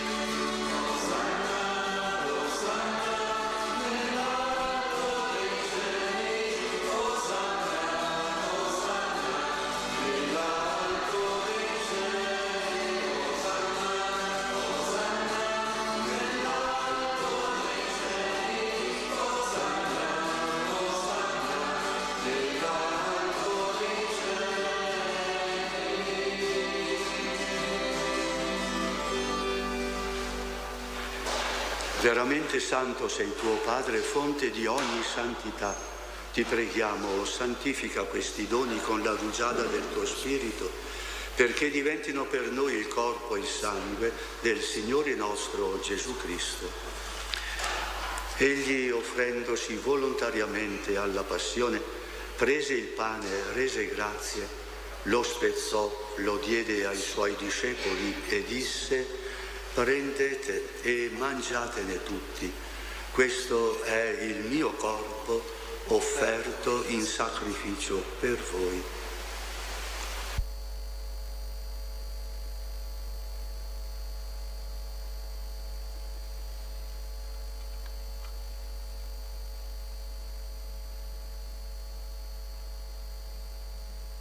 Allo stesso modo, dopo aver cenato, prese il calice, di nuovo ti rese grazie, lo diede ai suoi discepoli e disse: prendete e bevetene tutti, questo è il calice del mio sangue per la nuova ed eterna alleanza, versato per voi e per tutti in remissione dei peccati. Fate questo in memoria di me.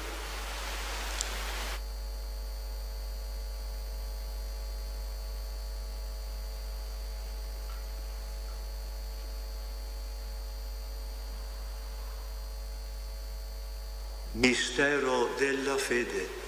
Annunciamo la tua morte, Signore. Proclamiamo la tua risurrezione nell'attesa della tua venuta.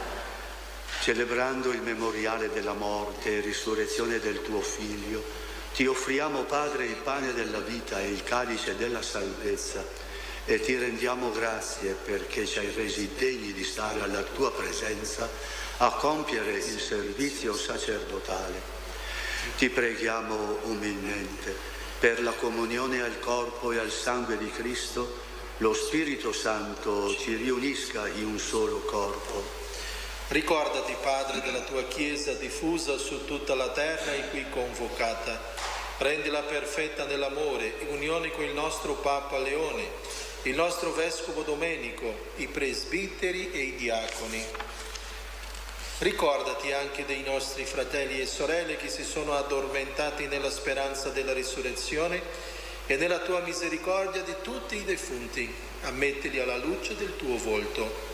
Di noi tutti abbi misericordia, donaci di aver parte alla vita eterna insieme con la Beata Maria, Vergine e Madre di Dio, San Giuseppe suo sposo, gli Apostoli, San Giovanni Calabria, San Gaetano e tutti i santi che in ogni tempo ti furono graditi.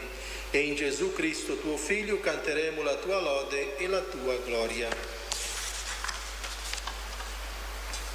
Per Cristo, con Cristo e in Cristo, a te, Dio Padre Onnipotente, nell'unità dello Spirito Santo, ogni onore e gloria per tutti i secoli dei secoli. Amen. Obbedienti alla parola del Salvatore e formati al suo divino insegnamento, osiamo dire: Padre nostro che sei nei cieli, sia santificato il tuo nome, venga il tuo regno, sia fatta la tua volontà, come in cielo così in terra. Dacci oggi il nostro pane quotidiano e rimetti a noi i nostri debiti, come anche noi li rimettiamo ai nostri debitori, e non abbandonarci alla tentazione, ma liberaci dal male. Liberaci, o Signore, da tutti i mali. Concedi la pace ai nostri giorni. Con l'aiuto della tua misericordia vivremo sempre liberi dal peccato e sicuri da ogni turbamento, nell'attesa che si compia la beata speranza e venga il nostro Salvatore Gesù Cristo.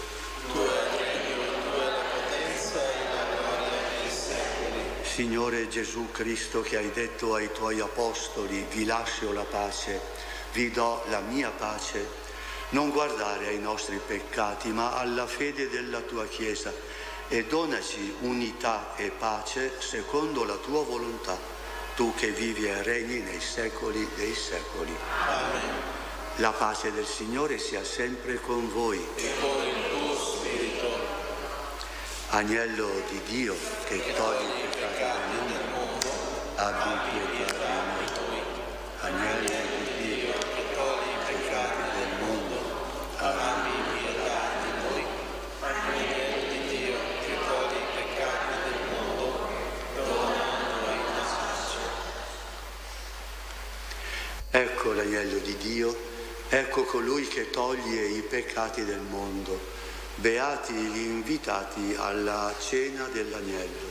O Signore, non sono degno di partecipare alla tua mensa, ma di soltanto una parola e io sarò salvato.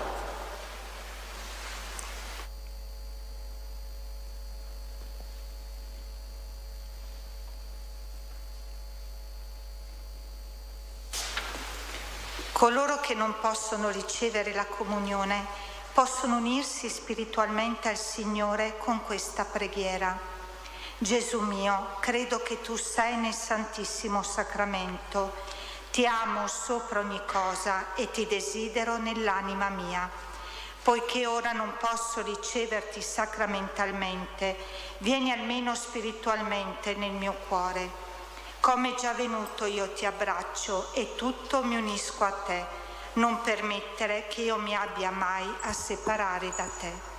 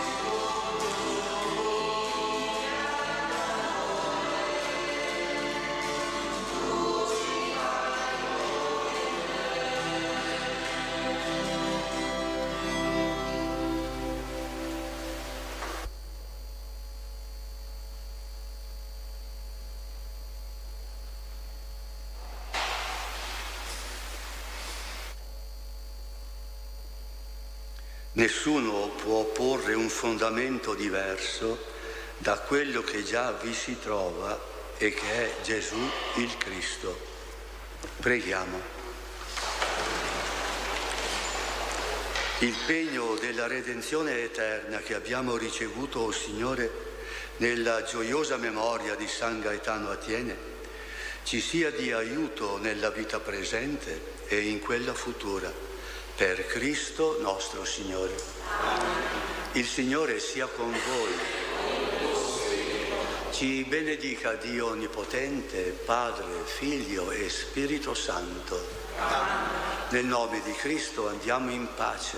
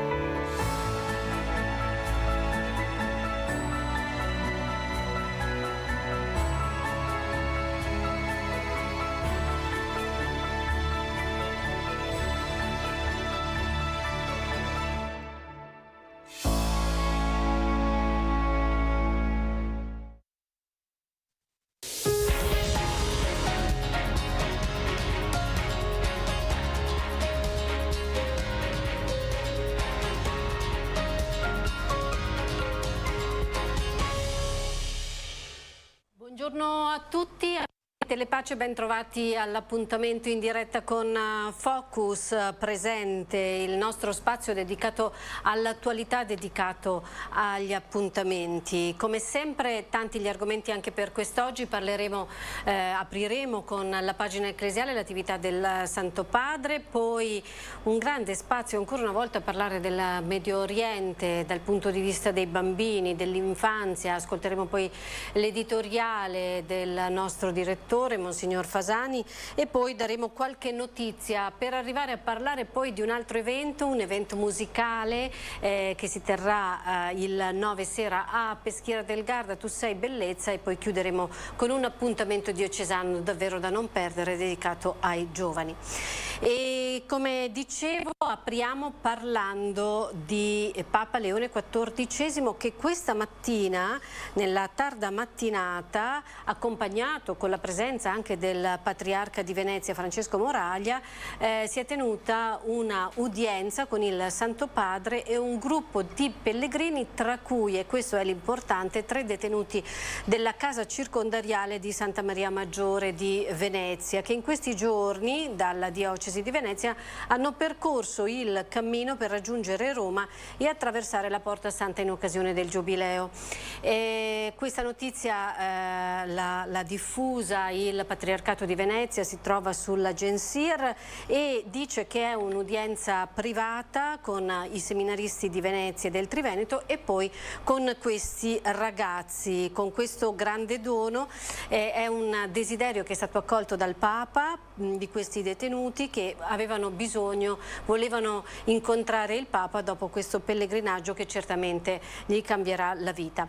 Erano presenti all'udienza il vicario, oltre al Patriarca, il vicario episcopale che segue l'azione caritativa, Monsignor Fabrizio Favaro, poi il direttore della Caritas veneziana Franco Sensini, il cappellano del carcere maschile Don Massimo Caduro, che incontrando i giornalisti ha detto: l'incontro con Papa Leone porta davvero a compimento un cammino e un pellegrinaggio che rappresenta una dimensione necessaria per la vita autentica di tutte le persone, sia esse libere o ristrette. Aver potuto compiere insieme questo pellegrinaggio rende tutto più forte, vero e autentico. E al Papa hanno consegnato questi 3 detenuti un'agenda bianca che raccoglie riflessioni e preghiere nate lungo questo cammino verso Roma, verso il Giubileo, un cammino carico di significato. Proseguiamo il nostro focus presente parlando di Medio Oriente. Ieri sera il presidente della CEI, il cardinale Zuppi, proprio a Bologna ha tenuto una veglia di preghiera per il Medio Oriente, per la Palestina e per Israele. Il drammatico momento di violenza, odio e morte a cui stiamo assistendo, ha detto, ci impegna a intensificare la preghiera per la pace disarmata e disarmante, riprendendo le parole di Papa Leone. Proprio per questo lui ha chiesto, in una missiva che ha mandato poi anche al Papa, di intensificare la preghiera e inoltre propone anche di utilizzare nelle celebrazioni eucaristiche i formulari delle messe per la pace e la giustizia in tempo di guerra e disordini. E noi vogliamo proseguire a parlare di questa terra, di queste problematiche che toccano non solo la questione politica e territoriale, ma purtroppo toccano, e lo sappiamo da tempo, i civili e di modo particolare i bambini. E proprio dell'infanzia, l'infanzia violata, si occupa SOS Villaggi dei Bambini, che proprio per loro ha lanciato un appello al governo italiano e non solo, un po' a tutti noi, vorrei dire. Abbiamo ospite Samantha, non mi ricordo il cognome, Tedesco, eccola, sì. Samantha Tedesco, che è la responsabile dell'Accademia SOS Villaggi dei Bambini. Grazie per essere con noi, Samantha. Ho detto bene, è un appello quello che voi lanciate? Sì, ha detto benissimo, grazie per questo spazio. È un appello che noi lanciamo insieme alle migliaia di italiani che in pochi giorni hanno firmato la nostra petizione, perché è un appello rivolto a un interlocutore importante che è il governo italiano. La società civile si è mobilitata, così anche le organizzazioni che si occupano di diritti dell'infanzia, anche le persone religiose stanno appunto intensificando la preghiera. Quello che noi chiediamo in questo momento è un intervento deciso da parte del governo italiano, un intervento che condanni quello che il governo di Israele sta facendo in questo momento contro la popolazione di Gaza, contro la popolazione palestinese, e quello che è stato appunto definito da autorevoli fonti un vero e proprio genocidio. Noi siamo lì e purtroppo abbiamo dovuto evacuare l'anno scorso i nostri bambini, le famiglie che seguivamo nel villaggio di Rafah. Abbiamo costruito un villaggio con delle tende in cui stiamo continuando a offrire il nostro aiuto, ma i nostri operatori lì sono stremati, non arriva cibo, non arriva sufficiente, non arrivano mezzi di sostentamento, per cui anche i bambini non riescono a partecipare alle attività banalmente perché hanno fame, e questi sono comunque bambini che sono seguiti, ci sono bambini che stanno morendo di fame, bambini che muoiono mentre cercano di prendere del cibo, e questo è inaccettabile. Quindi quello che noi rivolgiamo in questo momento è proprio un appello al governo italiano perché prenda una posizione coraggiosa, ferma, condanni quello che il governo di Israele sta facendo, sospenda immediatamente le autorizzazioni all'esportazione di materiali di armamenti verso Israele,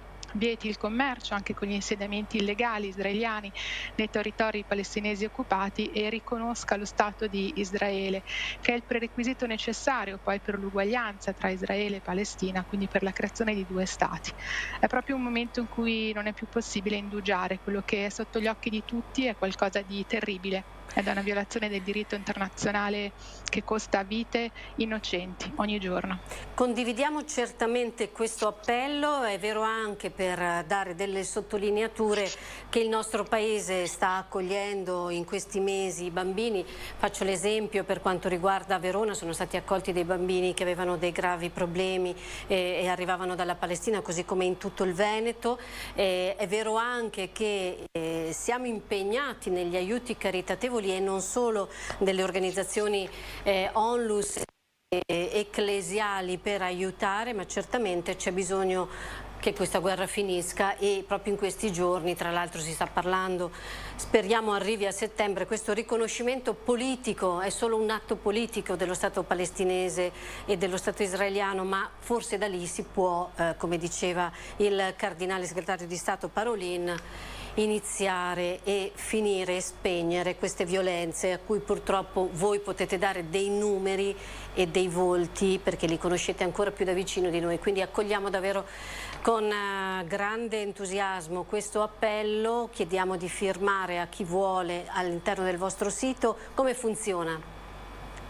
Sì, quello che noi chiediamo a ciascuno è proprio di non togliere l'attenzione rispetto a quello che sta facendo, quindi sul nostro sito trovate tutte le modalità per sostenere l'attività sia di advocacy che anche l'attività proprio diretta, perché comunque continuiamo a fornire cibo, continuiamo a fornire aiuti finché appunto è possibile, quindi a ogni cittadino la cosa importante è di non spegnere l'attenzione, di continuare comunque a dire che quello che sta accadendo non è giusto e deve essere fermato in tutti i modi. E poi all'interno del nostro sito trovate tutti i modi anche per aiutarci concretamente, perché finché appunto saremo lì continueremo a dare tutto il necessario, supporto psicologico, cibo, supporto educativo, abbiamo riattivato delle attività anche scolastiche, per cui come dire, tutto quello che è possibile fare lo facciamo. Il problema è che molto viene impedito e per questo è necessario che ci sia proprio un'azione forte da parte dei governi dal punto di vista diplomatico.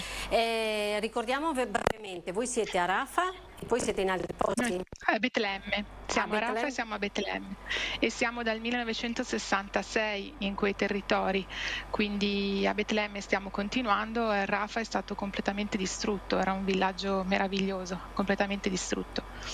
Di quanti e quindi bambini... adesso operiamo in una tendopoli. Di quanti bambini stiamo parlando? Ma oltre 200, diciamo, quelli che sosteniamo direttamente, nel senso che abbiamo 73 bambini accolti in 14 case e poi abbiamo altri bambini, altre famiglie che sosteniamo appunto all'interno di famiglie affidatarie oppure di appunto strutture di accoglienza temporanea. Quindi sono comunque dei numeri significativi in una situazione difficilissima. Allora, intanto grazie, si può anche fare l'adozione a distanza, per cui aiutare questi bimbi a distanza dando delle donazioni. Invitiamoli sul vostro sito, può dire il vostro sito, ce lo dica? Certo, www.sositalia.it, tutto attaccato, quindi assolutamente ogni adesione è la benvenuta. Grazie mille, buon proseguimento di lavoro e di impegno, buon proseguimento davvero. Grazie a voi. Arrivederci Samantha. Arrivederci. E noi proseguiamo la nostra trasmissione rimanendo in tema e ascoltando, è giovedì come sempre, l'editoriale del nostro direttore Monsignor Bruno Fasani. Un po' a una crescente ostilità nei confronti dello Stato di Israele. E credo che questa ostilità che abbiamo visto in tanti cortei avesse in realtà due anime. Da una parte c'era l'anima di chi da sempre ce l'ha un po' con gli ebrei, diciamoci la verità, e questo è un antisemitismo sul quale dobbiamo vigilare. Gli ebrei come tali, perché ebrei non ne hanno alcuna colpa. Non rituffiamoci negli errori del Medioevo, gli ebrei come tale vanno amati e rispettati, e per noi cristiani non dimentichiamo mai che sono stati i nostri fratelli maggiori dai quali noi proveniamo. In realtà c'era un secondo filone di opposizione ed era di chi voleva in qualche maniera fermare Israele. Non sappiamo più come dirlo, non sappiamo più come invocarlo, come dire a Israele ma fermati, siete arrivati sul baratro. Anch'io nelle mie opinioni quante volte ho detto ma che colpa ne hanno queste povere creature?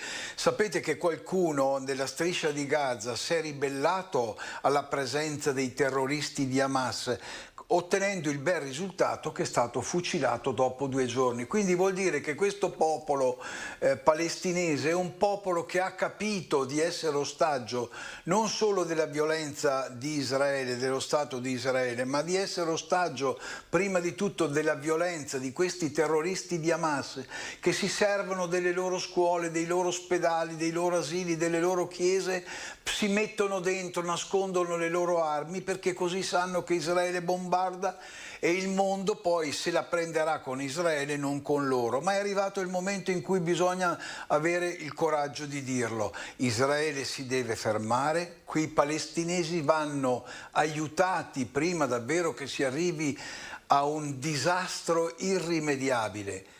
Ma va detta anche un'altra cosa. E i paesi arabi perché stanno alla porta? Mi verrebbe da dire, ma i paesi arabi perché non sono preoccupati del destino dei loro fratelli che parlano la loro lingua? Ecco, è un punto interrogativo sul quale ci dobbiamo davvero chiedere il perché. E con questo punto interrogativo, con questa domanda posta da Don Bruno Fasani, andiamo a chiudere questa ampia pagina che abbiamo voluto dedicare anche oggi all'interno del nostro spazio informativo a questa situazione, una situazione davvero terribile che sta vivendo il Medio Oriente, la Terra Santa, dei luoghi molto amati da tutti noi. Chiudiamo questa pagina per proseguire con un'altra notizia, una buona notizia direi, che arriva dalla provincia di Verona, da San Giovanni Lupatoto, dove è in corso di costruzione nell'area fra via Monte Ortigara e via Pasubio un asilo nido che verrà intitolato il Movimento Cattolico dei Focolarini Chiara Lubic. La Giunta, che già nel recente passato aveva dedicato incontri ed altre iniziative a questa corrente religiosa laicale. Il nido si chiamerà per la precisione la Casa dei Germogli Chiara Lubic. La struttura sarà completata entro il marzo del prossimo anno e amplia i posti, e questo è importante, i posti disponibili per la prima infanzia, che saliranno a 99 unità, raddoppiando quindi l'offerta pubblica. L'assessore all'infanzia Deborah ha deciso di dedicare il nuovo nido a Chiara Lubic sua dedizione all'educazione dei bambini e soprattutto perché ha incarnato, ed è vero, il valore della pace che appartiene all'identità culturale lupatotina. E questa mi sembra che sia davvero una buonissima notizia, mentre abbiamo visto in onda alcune immagini di repertorio che ci raccontavano il grande cuore e il grande amore di Chiara Lubich per tutta la gente, per l'unità, così come il movimento dei focolari continua ad portare avanti. Ed ora proseguiamo la nostra scaletta, proseguiamo la nostra trasmissione tra breve con un incontro, con un'iniziativa musicale di cui abbiamo parlato anche noi qualche anno fa, che si svolge quest'anno il 9 agosto sera in quel di Peschiera del Garda. Si tratta di un gruppo musicale che si chiama Tu sei bellezza e che porta avanti, vuole coniugare insieme la bellezza della musica, la bellezza della danza, la bellezza un po' in tutte le sue forme, proprio per parlare del bene, quel bene con la B maiuscola che per noi cristiani si incarna nella fede in Gesù Cristo, questa ricerca costante e continua di bellezza che Lui ci può dare, così come abbiamo imparato a conoscere durante anche questo giubileo dei giovani lo scorso fine settimana. Tra poco ci colleghiamo con Fra Matteo della Torre, una delle anime di questo gruppo Tu sei bellezza. Mi dicono che è pronto, lo vedo, lui si trova, mi sembra, a Piacenza o a Pavia, e arriverai qui poi in provincia di Verona sul lago di Garda nei prossimi giorni. Buongiorno intanto e grazie. Buongiorno a tutti, bentrovati. Dicevo, a Pavia o Piacenza arriverai qui? No, adesso in questo momento mi trovo a Piacenza. Piacenza e domenica sul palco di Peschiera del Garda. Sabato, quindi 9. Alle 21:30 in questa grande manifestazione estiva che organizza il comune di Peschiera del Garda, insieme agli altri ragazzi del gruppo Tu sei bellezza, saremo proprio lì per animare la serata. Cosa è Tu sei bellezza? Che cosa racconta Tu sei bellezza? Che non è la prima volta che incontriamo nella nostra storia e che è una bellissima esperienza di musica e non solo musica. Esatto, hai usato proprio la parola giusta, è un'esperienza, non vuole essere semplicemente un momento di spettacolo con la musica e la danza, ma vuole portare le persone a prendere contatto proprio con la bellezza che sono, con la parte più interiore di sé, per poi riportare tutto in quel grande grazie che è il dono della vita. Fra Matteo, come ti è venuto in mente a te e ai tuoi compagni di viaggio di creare questo gruppo musicale, e non solo musicale ma anche di danza, insomma di bellezza? Allora, abbiamo intanto coniugato un po' la passione della musica e la danza che ciascuno di noi vive, e io poi nello specifico con la mia vocazione di francescano minore. Ci è venuto in mente perché ci siamo resi conto che il nostro cuore, il cuore di ogni uomo e di ogni donna, cerca nella vita sempre la bellezza. E allora questo è diventato un po' da una parte una sfida e dall'altra il progetto. Poi, scorrendo un po' in quella bellissima preghiera di San Francesco che scrive a Dio, lui usa per 2 volte l'espressione Tu sei bellezza. E allora, come non ritrovare la bellezza del cielo dentro di noi? Questo è diventato poi il lancio che ha portato ad oggi, un po' per tutta Italia, il nostro gruppo a vivere insieme ad altri l'esperienza di bellezza. Dicevo che noi vi abbiamo conosciuti qualche anno fa, siamo venuti a vedere il vostro concerto, l'abbiamo ripreso, l'abbiamo proposto agli amici di Telepace, e le vostre sono davvero esperienze di giovani che insieme si incontrano, non solo giovani, che si incontrano a Peschiera, vi abbiamo incontrato sempre a Peschiera, e davvero è una serata di condivisione. Di bellezza nel senso dei volti che vengono da voi ad ascoltarvi, ad applaudirvi, a ballare con voi, a stare con voi. È proprio così, è proprio al termine dello spettacolo si vede come i volti sono cambiati, perché inevitabilmente arriviamo all'inizio di un concerto con la nostra storia, con la nostra quotidianità, magari anche con una giornata che può essere andata bene o può essere andata male, ma alla fine tutti nel momento dei saluti troviamo una luce diversa, una luce nuova, e questo è molto bello, perché vuol dire che allora quella musica raccontata in parole, che poi sono dei pezzi di vita, e la dinamica e l'energia del ballo insieme alla disponibilità del cuore, questo crea quella magia che inevitabilmente cambia lo stato d'animo e cambia il cuore. Sai, io da tanti anni che seguo la musica di ispirazione cristiana, direi da 20 anni e forse qualcosa di più, e vedo un'evoluzione, ho visto un'evoluzione negli ultimi tempi, perché effettivamente è migliorata sicuramente in qualità e in proposta. La vostra è una proposta di evangelizzazione, ma è una proposta a 360 gradi anche a quelli che sono lontani, forse ancora meglio per loro. Sicuramente, anche perché l'intenzione è proprio questa, il linguaggio, parliamo di evangelizzazione quando poi primi ad essere evangelizzati siamo sempre noi, perché veramente gli incontri con le storie degli altri cambiano anche noi.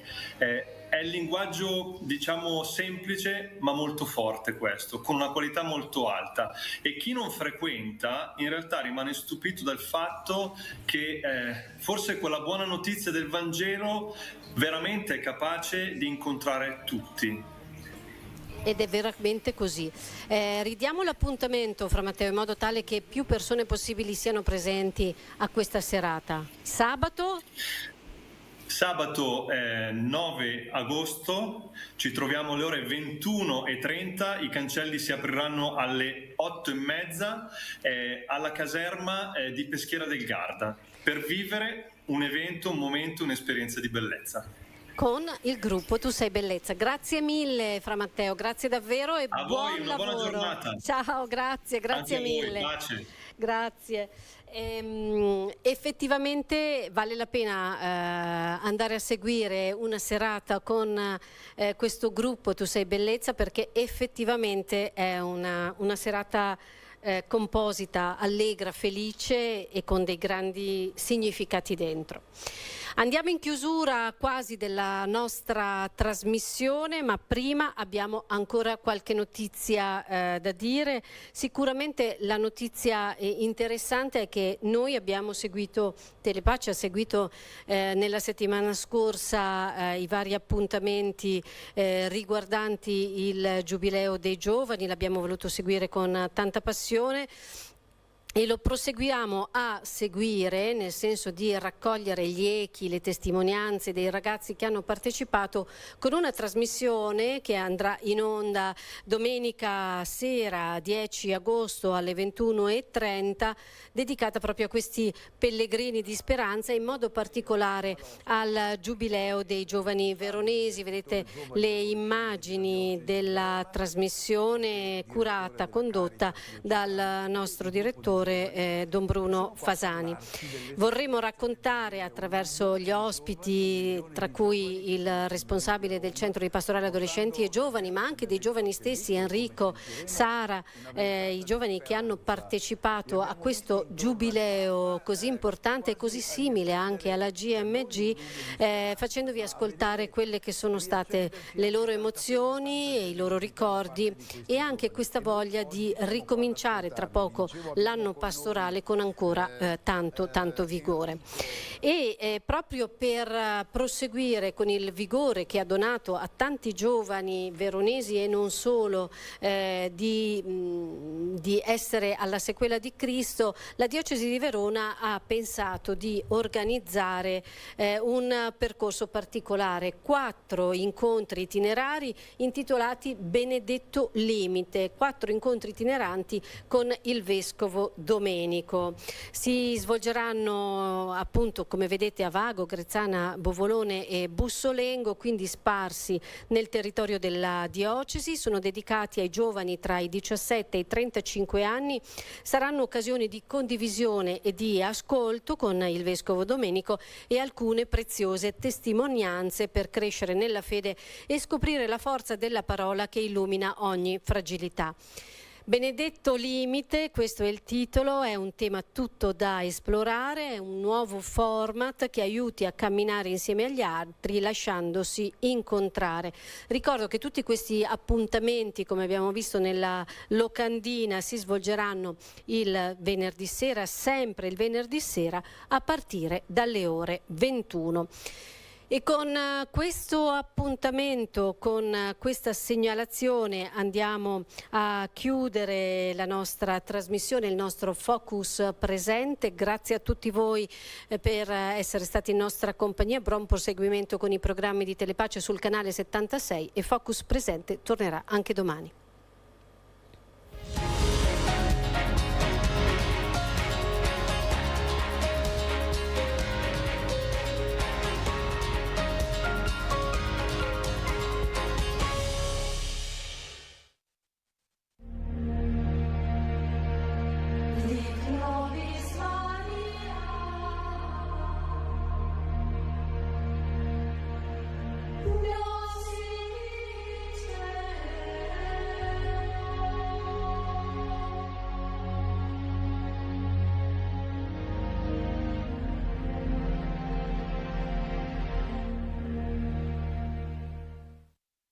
Nel nome del Padre, del Figlio e dello Spirito Santo. Amen. O Dio, vieni a salvarmi. Signore, vieni presto in mio aiuto. Preghiamo i misteri della luce e seguiamo ancora il racconto dei fatti di Fatima. Arriva il 13 luglio 1917. In quel giorno la Madonna consegna ai bambini un messaggio che aiuta a leggere nella luce del Vangelo tutto il secolo XX. I pastorelli giungono puntuali all'appuntamento, ma Lucia è intimorita e rattristata perché le hanno trasmesso il dubbio che l'apparizione sia un trucco del demonio. La Madonna allora apre il dialogo e dice: sono io, vengo dal cielo, nell'inferno non c'è tanto splendore, tanta luce, soprattutto non c'è bontà, non c'è dolcezza, solo in cielo sbocciano questi fiori. Lucia ascolta, ma non parla. Interviene Giacinta, la più piccola, e le dice: su, parla, non vedi che la Madonna è già qui e vuole parlare? Ora Lucia domanda: ma che volete da me? Voglio, rispose la Vergine, che torniate qui il giorno 13 del mese venturo, che continuiate a pregare, a recitare il rosario tutti i giorni, per ottenere la pace nel mondo e la fine della guerra. Lucia, sempre tormentata dal dubbio, insiste: ma io vorrei chiedervi di dirmi chi siete e di fare un miracolo, perché tutti credano che siete voi ad apparire. Questa è la risposta: continuate a venire qui tutti i mesi. In ottobre io dirò chi sono e ciò che voglio. E affinché tutti credano farò un miracolo, che tutti vedranno. Lucia presenta domande di grazie. La Madonna con delicatezza risponde, sottolineando sempre per tutti la necessità della preghiera e della conversione del cuore. La Madonna aggiunge: fate penitenza per i peccatori e dite spesso: o Gesù, è per amore vostro, per la conversione dei peccatori, in riparazione dei peccati commessi contro il cuore immacolato di Maria. Dicendo queste parole, continua Lucia nelle sue memorie, la Madonna aprì nuovamente le mani e ci mostrò un grande mare di fuoco che sembrava stare sottoterra. Alzammo gli occhi alla Madonna, che ci disse con bontà, ma anche con tristezza: avete visto l'inferno, dove cadono le anime dei poveri peccatori. Per salvarle, Dio vuole stabilire nel mondo la devozione al mio cuore immacolato.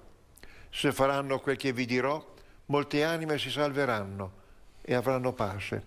La guerra sta per finire, ma se non smetteranno di offendere Dio, durante il pontificato di Pio XI, ne comincerà un'altra, ancora peggiore.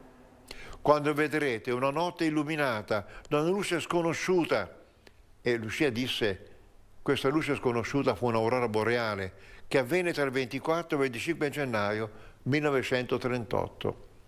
Ebbene, la Madonna diede questo segnale per avvisare che la guerra stava per scoppiare. E aggiunse: i buoni saranno martirizzati, il Santo Padre avrà molto da soffrire, varie nazioni saranno distrutte, finalmente il mio cuore immacolato trionferà. E queste parole danno un grande conforto. Finalmente il mio cuore immacolato trionferà. A questo punto i tre pastorelli vedono la scena ormai nota come la terza parte del segreto di Fatima. Cosa videro? Videro un uomo vestito di bianco che sale su una montagna, in mezzo a tante macerie, a tanti cadaveri. Viene colpito e sembra morto. San Giovanni Paolo II, in questa visione, ci conosce quello che accadde il 13 maggio 1981, proprio in piazza San Pietro, quando gli spararono con l'intenzione di ucciderlo. Ma la Madonna intervenne e Giovanni Paolo fu salvo. Meditiamo i misteri della luce. I misteri della luce ci portano lungo il fiume Giordano, dove Giovanni sta battezzando. Appena vede Gesù esclama: ecco l'agnello di Dio, ecco colui che toglie i peccati del mondo. Giovanni veramente vede Gesù come la luce che illumina il mondo. Padre nostro che sei nei cieli, sia santificato il tuo nome, venga il tuo regno, sia fatta la tua volontà, come in cielo, così in terra. Dacci il nostro pane quotidiano e rimetti a noi i nostri debiti, come anche noi rimettiamo ai nostri debitori, e non abbandonarci alla tentazione, ma liberaci dal male. Ave o Maria, piena di grazia, il Signore è con te. Tu sei benedetta fra le donne, e benedetto è il frutto del tuo seno, Gesù. Santa Maria, Madre di Dio, prega per noi peccatori, adesso e nell'ora della nostra morte. Amen. Ave o Maria, piena di grazia, il Signore è con te. Tu sei benedetta fra le donne, e benedetto è il frutto del tuo seno, Gesù. Santa Maria, Madre di Dio, prega per noi peccatori, adesso e nell'ora della nostra morte. Amen. Ave o Maria, piena di grazia, il Signore è con te. Tu sei benedetta fra le donne, e benedetto è il frutto del tuo seno, Gesù. Santa Maria, Madre di Dio, prega per noi peccatori, adesso e nell'ora della nostra morte. Amen. Ave o Maria, piena di grazia, il Signore è con te. Tu sei benedetta fra le donne, e benedetto è il frutto del tuo seno, Gesù. Santa Maria, Madre di Dio, prega per noi peccatori, adesso e nell'ora della nostra morte. Amen. Ave o Maria, piena di grazia, il Signore è con te. Tu sei benedetta fra le donne, e benedetto è il frutto del tuo seno, Gesù. Santa Maria, Madre di Dio, prega per noi peccatori, adesso e nell'ora della nostra morte. Amen. Ave o Maria, piena di grazia, il Signore è con te. Tu sei benedetta fra le donne, e benedetto è il frutto del tuo seno, Gesù. Santa Maria, Madre di Dio, prega per noi peccatori, adesso e nell'ora della nostra morte. Amen. Ave o Maria, piena di grazia, il Signore è con te. Tu sei benedetta fra le donne, e benedetto è il frutto del tuo seno, Gesù. Santa Maria, Madre di Dio, prega per noi peccatori, adesso e nell'ora della nostra morte. Amen. Ave o Maria, piena di grazia, il Signore è con te. Tu sei benedetta fra le donne, e benedetto è il frutto del tuo seno, Gesù. Santa Maria, Madre di Dio, prega per noi peccatori, adesso e nell'ora della nostra morte. Amen. Ave o Maria, piena di grazia, il Signore è con te. Tu sei benedetta fra le donne, e benedetto è il frutto del tuo seno, Gesù. Santa Maria, Madre di Dio, prega per noi peccatori, adesso e nell'ora della nostra morte. Amen. Ave o Maria, piena di grazia, il Signore è con te. Tu sei benedetta fra le donne, e benedetto è il frutto del tuo seno, Gesù. Santa Maria, Madre di Dio, prega per noi peccatori, adesso e nell'ora della nostra morte. Amen. Gloria al Padre, al Figlio, allo Spirito Santo. Come era nel principio, ora e sempre, nei secoli dei secoli. Amen. O Gesù, perdona le nostre colpe, preserva, fuoco dell'inferno, porta in cielo tutte le anime, specialmente le più bisognose della tua misericordia. Mio Dio, io credo adoro, spero e ti amo. Domando perdono per quelli che non credono, non adorano, non sperano e non ti amano. Per intercessione di Maria Immacolata e di tutti i santi, concedi, Signore, santi genitori, santi vescovi, sacerdoti e diaconi, ferventi religiosi, religiose e missionari alla tua Chiesa. Il secondo mistero della luce ci porta a Cana di Galilea. Gesù partecipa ad una festa di nozze e compie il primo miracolo, dico il primo miracolo, per salvare la gioia di una famiglia. Maria Teresa di Calcutta spesso diceva: sappiate che le famiglie si sfasciano non perché finisce l'amore, ma perché l'amore non c'è mai stato. Oggi tanta gente è incapace di amare e soltanto alla scuola di Dio si impara l'amore vero, l'amore che non appassiccia nelle difficoltà, anzi si rafforza nelle difficoltà. Padre nostro, che sei nei cieli, sia santificato il tuo nome, venga il tuo regno, sia fatta la tua volontà, come in cielo così in terra. Dacci oggi il nostro pane quotidiano, rimetti a noi i nostri debiti, come anche noi rimettiamo ai nostri debitori. Non abbandonarci alla tentazione, ma liberaci dal male. Amen. Ave Maria, piena di grazia, il Signore è con te. Tu sei benedetta fra le donne, e benedetto il frutto del tuo seno, Gesù. Santa Maria, Madre di Dio, prega per noi peccatori, adesso e nell'ora della nostra morte. Amen. Ave Maria, piena di grazia, il Signore è con te. Tu sei benedetta fra le donne, e benedetto il frutto del tuo seno, Gesù. Santa Maria, Madre di Dio, prega per noi peccatori, adesso e nell'ora della nostra morte. Amen. Ave Maria, piena di grazia, il Signore è con te. Tu sei benedetta fra le donne, e benedetto il frutto del tuo seno, Gesù. Santa Maria, Madre di Dio, prega per noi peccatori, adesso e nell'ora della nostra morte. Amen. Ave Maria, piena di grazia, il Signore è con te. Tu sei benedetta fra le donne, e benedetto il frutto del tuo seno, Gesù. Santa Maria, Madre di Dio, prega per noi peccatori, adesso e nell'ora della nostra morte. Amen. Ave Maria, piena di grazia, il Signore è con te.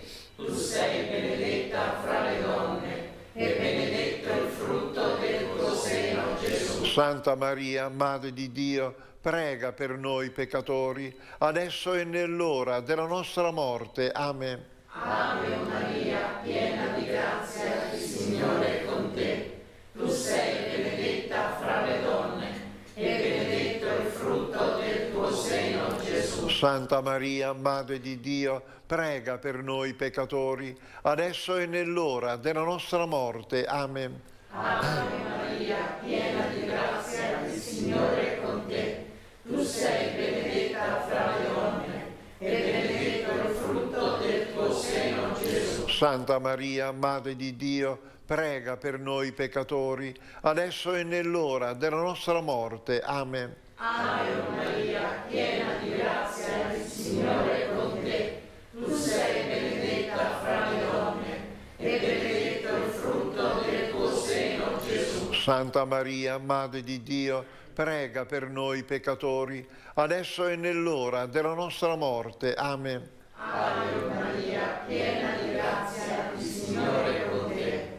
Tu sei benedetta fra le donne, e benedetto il frutto del tuo seno, Gesù. Santa Maria, Madre di Dio, prega per noi peccatori, adesso e nell'ora della nostra morte. Amen. Ave Maria, piena di grazia, il Signore è con te.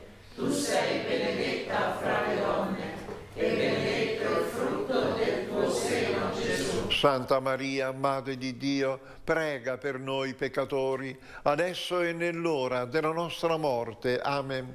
Gloria al Padre, al Figlio e allo Spirito Santo, come era in principio e sempre, nei secoli dei secoli. Amen. O Gesù, perdona le nostre colpe, preservaci dal fuoco dell'inferno, porta in cielo tutte le anime, specialmente le più bisognose della tua misericordia.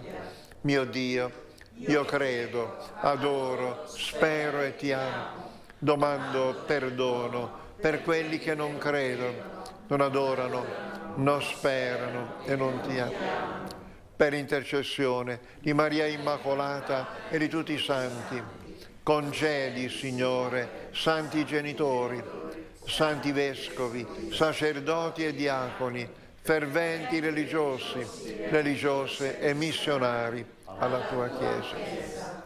Il terzo mistero della luce ci presenta Gesù che cammina per le strade della Palestina e ci consegna le beatitudini. Una delle più belle beatitudini è questa: beati gli operatori di pace, perché saranno chiamati figli di Dio. Don Primo Mazzolari un giorno disse: ma possibile che non vi accorgete che il mondo è stanco di odio, è stanco di guerre, stanco di odio, smettetela di seminare guerre. Pensate, oggi nel pianeta una persona su 8 vive in un paese in guerra. Siamo veramente impazziti, il mondo è veramente stanco di odio. Padre nostro che sei nei cieli, sia santificato il tuo nome, venga il tuo regno, sia fatta la tua volontà, come in cielo, così in terra. Dacci oggi il nostro pane quotidiano, e rimetti a noi i nostri debiti, come anche noi li rimettiamo ai nostri debitori, e non abbandonarci alla tentazione, ma liberaci dal male. Ave o Maria, piena di grazia, il Signore è con te. Tu sei benedetta fra le donne, e benedetto è il frutto del tuo seno, Gesù. Santa Maria, Madre di Dio, prega per noi peccatori, adesso e nell'ora della nostra morte. Amen. Ave o Maria, piena di grazia, il Signore è con te.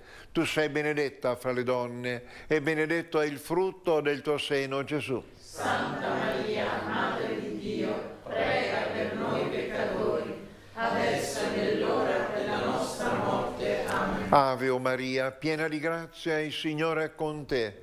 Tu sei benedetta fra le donne, e benedetto è il frutto del tuo seno, Gesù. Santa Maria, Madre di Dio, prega per noi peccatori, adesso e nell'ora della nostra morte. Amen. Ave o Maria, piena di grazia, il Signore è con te.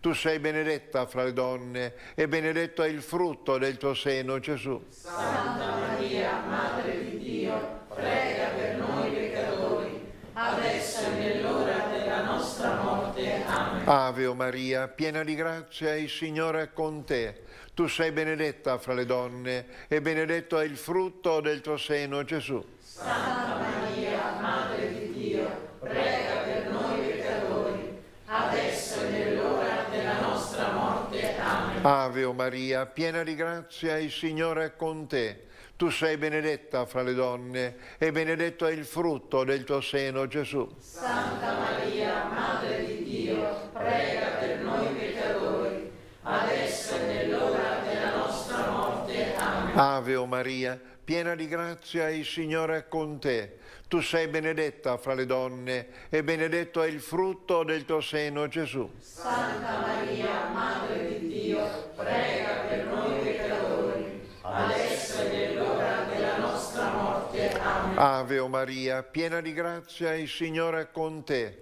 Tu sei benedetta fra le donne, e benedetto è il frutto del tuo seno, Gesù. Santa Maria, Madre di Dio, prega per noi peccatori, adesso e nell'ora della nostra morte. Amen. Ave o Maria, piena di grazia, il Signore è con te. Tu sei benedetta fra le donne, e benedetto è il frutto del tuo seno, Gesù. Santa Maria, Madre di Dio, prega per noi peccatori, adesso e nell'ora della nostra morte. Amen. Ave o Maria, piena di grazia, il Signore è con te.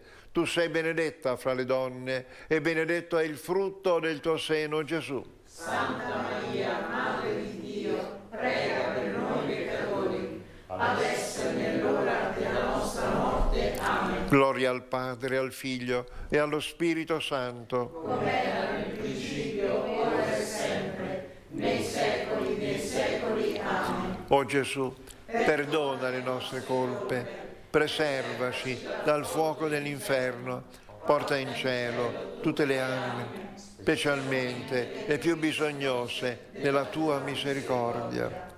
Mio Dio, io credo, adoro, spero e ti amo. Domando perdono per quelli che non credono, non adorano, non sperano e non ti amano.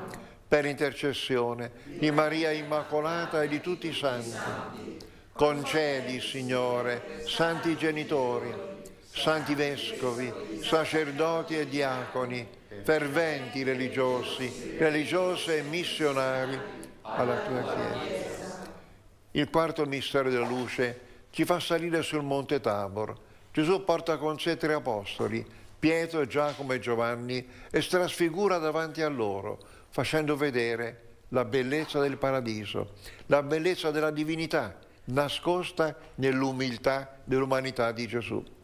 Pensate, Carlo de Foucault sognava di poter aprire sul Monte Tabor una piccola chiesa, una cappella, con il Santissimo sempre esposto, con l'adorazione continua, perché diceva, in ginocchio davanti a Gesù, davanti all'Eucaristia, si fa l'esperienza del paradiso. E aveva ragione. Padre nostro, che sei nei cieli, sia santificato il tuo nome, venga il tuo regno, sia fatta la tua volontà, come in cielo, così in terra. Dacci oggi il nostro pane quotidiano, rimetti a noi i nostri debiti, come anche noi li rimettiamo ai nostri debitori, non abbandonarci alla tentazione, ma liberaci dal male. Amen. Ave Maria, piena di grazia, il Signore è con te. Tu sei benedetta fra le donne e benedetto il frutto del tuo seno, Gesù. Santa Maria, Madre di Dio, prega per noi peccatori, adesso e nell'ora della nostra morte. Amen. Ave Maria, piena di grazia, il Signore è con te. Tu sei benedetta fra le donne e benedetto il frutto del tuo seno, Gesù. Santa Maria, Madre di Dio, prega per noi peccatori, adesso e nell'ora della nostra morte. Amen.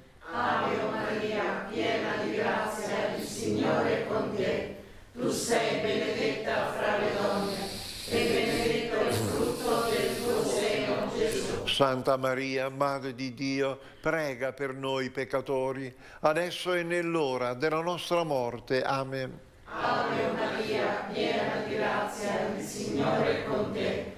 Tu sei benedetta fra le donne e benedetto il frutto del tuo seno, Gesù. Santa Maria, Madre di Dio, prega per noi peccatori, adesso e nell'ora della nostra morte. Amen. Ave Maria, piena di grazia, il Signore è con te. Tu sei benedetta fra le donne e benedetto il frutto del tuo seno, Gesù. Santa Maria, Madre di Dio, prega per noi peccatori, adesso e nell'ora della nostra morte. Amen.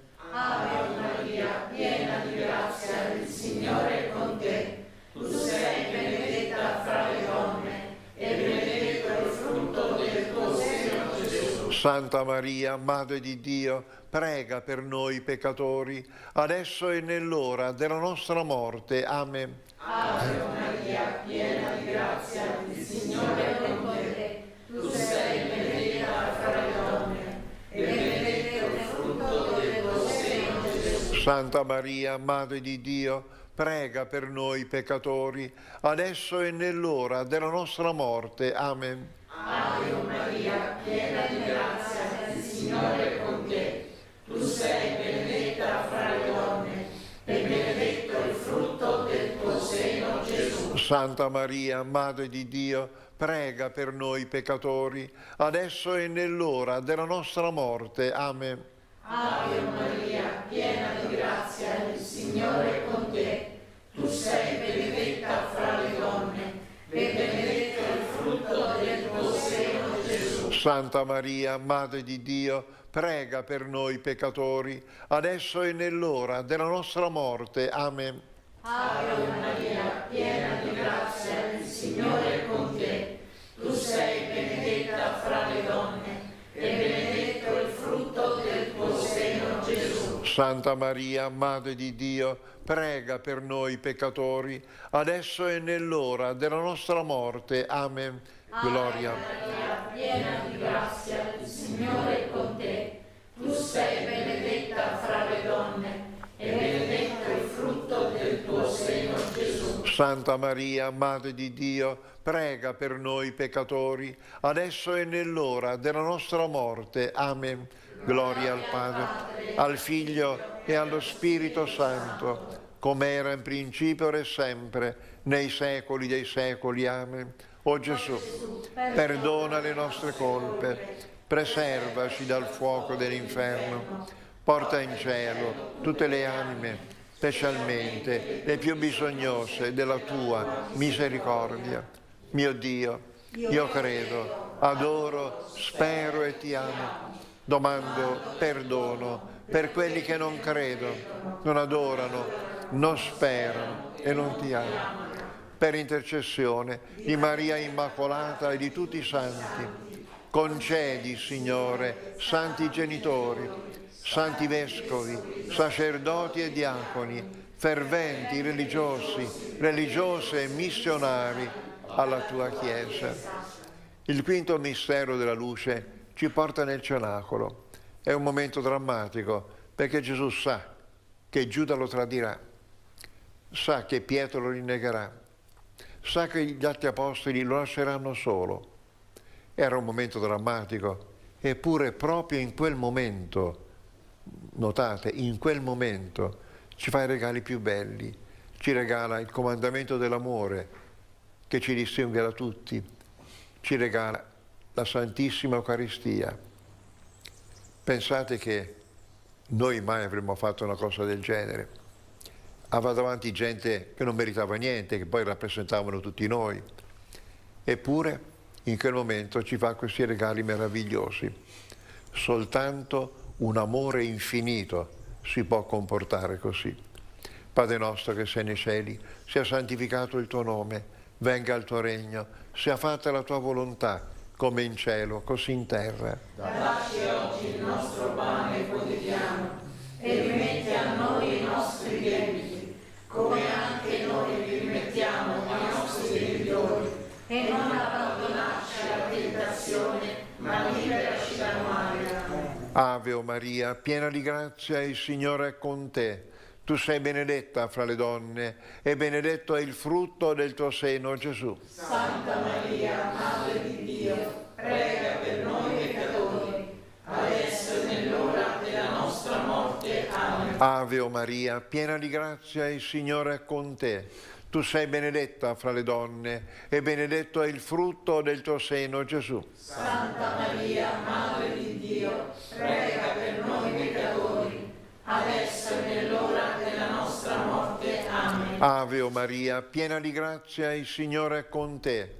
Tu sei benedetta fra le donne e benedetto è il frutto del tuo seno, Gesù. Santa Maria, Madre di Dio, prega per noi peccatori, adesso e nell'ora della nostra morte. Amen. Ave o Maria, piena di grazia, il Signore è con te. Tu sei benedetta fra le donne e benedetto è il frutto del tuo seno, Gesù. Santa Maria, Madre di Dio, prega per noi peccatori, adesso e nell'ora della nostra morte. Amen. Ave o Maria, piena di grazia, il Signore è con te. Tu sei benedetta fra le donne e benedetto è il frutto del tuo seno, Gesù. Santa Maria, Madre di Dio, prega per noi peccatori, adesso e nell'ora della nostra morte. Amen. Ave o Maria, piena di grazia, il Signore è con te. Tu sei benedetta fra le donne e benedetto è il frutto del tuo seno, Gesù. Santa Maria, Madre di Dio, prega per noi peccatori, adesso e nell'ora della nostra morte. Amen. Ave o Maria, piena di grazia, il Signore è con te. Tu sei benedetta fra le donne e benedetto è il frutto del tuo seno, Gesù. Santa Maria, Madre di Dio, prega per noi peccatori, adesso e nell'ora della nostra morte. Amen. Ave o Maria, piena di grazia, il Signore è con te. Tu sei benedetta fra le donne e benedetto è il frutto del tuo seno, Gesù. Santa Maria, Madre di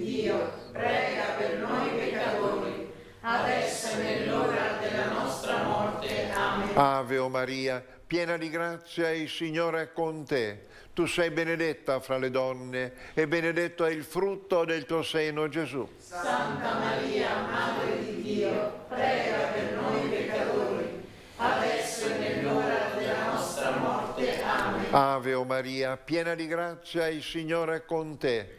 Tu sei benedetta fra le donne e benedetto è il frutto del tuo seno, Gesù. Santa Maria, Madre di Dio, prega per noi peccatori, adesso e nell'ora della nostra morte. Amen. Gloria al Padre, al Figlio e allo Spirito Santo. Come era nel principio, ora e sempre, nei secoli dei secoli. Amen. O Gesù, perdona le nostre colpe, preservaci dal fuoco dell'inferno, porta in cielo tutte le anime, specialmente le più bisognose della tua misericordia.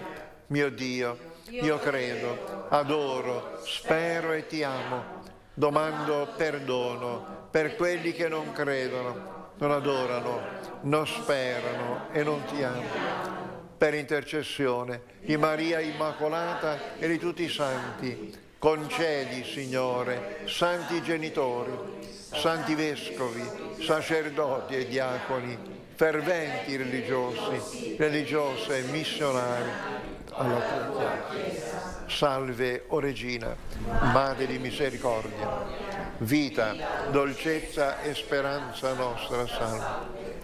A te ricorriamo, noi esuli, figli di Eva, a te sospiriamo, gementi e piangenti in questa valle di lacrime. Orsù dunque, Avvocata nostra, rivolgi a noi gli occhi tuoi misericordiosi e mostraci, dopo questo esilio, Gesù, frutto benedetto del tuo seno, o clemente, o pia, o dolce Vergine Maria.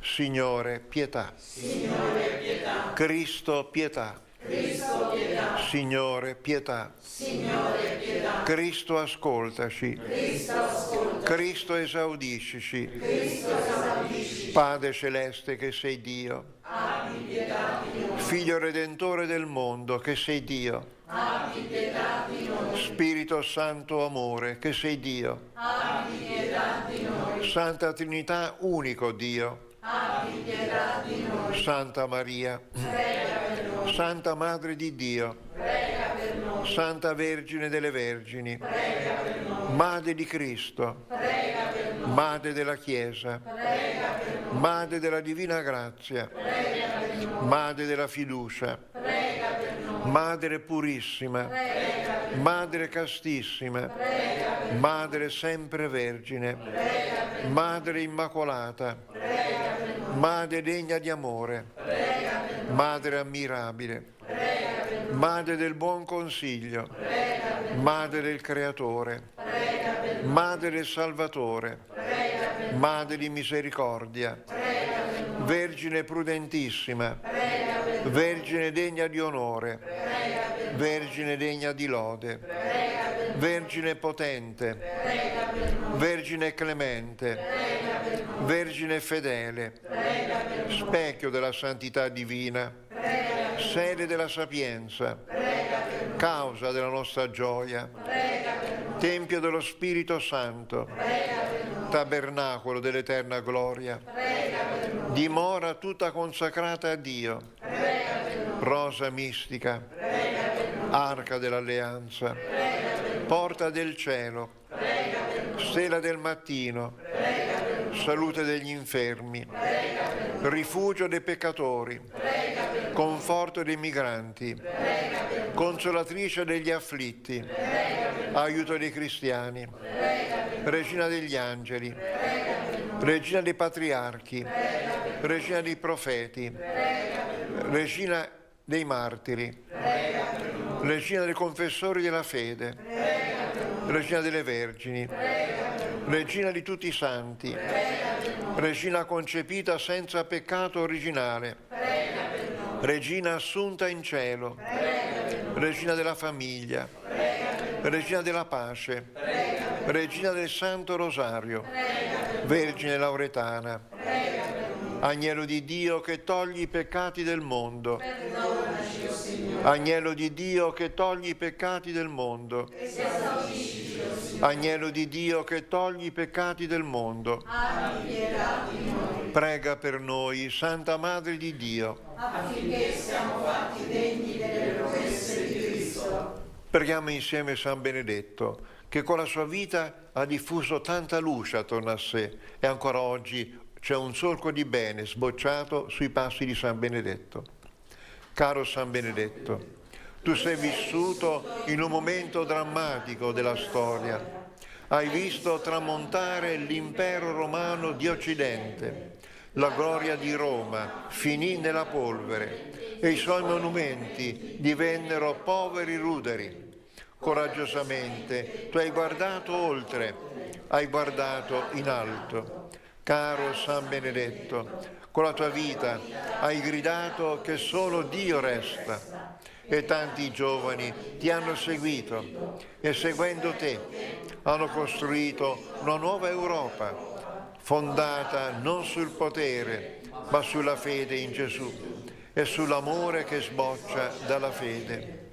I tuoi laboriosi monaci sono diventati costruttori pazienti e tenaci di una nuova civiltà, la civiltà cristiana.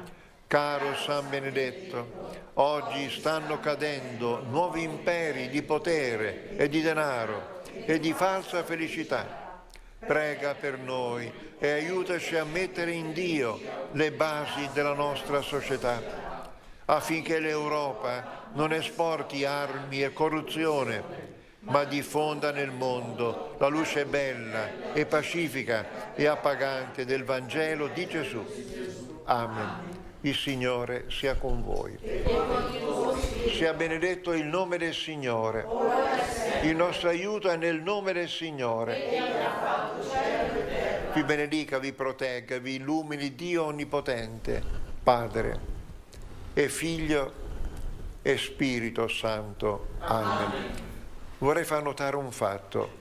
Il proiettile che venne sparato contro Giovanni Paolo II oggi si trova nel punto di convergenza delle foglie della corona, sotto il globo. Lì c'è un piccolo spazio.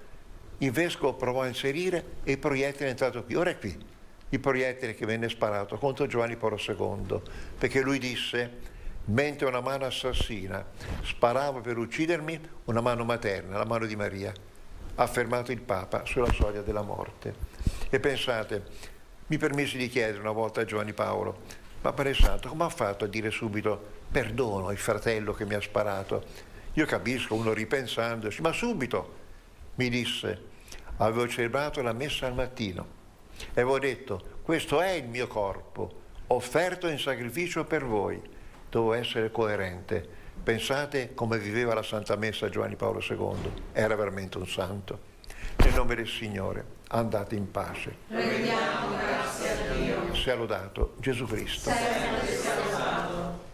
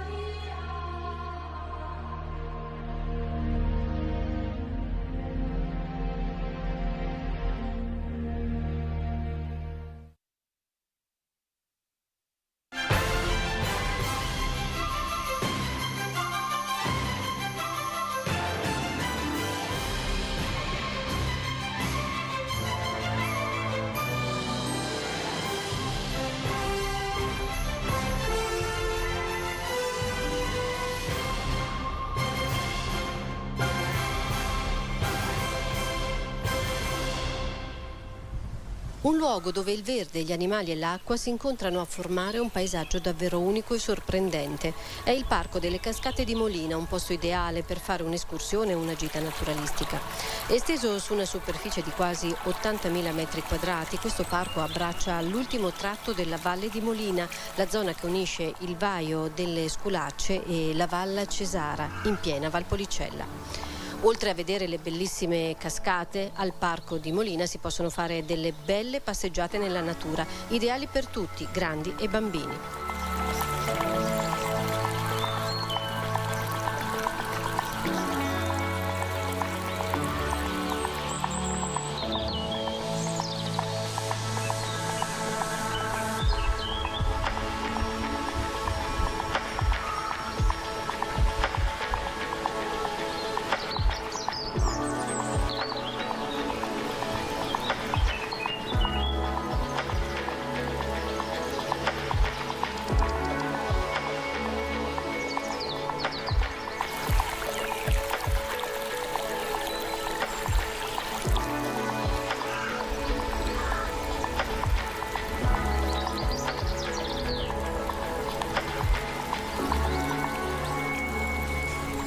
Oasi naturalistica del Parco regionale di Monti Lessini, paesino di Molina. Già il nome vi fa capire da che cosa può esserci a Molina.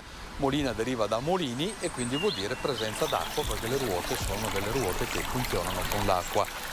A memoria d'uomo Molina non è mai rimasta senza acqua, quindi questa quantità in teoria c'è sempre stata. Il Parco delle Cascate è un percorso che dura più o meno intorno alle 2 ore e mezza, adatto a tutti, però senza problemi motori, perché comunque c'è sempre un dislivello di 200 metri da percorrere, particolarmente adatto alle famiglie, che comunque diciamo che le famiglie sono il cuore del Parco delle Cascate. Genitori, bambini, nonni, scuole, greste estivi e tutte queste cose sono bene o male le figure che animano la primavera e l'estate di questo parco.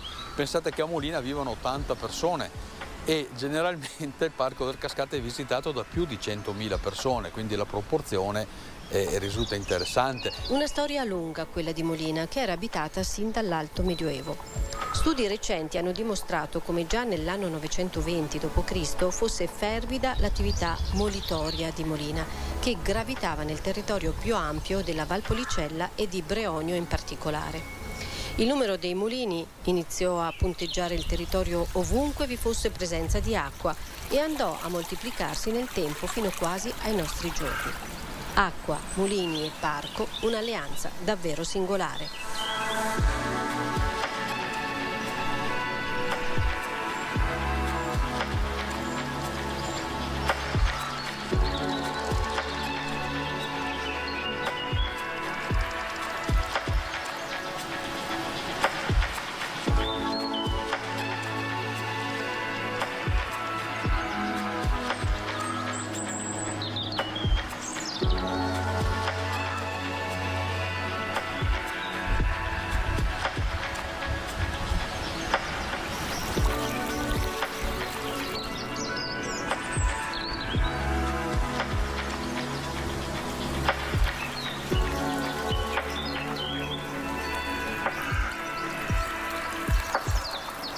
Bella anche la storia di questo parco, perché è nata negli anni 70 col volontariato di tutte le famiglie di Molina che hanno lavorato sabato e domenica gratuitamente appunto per realizzare i primi percorsi, coordinati e aiutati da Fratel Perin, questo confratello dell'Opera del Don Calabria, che si è impegnato anche lui moltissimo per iniziare a trovare gli accordi con i proprietari, a costruire i primi percorsi, a creare le prime infrastrutture e quindi rendere visitabile questo sito. Negli anni 80 questo comitato, questo volontariato spontaneo di molinesi è stato sostituito dalla Proloco e poi negli anni 90 da una struttura ancora più organizzata che è la Vivere Molina SRL, dove tutte le famiglie di Molina, o quasi tutte, detengono una quota. Quindi diciamo che il parco è gestito dal paese, dagli abitanti del piccolo borgo di Molina. I percorsi sono 3, come vi dicevo, c'è quello più lungo che è il percorso nero, che dura circa 2 ore e mezza e ci fa vedere tutto il parco, compresa la parte escursionistica, C'è il percorso rosso, che è quello diciamo più quotato generalmente, che dura un'ora, un'ora e mezza e ci fa vedere tutte le cascate, e poi c'è un mini percorso che è il percorso verde, che diciamo è adatto a chi vuole camminare un po' meno. E dunque partiamo alla scoperta di questo ambiente tra cascate, pareti scoscese e sentieri immersi nel verde e, senza dimenticare, le attrazioni, tutte da provare.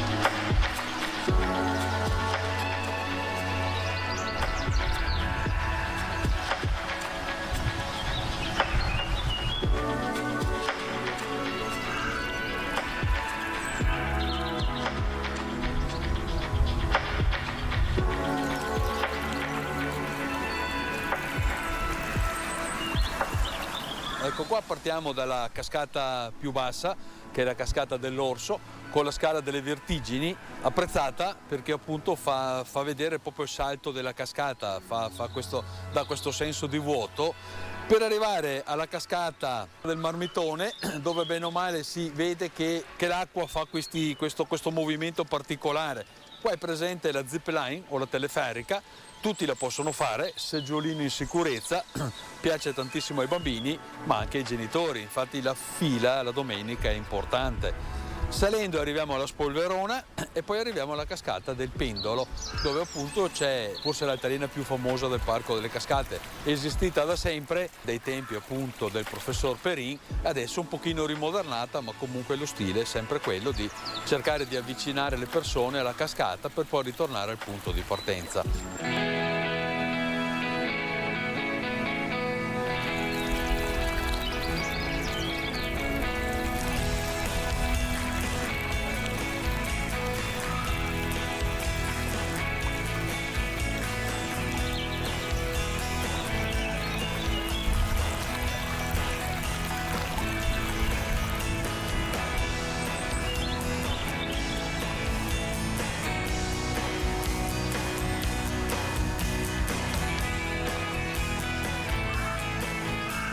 Il parco è tutto in sicurezza, adatto a tutti i tipi di età. Noi consigliamo l'utilizzo di un marsupio o di uno zainetto per poter avere i bimbi in sicurezza, soprattutto avere le mani libere per poter fare questo tipo di escursione. Il parco, come raccontavamo in apertura, è il luogo ideale per le famiglie, ma anche per gite scolastiche o magari per centri estivi.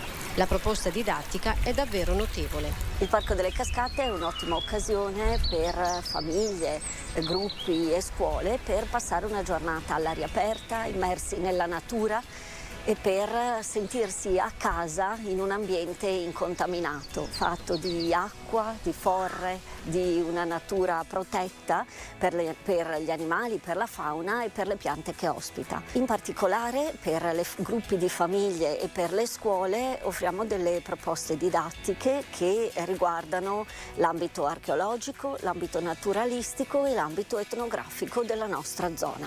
L'ambito archeologico si fonda sulla profondità della ricerca storica nelle nostre zone e nei resti archeologici che sono affiorati in tutta la valle e quindi riguardano il Paleolitico e il Neolitico. Nell'ambito naturalistico offriamo dei laboratori riguardanti la biodiversità presente nell'acqua, le specie di macroinvertebrati e la fauna protetta che ospita, e un laboratorio del bosco che focalizza l'attenzione su foglie, piante e fiori presenti in questo ambiente. L'ambito etnografico invece si svolge in parte a Molina con un laboratorio del pane all'interno del Mulin de Lorenzo, che è un mulino restaurato, particolarmente accogliente per le famiglie e per i gruppi, un laboratorio del formaggio che si svolge nella malga turnaria presente in paese a Molina, un laboratorio delle api in collaborazione con l'apiario sociale che ha sede in paese e un laboratorio della lana che focalizza l'attenzione sulla pecora brogna, che è una specie autoctona della Lessinia.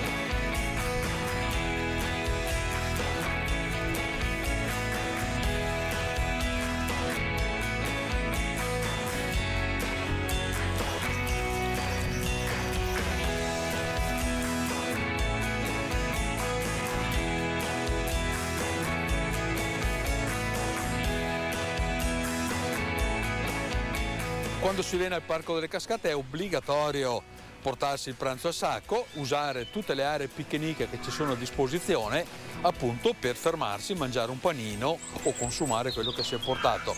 Vi chiediamo aiuto nella raccolta differenziata, nel Parco delle Cascate cerchiamo di differenziare il più possibile, arriviamo a percentuali importanti che poi comunque ci fa anche capire l'importanza del rispetto e della tutela dell'ambiente. Il Parco delle Cascate cerca anche appunto di favorire, di promuovere questa formazione ambientale. Infatti tanti dei percorsi che noi proponiamo alle scuole, ai gruppi e ai GREST sono appunto di rispetto e formazione dell'ambiente, cercando di far conoscere quello che ci è attorno, quindi la natura, la botanica, la geologia, e quindi cercare di far capire ai ragazzi e ai bimbi che queste cose vanno rispettate, perché come è bello che le vediamo noi, è bello che le vedano anche le generazioni future. I visitatori al Parco delle Cascate trovano sentieri ben tracciati di facile percorribilità, adatte a tutti a seconda delle condizioni fisiche, pur di avere un abbigliamento adeguato e la volontà di passare una giornata in mezzo alla natura. Lungo i percorsi trovano pannelli di approfondimento sulle varie tematiche che riguardano il parco, quindi approfondimenti geologici, archeologici, botanici, naturalistici, faunistici. Per i gruppi, se lo desiderano, è possibile essere accompagnati da una guida per avere approfondimenti su queste tematiche.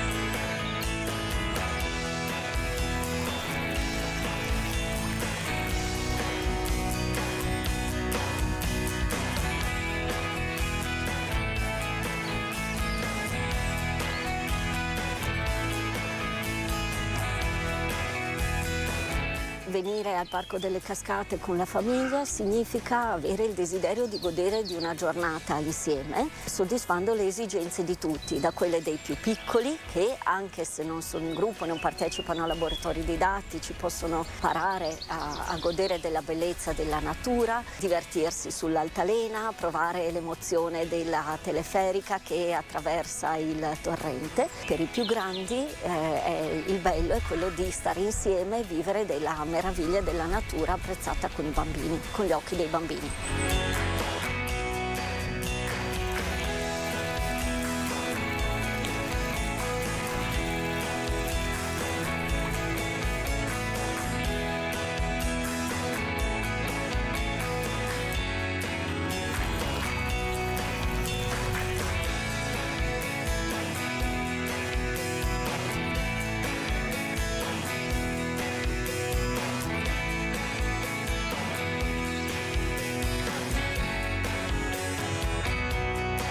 E se dopo la visita al Parco delle Cascate si ha ancora voglia di scoprire questo territorio, si può visitare l'antico borgo medievale di Molina, che conserva i segni distintivi della storia passata, tra lavatoie e case realizzate per la maggior parte secondo la tipica architettura della Lessinia occidentale, con lastre di scaglia rossa alla roccia sedimentaria estratta nelle cave locali.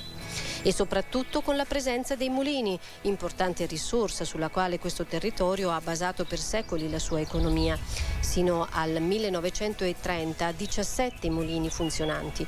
Oggi 2 i mulini che si possono visitare, il mulino di Lorenzo e il mulino dei Veraghi. Dopo la visita del Parco delle Cascate è possibile visitare uno dei 2 mulini didattici ancora funzionanti a Molina, ristrutturati con i pezzi originali, funzionanti nel senso che riescono ancora a macinare il Gran Turco e anche il frumento. Molina ce n'erano tanti che funzionavano nel passato, questi 2 ci raccontano quella che è stata la storia appunto di questa attività del paese nei tempi passati. Questo è il Mulino di Lorenzo, visitabile su prenotazione sia per gruppi di famiglie che anche comunque per gruppi organizzati. Qua viene svolto anche il laboratorio del pane polenta, quindi verrà spiegato il funzionamento, l'approvvigionamento dei cereali e soprattutto la lavorazione con la cottura del pane. Venite a trovarci al Parco delle Cascate di Molina, che oltre alla natura incontaminata che troverete giù al parco, vedrete questa storia antica, perché Molina sembra risalire prima dell'anno 1000. Addirittura nel periodo longobardo, quando per la prima volta si sono nominate queste strutture.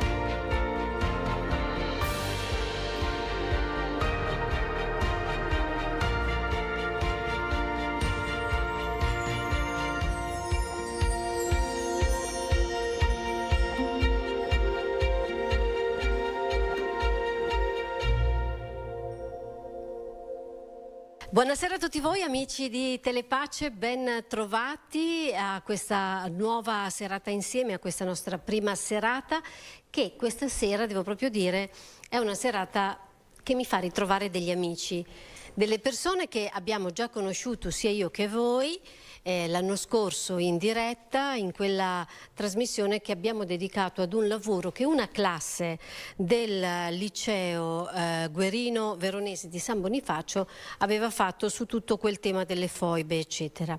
Ecco, quella stessa classe, la terza N, era la seconda allora, adesso è la terza N, ha pensato di fare un altro lavoro, un lavoro bellissimo, non vi voglio dire niente, che ci fa però andare ancora una volta nella storia, un po' prima delle foibe, quindi ancora prima, e ci farà conoscere un mistero, una storia particolare, un massacro, ma qualcosa di veramente particolare che non tutti conosciamo. Io l'ho conosciuto attraverso loro, ne avevo sentito parlare ma non così bene, e quindi sicuramente è una serata interessante. Vado subito a presentarvi i ragazzi e poi l'artefice, perché ci deve essere sempre colei che porta la carretta e che la tira e che porta avanti il progetto. Allora parto con i ragazzi, perché vedo che i ragazzi hanno già il microfono in mano. Allora Pietro, buonasera. Grazie per essere qui. Angelica, salve. Isha, salve, e Raul. Buonasera. Grazie a tutti, e saranno tutti promossi tra l'altro questi ragazzi perché sono strabravi, lo dico io in anticipo prima della fine della scuola. E poi chiaramente colei che ha portato avanti il progetto, che è la docente, la professoressa Sandra Ziviani. Grazie prof. Perché... Buonasera, grazie a voi per l'invito. Allora, partiamo dalla professoressa. Perché ancora una volta partecipare ad un concorso, e poi un concorso di un certo tipo, perché voi avete partecipato al 14° concorso per la tutela, valorizzazione e promozione del patrimonio linguistico e culturale veneto, dedicato agli studenti delle scuole del Veneto e dell'Istria di ogni ordine e grado, e siete stati premiati a Mestre, giusto? Perché avete pensato bene di intraprendere un altro lavoro, visto che quello dell'anno scorso era stato bellissimo e ben riuscito?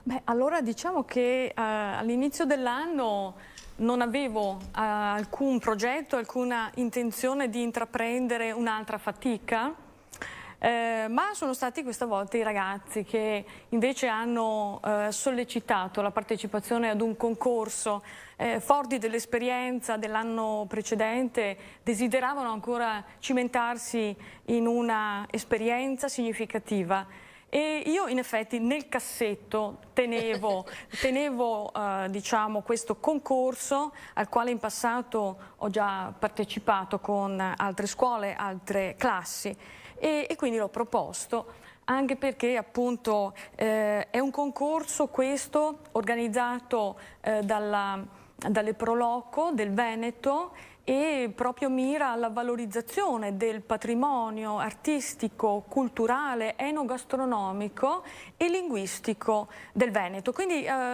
avrei potuto proporre a loro un ventaglio di possibilità molto ampio, e sicuramente qualcosa si sarebbe, diciamo, perfettamente adattato anche alle loro preferenze, inclinazioni. Infatti abbiamo poi scelto l'ambito della ricerca storico-artistica. La cosa che è particolare del lavoro che avete fatto quest'anno, che oltre al lavoro l'anno scorso avevano parlato delle foibe, non so se ricordate, e avevano realizzato tutto uno studio che derivava poi anche dalla gita che voi avevate fatto in alcuni posti, e era stato mediato da delle storie, l'avevate reso un libro illustrato eccetera. Quest'anno avete aggiunto altre capacità artistiche. Allora intanto avete voluto partecipare a questo concorso, che cosa vi ha dato come esperienza, Pietro? Allora, innanzitutto ho avuto, diciamo, un po', avendo fatto gli audio, le registrazioni audio del testo, ho avuto, diciamo, l'opportunità di fare questa nuova cosa che non avevo mai fatto, e soprattutto perché io l'anno scorso non ero presente in questa classe perché ero in un'altra scuola, e quindi l'opportunità di fare appunto questo concorso per me è stata nuova. E all'inizio l'ho accolta con un po' di dubbio, perché ero appunto un po' non avevo molta voglia di farla, però poi facendo appunto gli audio, diciamo che mi è piaciuto molto, anche perché ho potuto fare qualcosa di nuovo e migliorare anche sull'aspetto comunque della lettura e dell'interpretazione anche, perché ci vuole molto. Bravo Pietro, mi piace. Angelica? Io sono stata molto contenta che la prof ci abbia lasciato proprio il testimone questa volta, visto che abbiamo dovuto coordinare tutto noi praticamente, tutta la classe è dovuta mettersi in gioco per la disponibilità. Comunque abbiamo dovuto incrociare impegni, intrecciare molte attività, visto che comunque ognuno ha i suoi impegni, però era un lavoro collettivo, come vedremo anche per le registrazioni, poi per io la esce i disegni, le voci, come ha detto Pietro, e poi quello che sarà il lavoro finale di Raul, che ha incollato tutto praticamente, ha messo insieme tutta questa esperienza creando il video che poi vedremo. Quindi sì, la collaborazione che c'è stata è molto, molto bella. Molto stretta sto giro, ancora di più di prima. Sì. Isha. Allora, come lavoro diciamo che è stato anche impegnativo, perché anche qui abbiamo dovuto spendere notti in bianco a lavorare sui nostri disegni.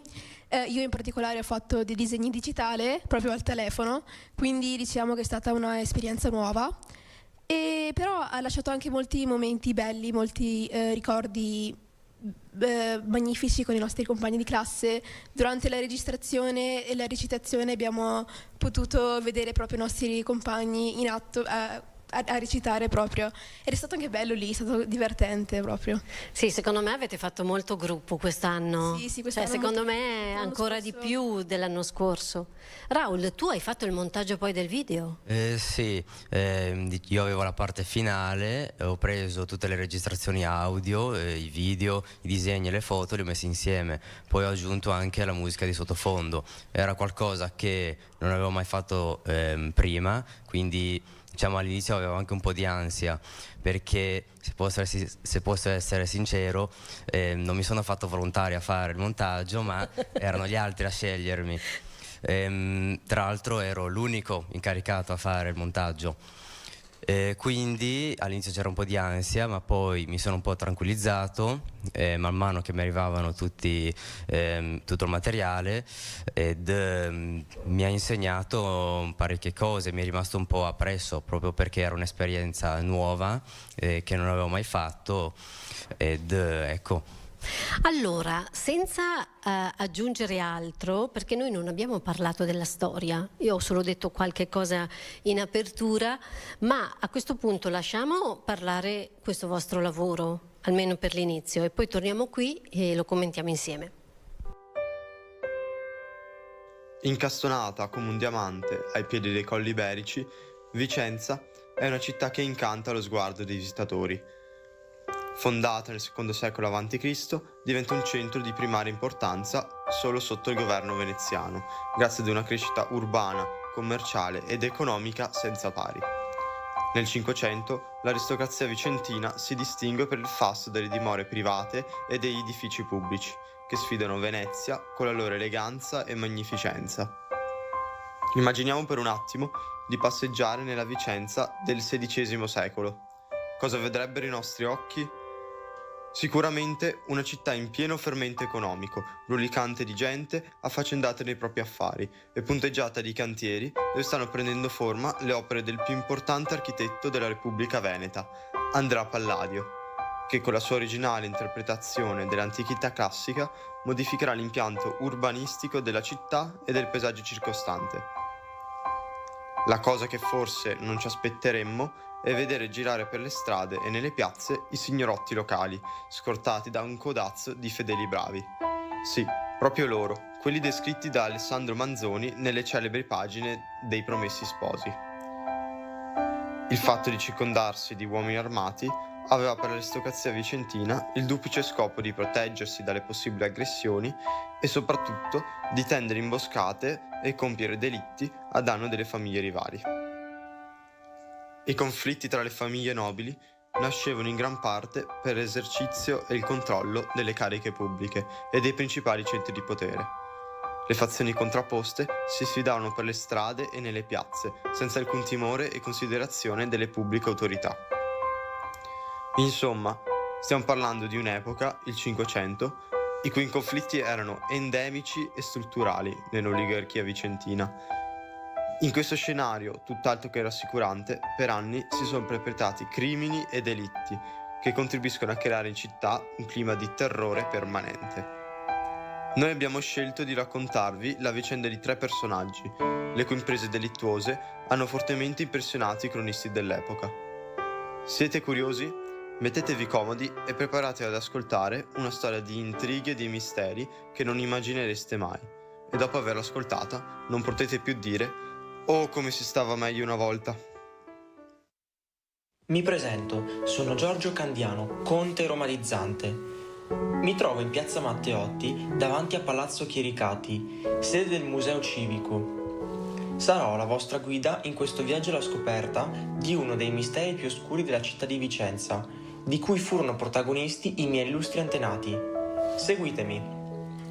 Risalendo all'ultimo tratto di Corso Palladio, un tempo denominato Contra Santa Corona, vi faccio notare sulla sinistra, tra i numeri civici 171 e 172, la colonna infame di Vicenza. Pochi in città sanno della sua esistenza, eppure il pilastro è ben visibile a chi cammina sotto i portici. Da uno storico vicentino, Giovanni da Schio, sappiamo che l'epigrafe rimase a lungo nascosta ai passanti, finché un mio antenato, venuto dalla Grecia per laurearsi all'Università di Padova, ebbe la bizzarra idea di far rivivere l'iscrizione annerita dal tempo, che così recita: «Questo è il loco dove era la casa del sceleratissimo Galeazzo da Roma, il qual con Iseppo Almerico ed altri suoi complici commissero atrocissimi omicidi in questa città dell'anno 1548 di 3 luglio». I miei antenati, i da Roma, provenivano appunto da quella città. La presenza di tombe nella chiesa di Santa Corona testimonia ancora oggi l'importanza economica e politica della mia famiglia, dovuta anche a una serie di accordi matrimoni. Non molto si è saputo finora dei tragici avvenimenti ricordati dalla scritta di infamia. Il fatto sicuramente accertato è che il 3 luglio 1548, a mezzogiorno, Galeazzo da Roma e Iseppo Almerico con altri armati irrompono nella casa dei Valmarana, in Contra San Faustino. Massacrano 3 fratelli, Tommaso, Nicolò e Alberto, e 2 servitori. Si precipitano poi in casa di Giovanni Battista Monza, dottore in legge, e lo uccidono. Quindi escono dalla città. Questo è quanto ci tramandano gli storici, ma nessuno di loro spiega il motivo di tanta efferatezza. Gli archivi giudiziari di Vicenza e della Serenissima non ci offrono aiuto. Testimonianze sconcertanti ci arrivano invece dall'Archivio di Stato di Firenze, dove i fascicoli giudiziari devono essere giunti su esplicita richiesta delle autorità fiorentine. Dai documenti veniamo a sapere che dopo il delitto, Galeazzo da Roma e gli altri si sono rifugiati nei pressi di Castel Bolognese, al sicuro dalla giustizia veneziana. Da qui Galeazzo è poi fuggito a Corfù, dove si è creata una nuova famiglia. Il fratello Leonardo ha riprovato a Milano, dove si è imposto nell'arte della guerra. Iseppo Almerico, invece, sarebbe stato decapitato anni dopo a Firenze per altri delitti. Si spiegherebbe così la presenza dei fascicoli in quella città. Ha proprio ragione il narratore di questa prima parte del vostro video. Io guardandolo, devo essere sincera, vi ho estremamente invidiato, sia perché avete fatto un lavoro di ricerca che ai tempi della preistoria, quando andavo a scuola io, non si faceva, e anche perché avete utilizzato tantissime forme espressive, e questa cosa mi sembra veramente interessante, soprattutto per gente che si sta formando per il proprio futuro. Quindi vi ho invidiati sicuramente. Poi vi ho invidiati perché voi avete fatto questo lavoro su quella colonna infame che noi di un certo tempo abbiamo imparato a conoscere attraverso Manzoni, che abbiamo studiato alle superiori, alle medie un po', e che quest'anno per motivi familiari l'ho ripreso ancora una volta per l'ennesima. E io pensavo che i bravi esistessero solo nella storia del Manzoni. In realtà i bravi c'erano, e c'erano a Vicenza, e voi avete raccontato una storia verissima. Allora, prima di tutto andiamo a dire bene, prof, di che mistero stiamo parlando, di che colonna infame, perché abbiamo intitolato la nostra serata La colonna infame di Vicenza. Di che colonna stiamo parlando? Ma allora, questa è una colonna che si trova in Corso Palladio al civico 170. Ci passano davanti i vicentini, credo, ogni giorno. Pochi però conoscono questa storia.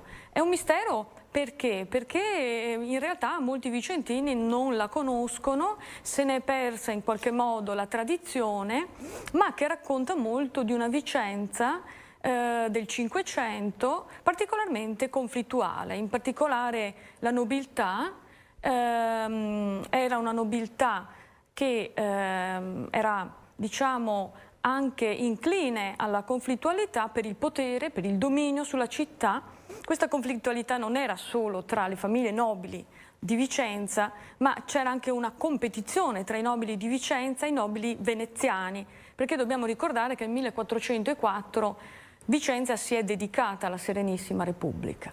E questa colonna narra di un crimine efferato. Poi, studiando le fonti, abbiamo scoperto che non si trattava di un caso isolato, ma questo è un caso di cui è rimasta memoria in questa colonna, però appunto pochi sanno, se non le guide turistiche di Vicenza e alcuni storici chiaramente esperti, ma la maggioranza non conosce i fatti che stanno dietro questo simbolo. Ma voi come avete visto che la prof ha dato il via e poi vi siete organizzati, come avete organizzato il vostro lavoro? Parli chi è capace di dare una risposta. Tutti, dai. Allora, innanzitutto appunto abbiamo iniziato con la ricerca delle fonti e io non mi sono occupato di questa parte, mi sono solo occupato delle registrazioni audio. In quanti siete in classe? In 31. Quindi ognuno aveva un incarico. E come fonte principale abbiamo utilizzato appunto il libro intitolato 3 luglio 1548, Mezzogiorno di sangue a Vicenza, di Enrico Niccolini, e nel libro appunto c'è una descrizione molto dettagliata del fatto di cronaca e anche una descrizione puntuale delle dinamiche sociali e familiari della Vicenza del Cinquecento. E poi per la realizzazione del testo un gruppo di noi si è ritrovato nei vari pomeriggi in biblioteca per appunto discutere sul lavoro e su come dividere il tutto. Complimenti.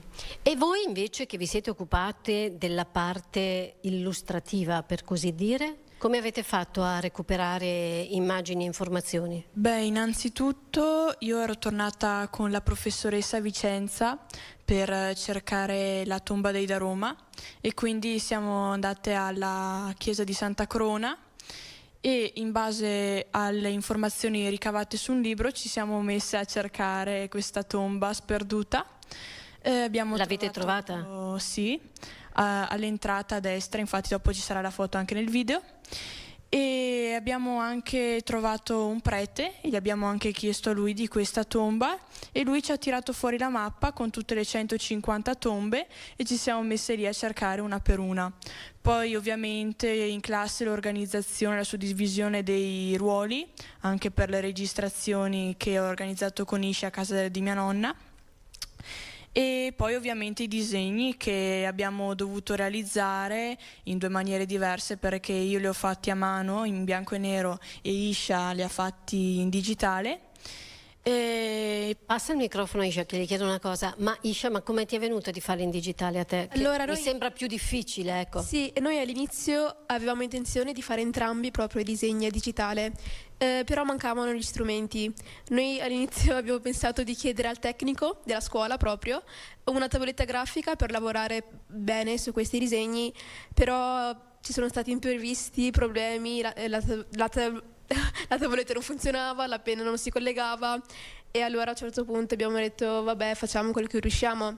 Io ho proprio una passione per il disegno e quindi è da tempo che lavoro anche sul telefono a fare questi disegni digitali e allora ho deciso di provare quest'anno a realizzare questi disegni al telefono e sono venuti anche bene, spero, e allora ecco abbiamo utilizzato questi disegni per il video.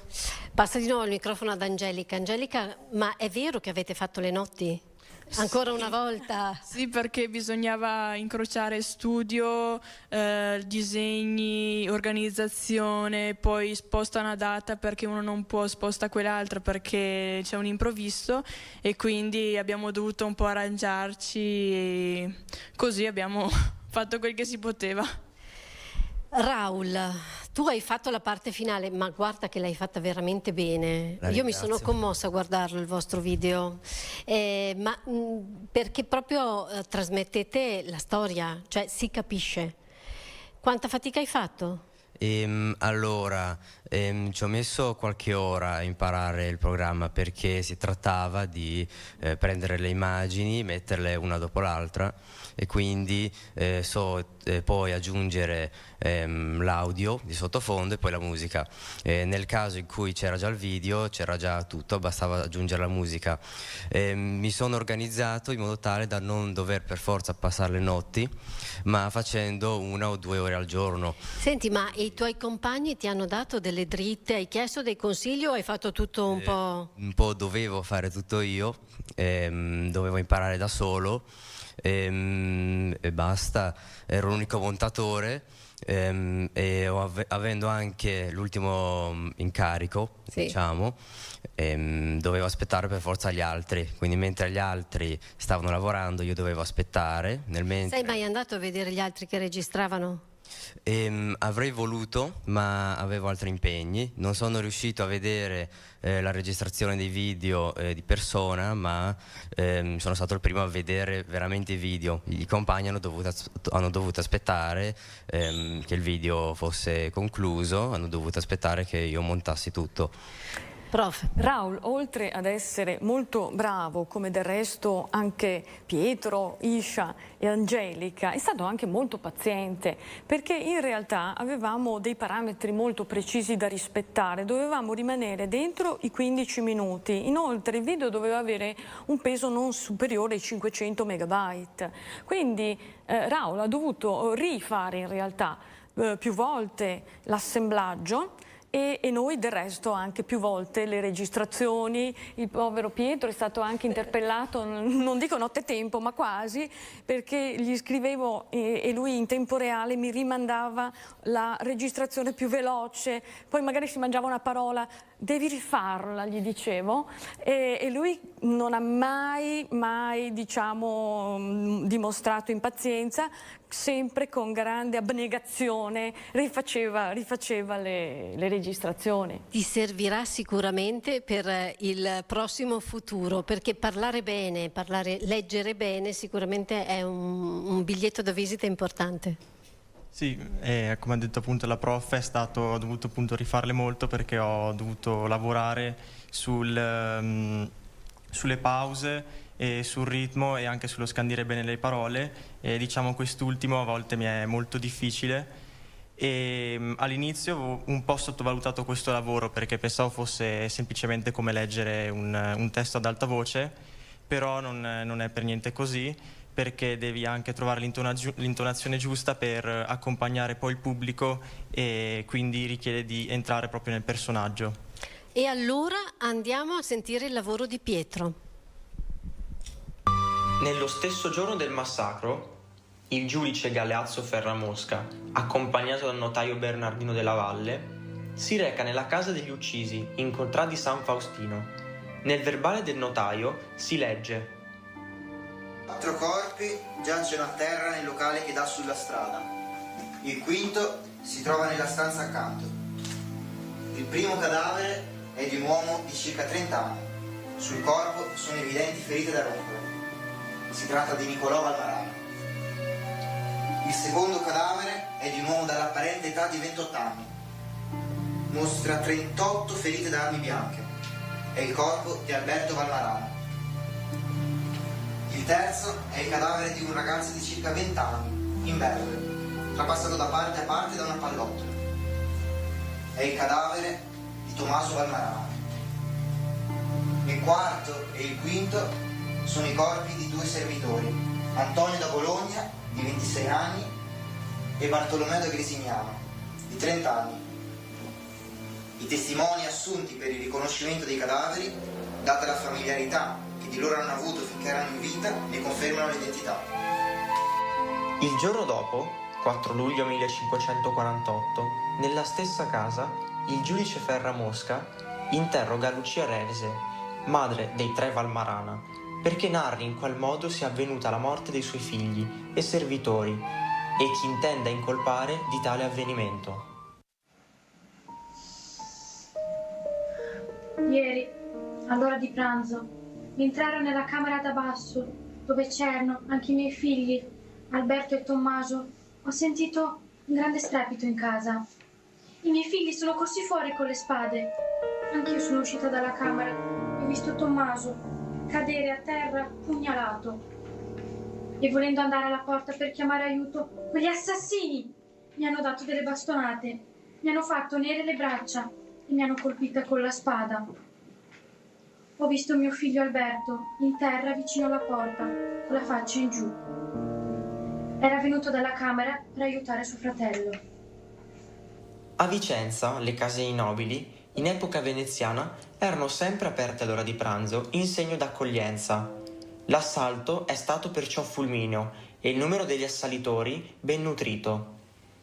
Interrogata dunque su chi fossero gli assassini e quali fosse la causa di tanto odio, Lucia Revese risponde: Io non ho riconosciuto alcuno di loro, ma erano tanti, armati di spade, di arcibughi e di bastoni. Galeazzo da Roma era nemico dei miei figli, a causa di sua sorella Elisabetta. Questa donna, essendo vedova da alquanti anni, si innamorò molto di mio figlio Alberto. La sua speranza era di goderlo lussuosamente. Per legarlo a sé, offrì in moglie a mio figlio Nicolò la sua unica figlia, accusando Alberto di averla rifiutata, e poiché questi si negava, detta donna ha cercato di avvelenare tutti e 2 i miei figli, Alberto e Nicolò, dando un'ampolla piena di acqua a una serva di nome Zuana, poiché la versasse nel vino. Ma lei ci ha confessato di quest'acqua. Per questo motivo Madonna Elisabetta, il detto Galeazzo, e i suoi fratelli Leonardo e Agostino sono diventati nemici dei miei figli. E la settimana scorsa fu scritta una lettera a messer Federico da Valmarana, che doveva fare intendere ai miei figli che si guardassero, che questi Roma avevano deliberato di ammazzarli e che non sarebbero stati al sicuro né in casa né in chiesa e né in alcun altro luogo, e che il detto Galeazzo aveva venduto tutta la sua roba. Da allora in poi i miei figli hanno preso le armi per difendersi da loro. Un delitto premeditato a lungo, dunque, e con fredda determinazione. La deposizione di Lucia Revese, però, non appare del tutto esauriente. L'accanimento contro Alberto Valmarana conferma il movente della vendetta per motivi d'onore, ma non spiega perché Iseppo Almerico abbia preso parte al delitto e ancor meno perché sia stato ucciso Giovanni Battista Monza. Si è trattato forse di 2 vendette distinte in un unico disegno criminoso? Nello stesso giorno si procede all'inventario nell'abitazione di Galeazzo da Roma, in Contras Santa Corona. Si ha l'impressione che la casa sia stata sgombrata in fretta dalle suppellettili di maggior valore. Tra i numerosi oggetti richiamano l'attenzione degli inquirenti 2 mantici da fornello per fare alchimie e diversi libri di negromanzia e incantesimi. In una piccola valigia viene ritrovata con un libro di alchimia una cassettina chiusa a chiave, con dentro un pezzo di cristallo. Anche questo è uno strumento per incantesimi?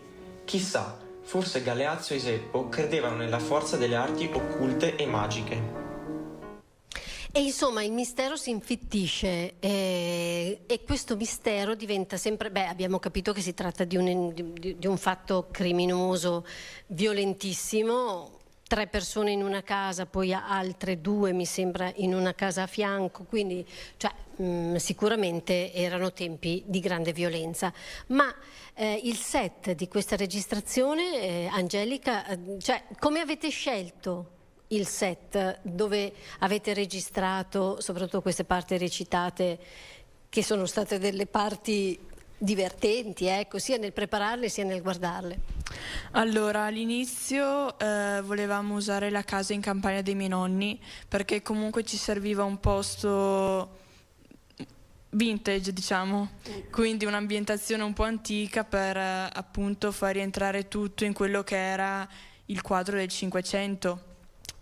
E poi però abbiamo pensato, e se piove, e se c'è freddo, e se qua e se là, e allora abbiamo pensato alla casa di mia nonna, che comunque ha attrezzature di tutti i tipi, tra i mobili di legno, poltrone, di tutto, e anche appunto la cantina dove fa su i salami mio nonno, che è lì la scena dell'omicidio.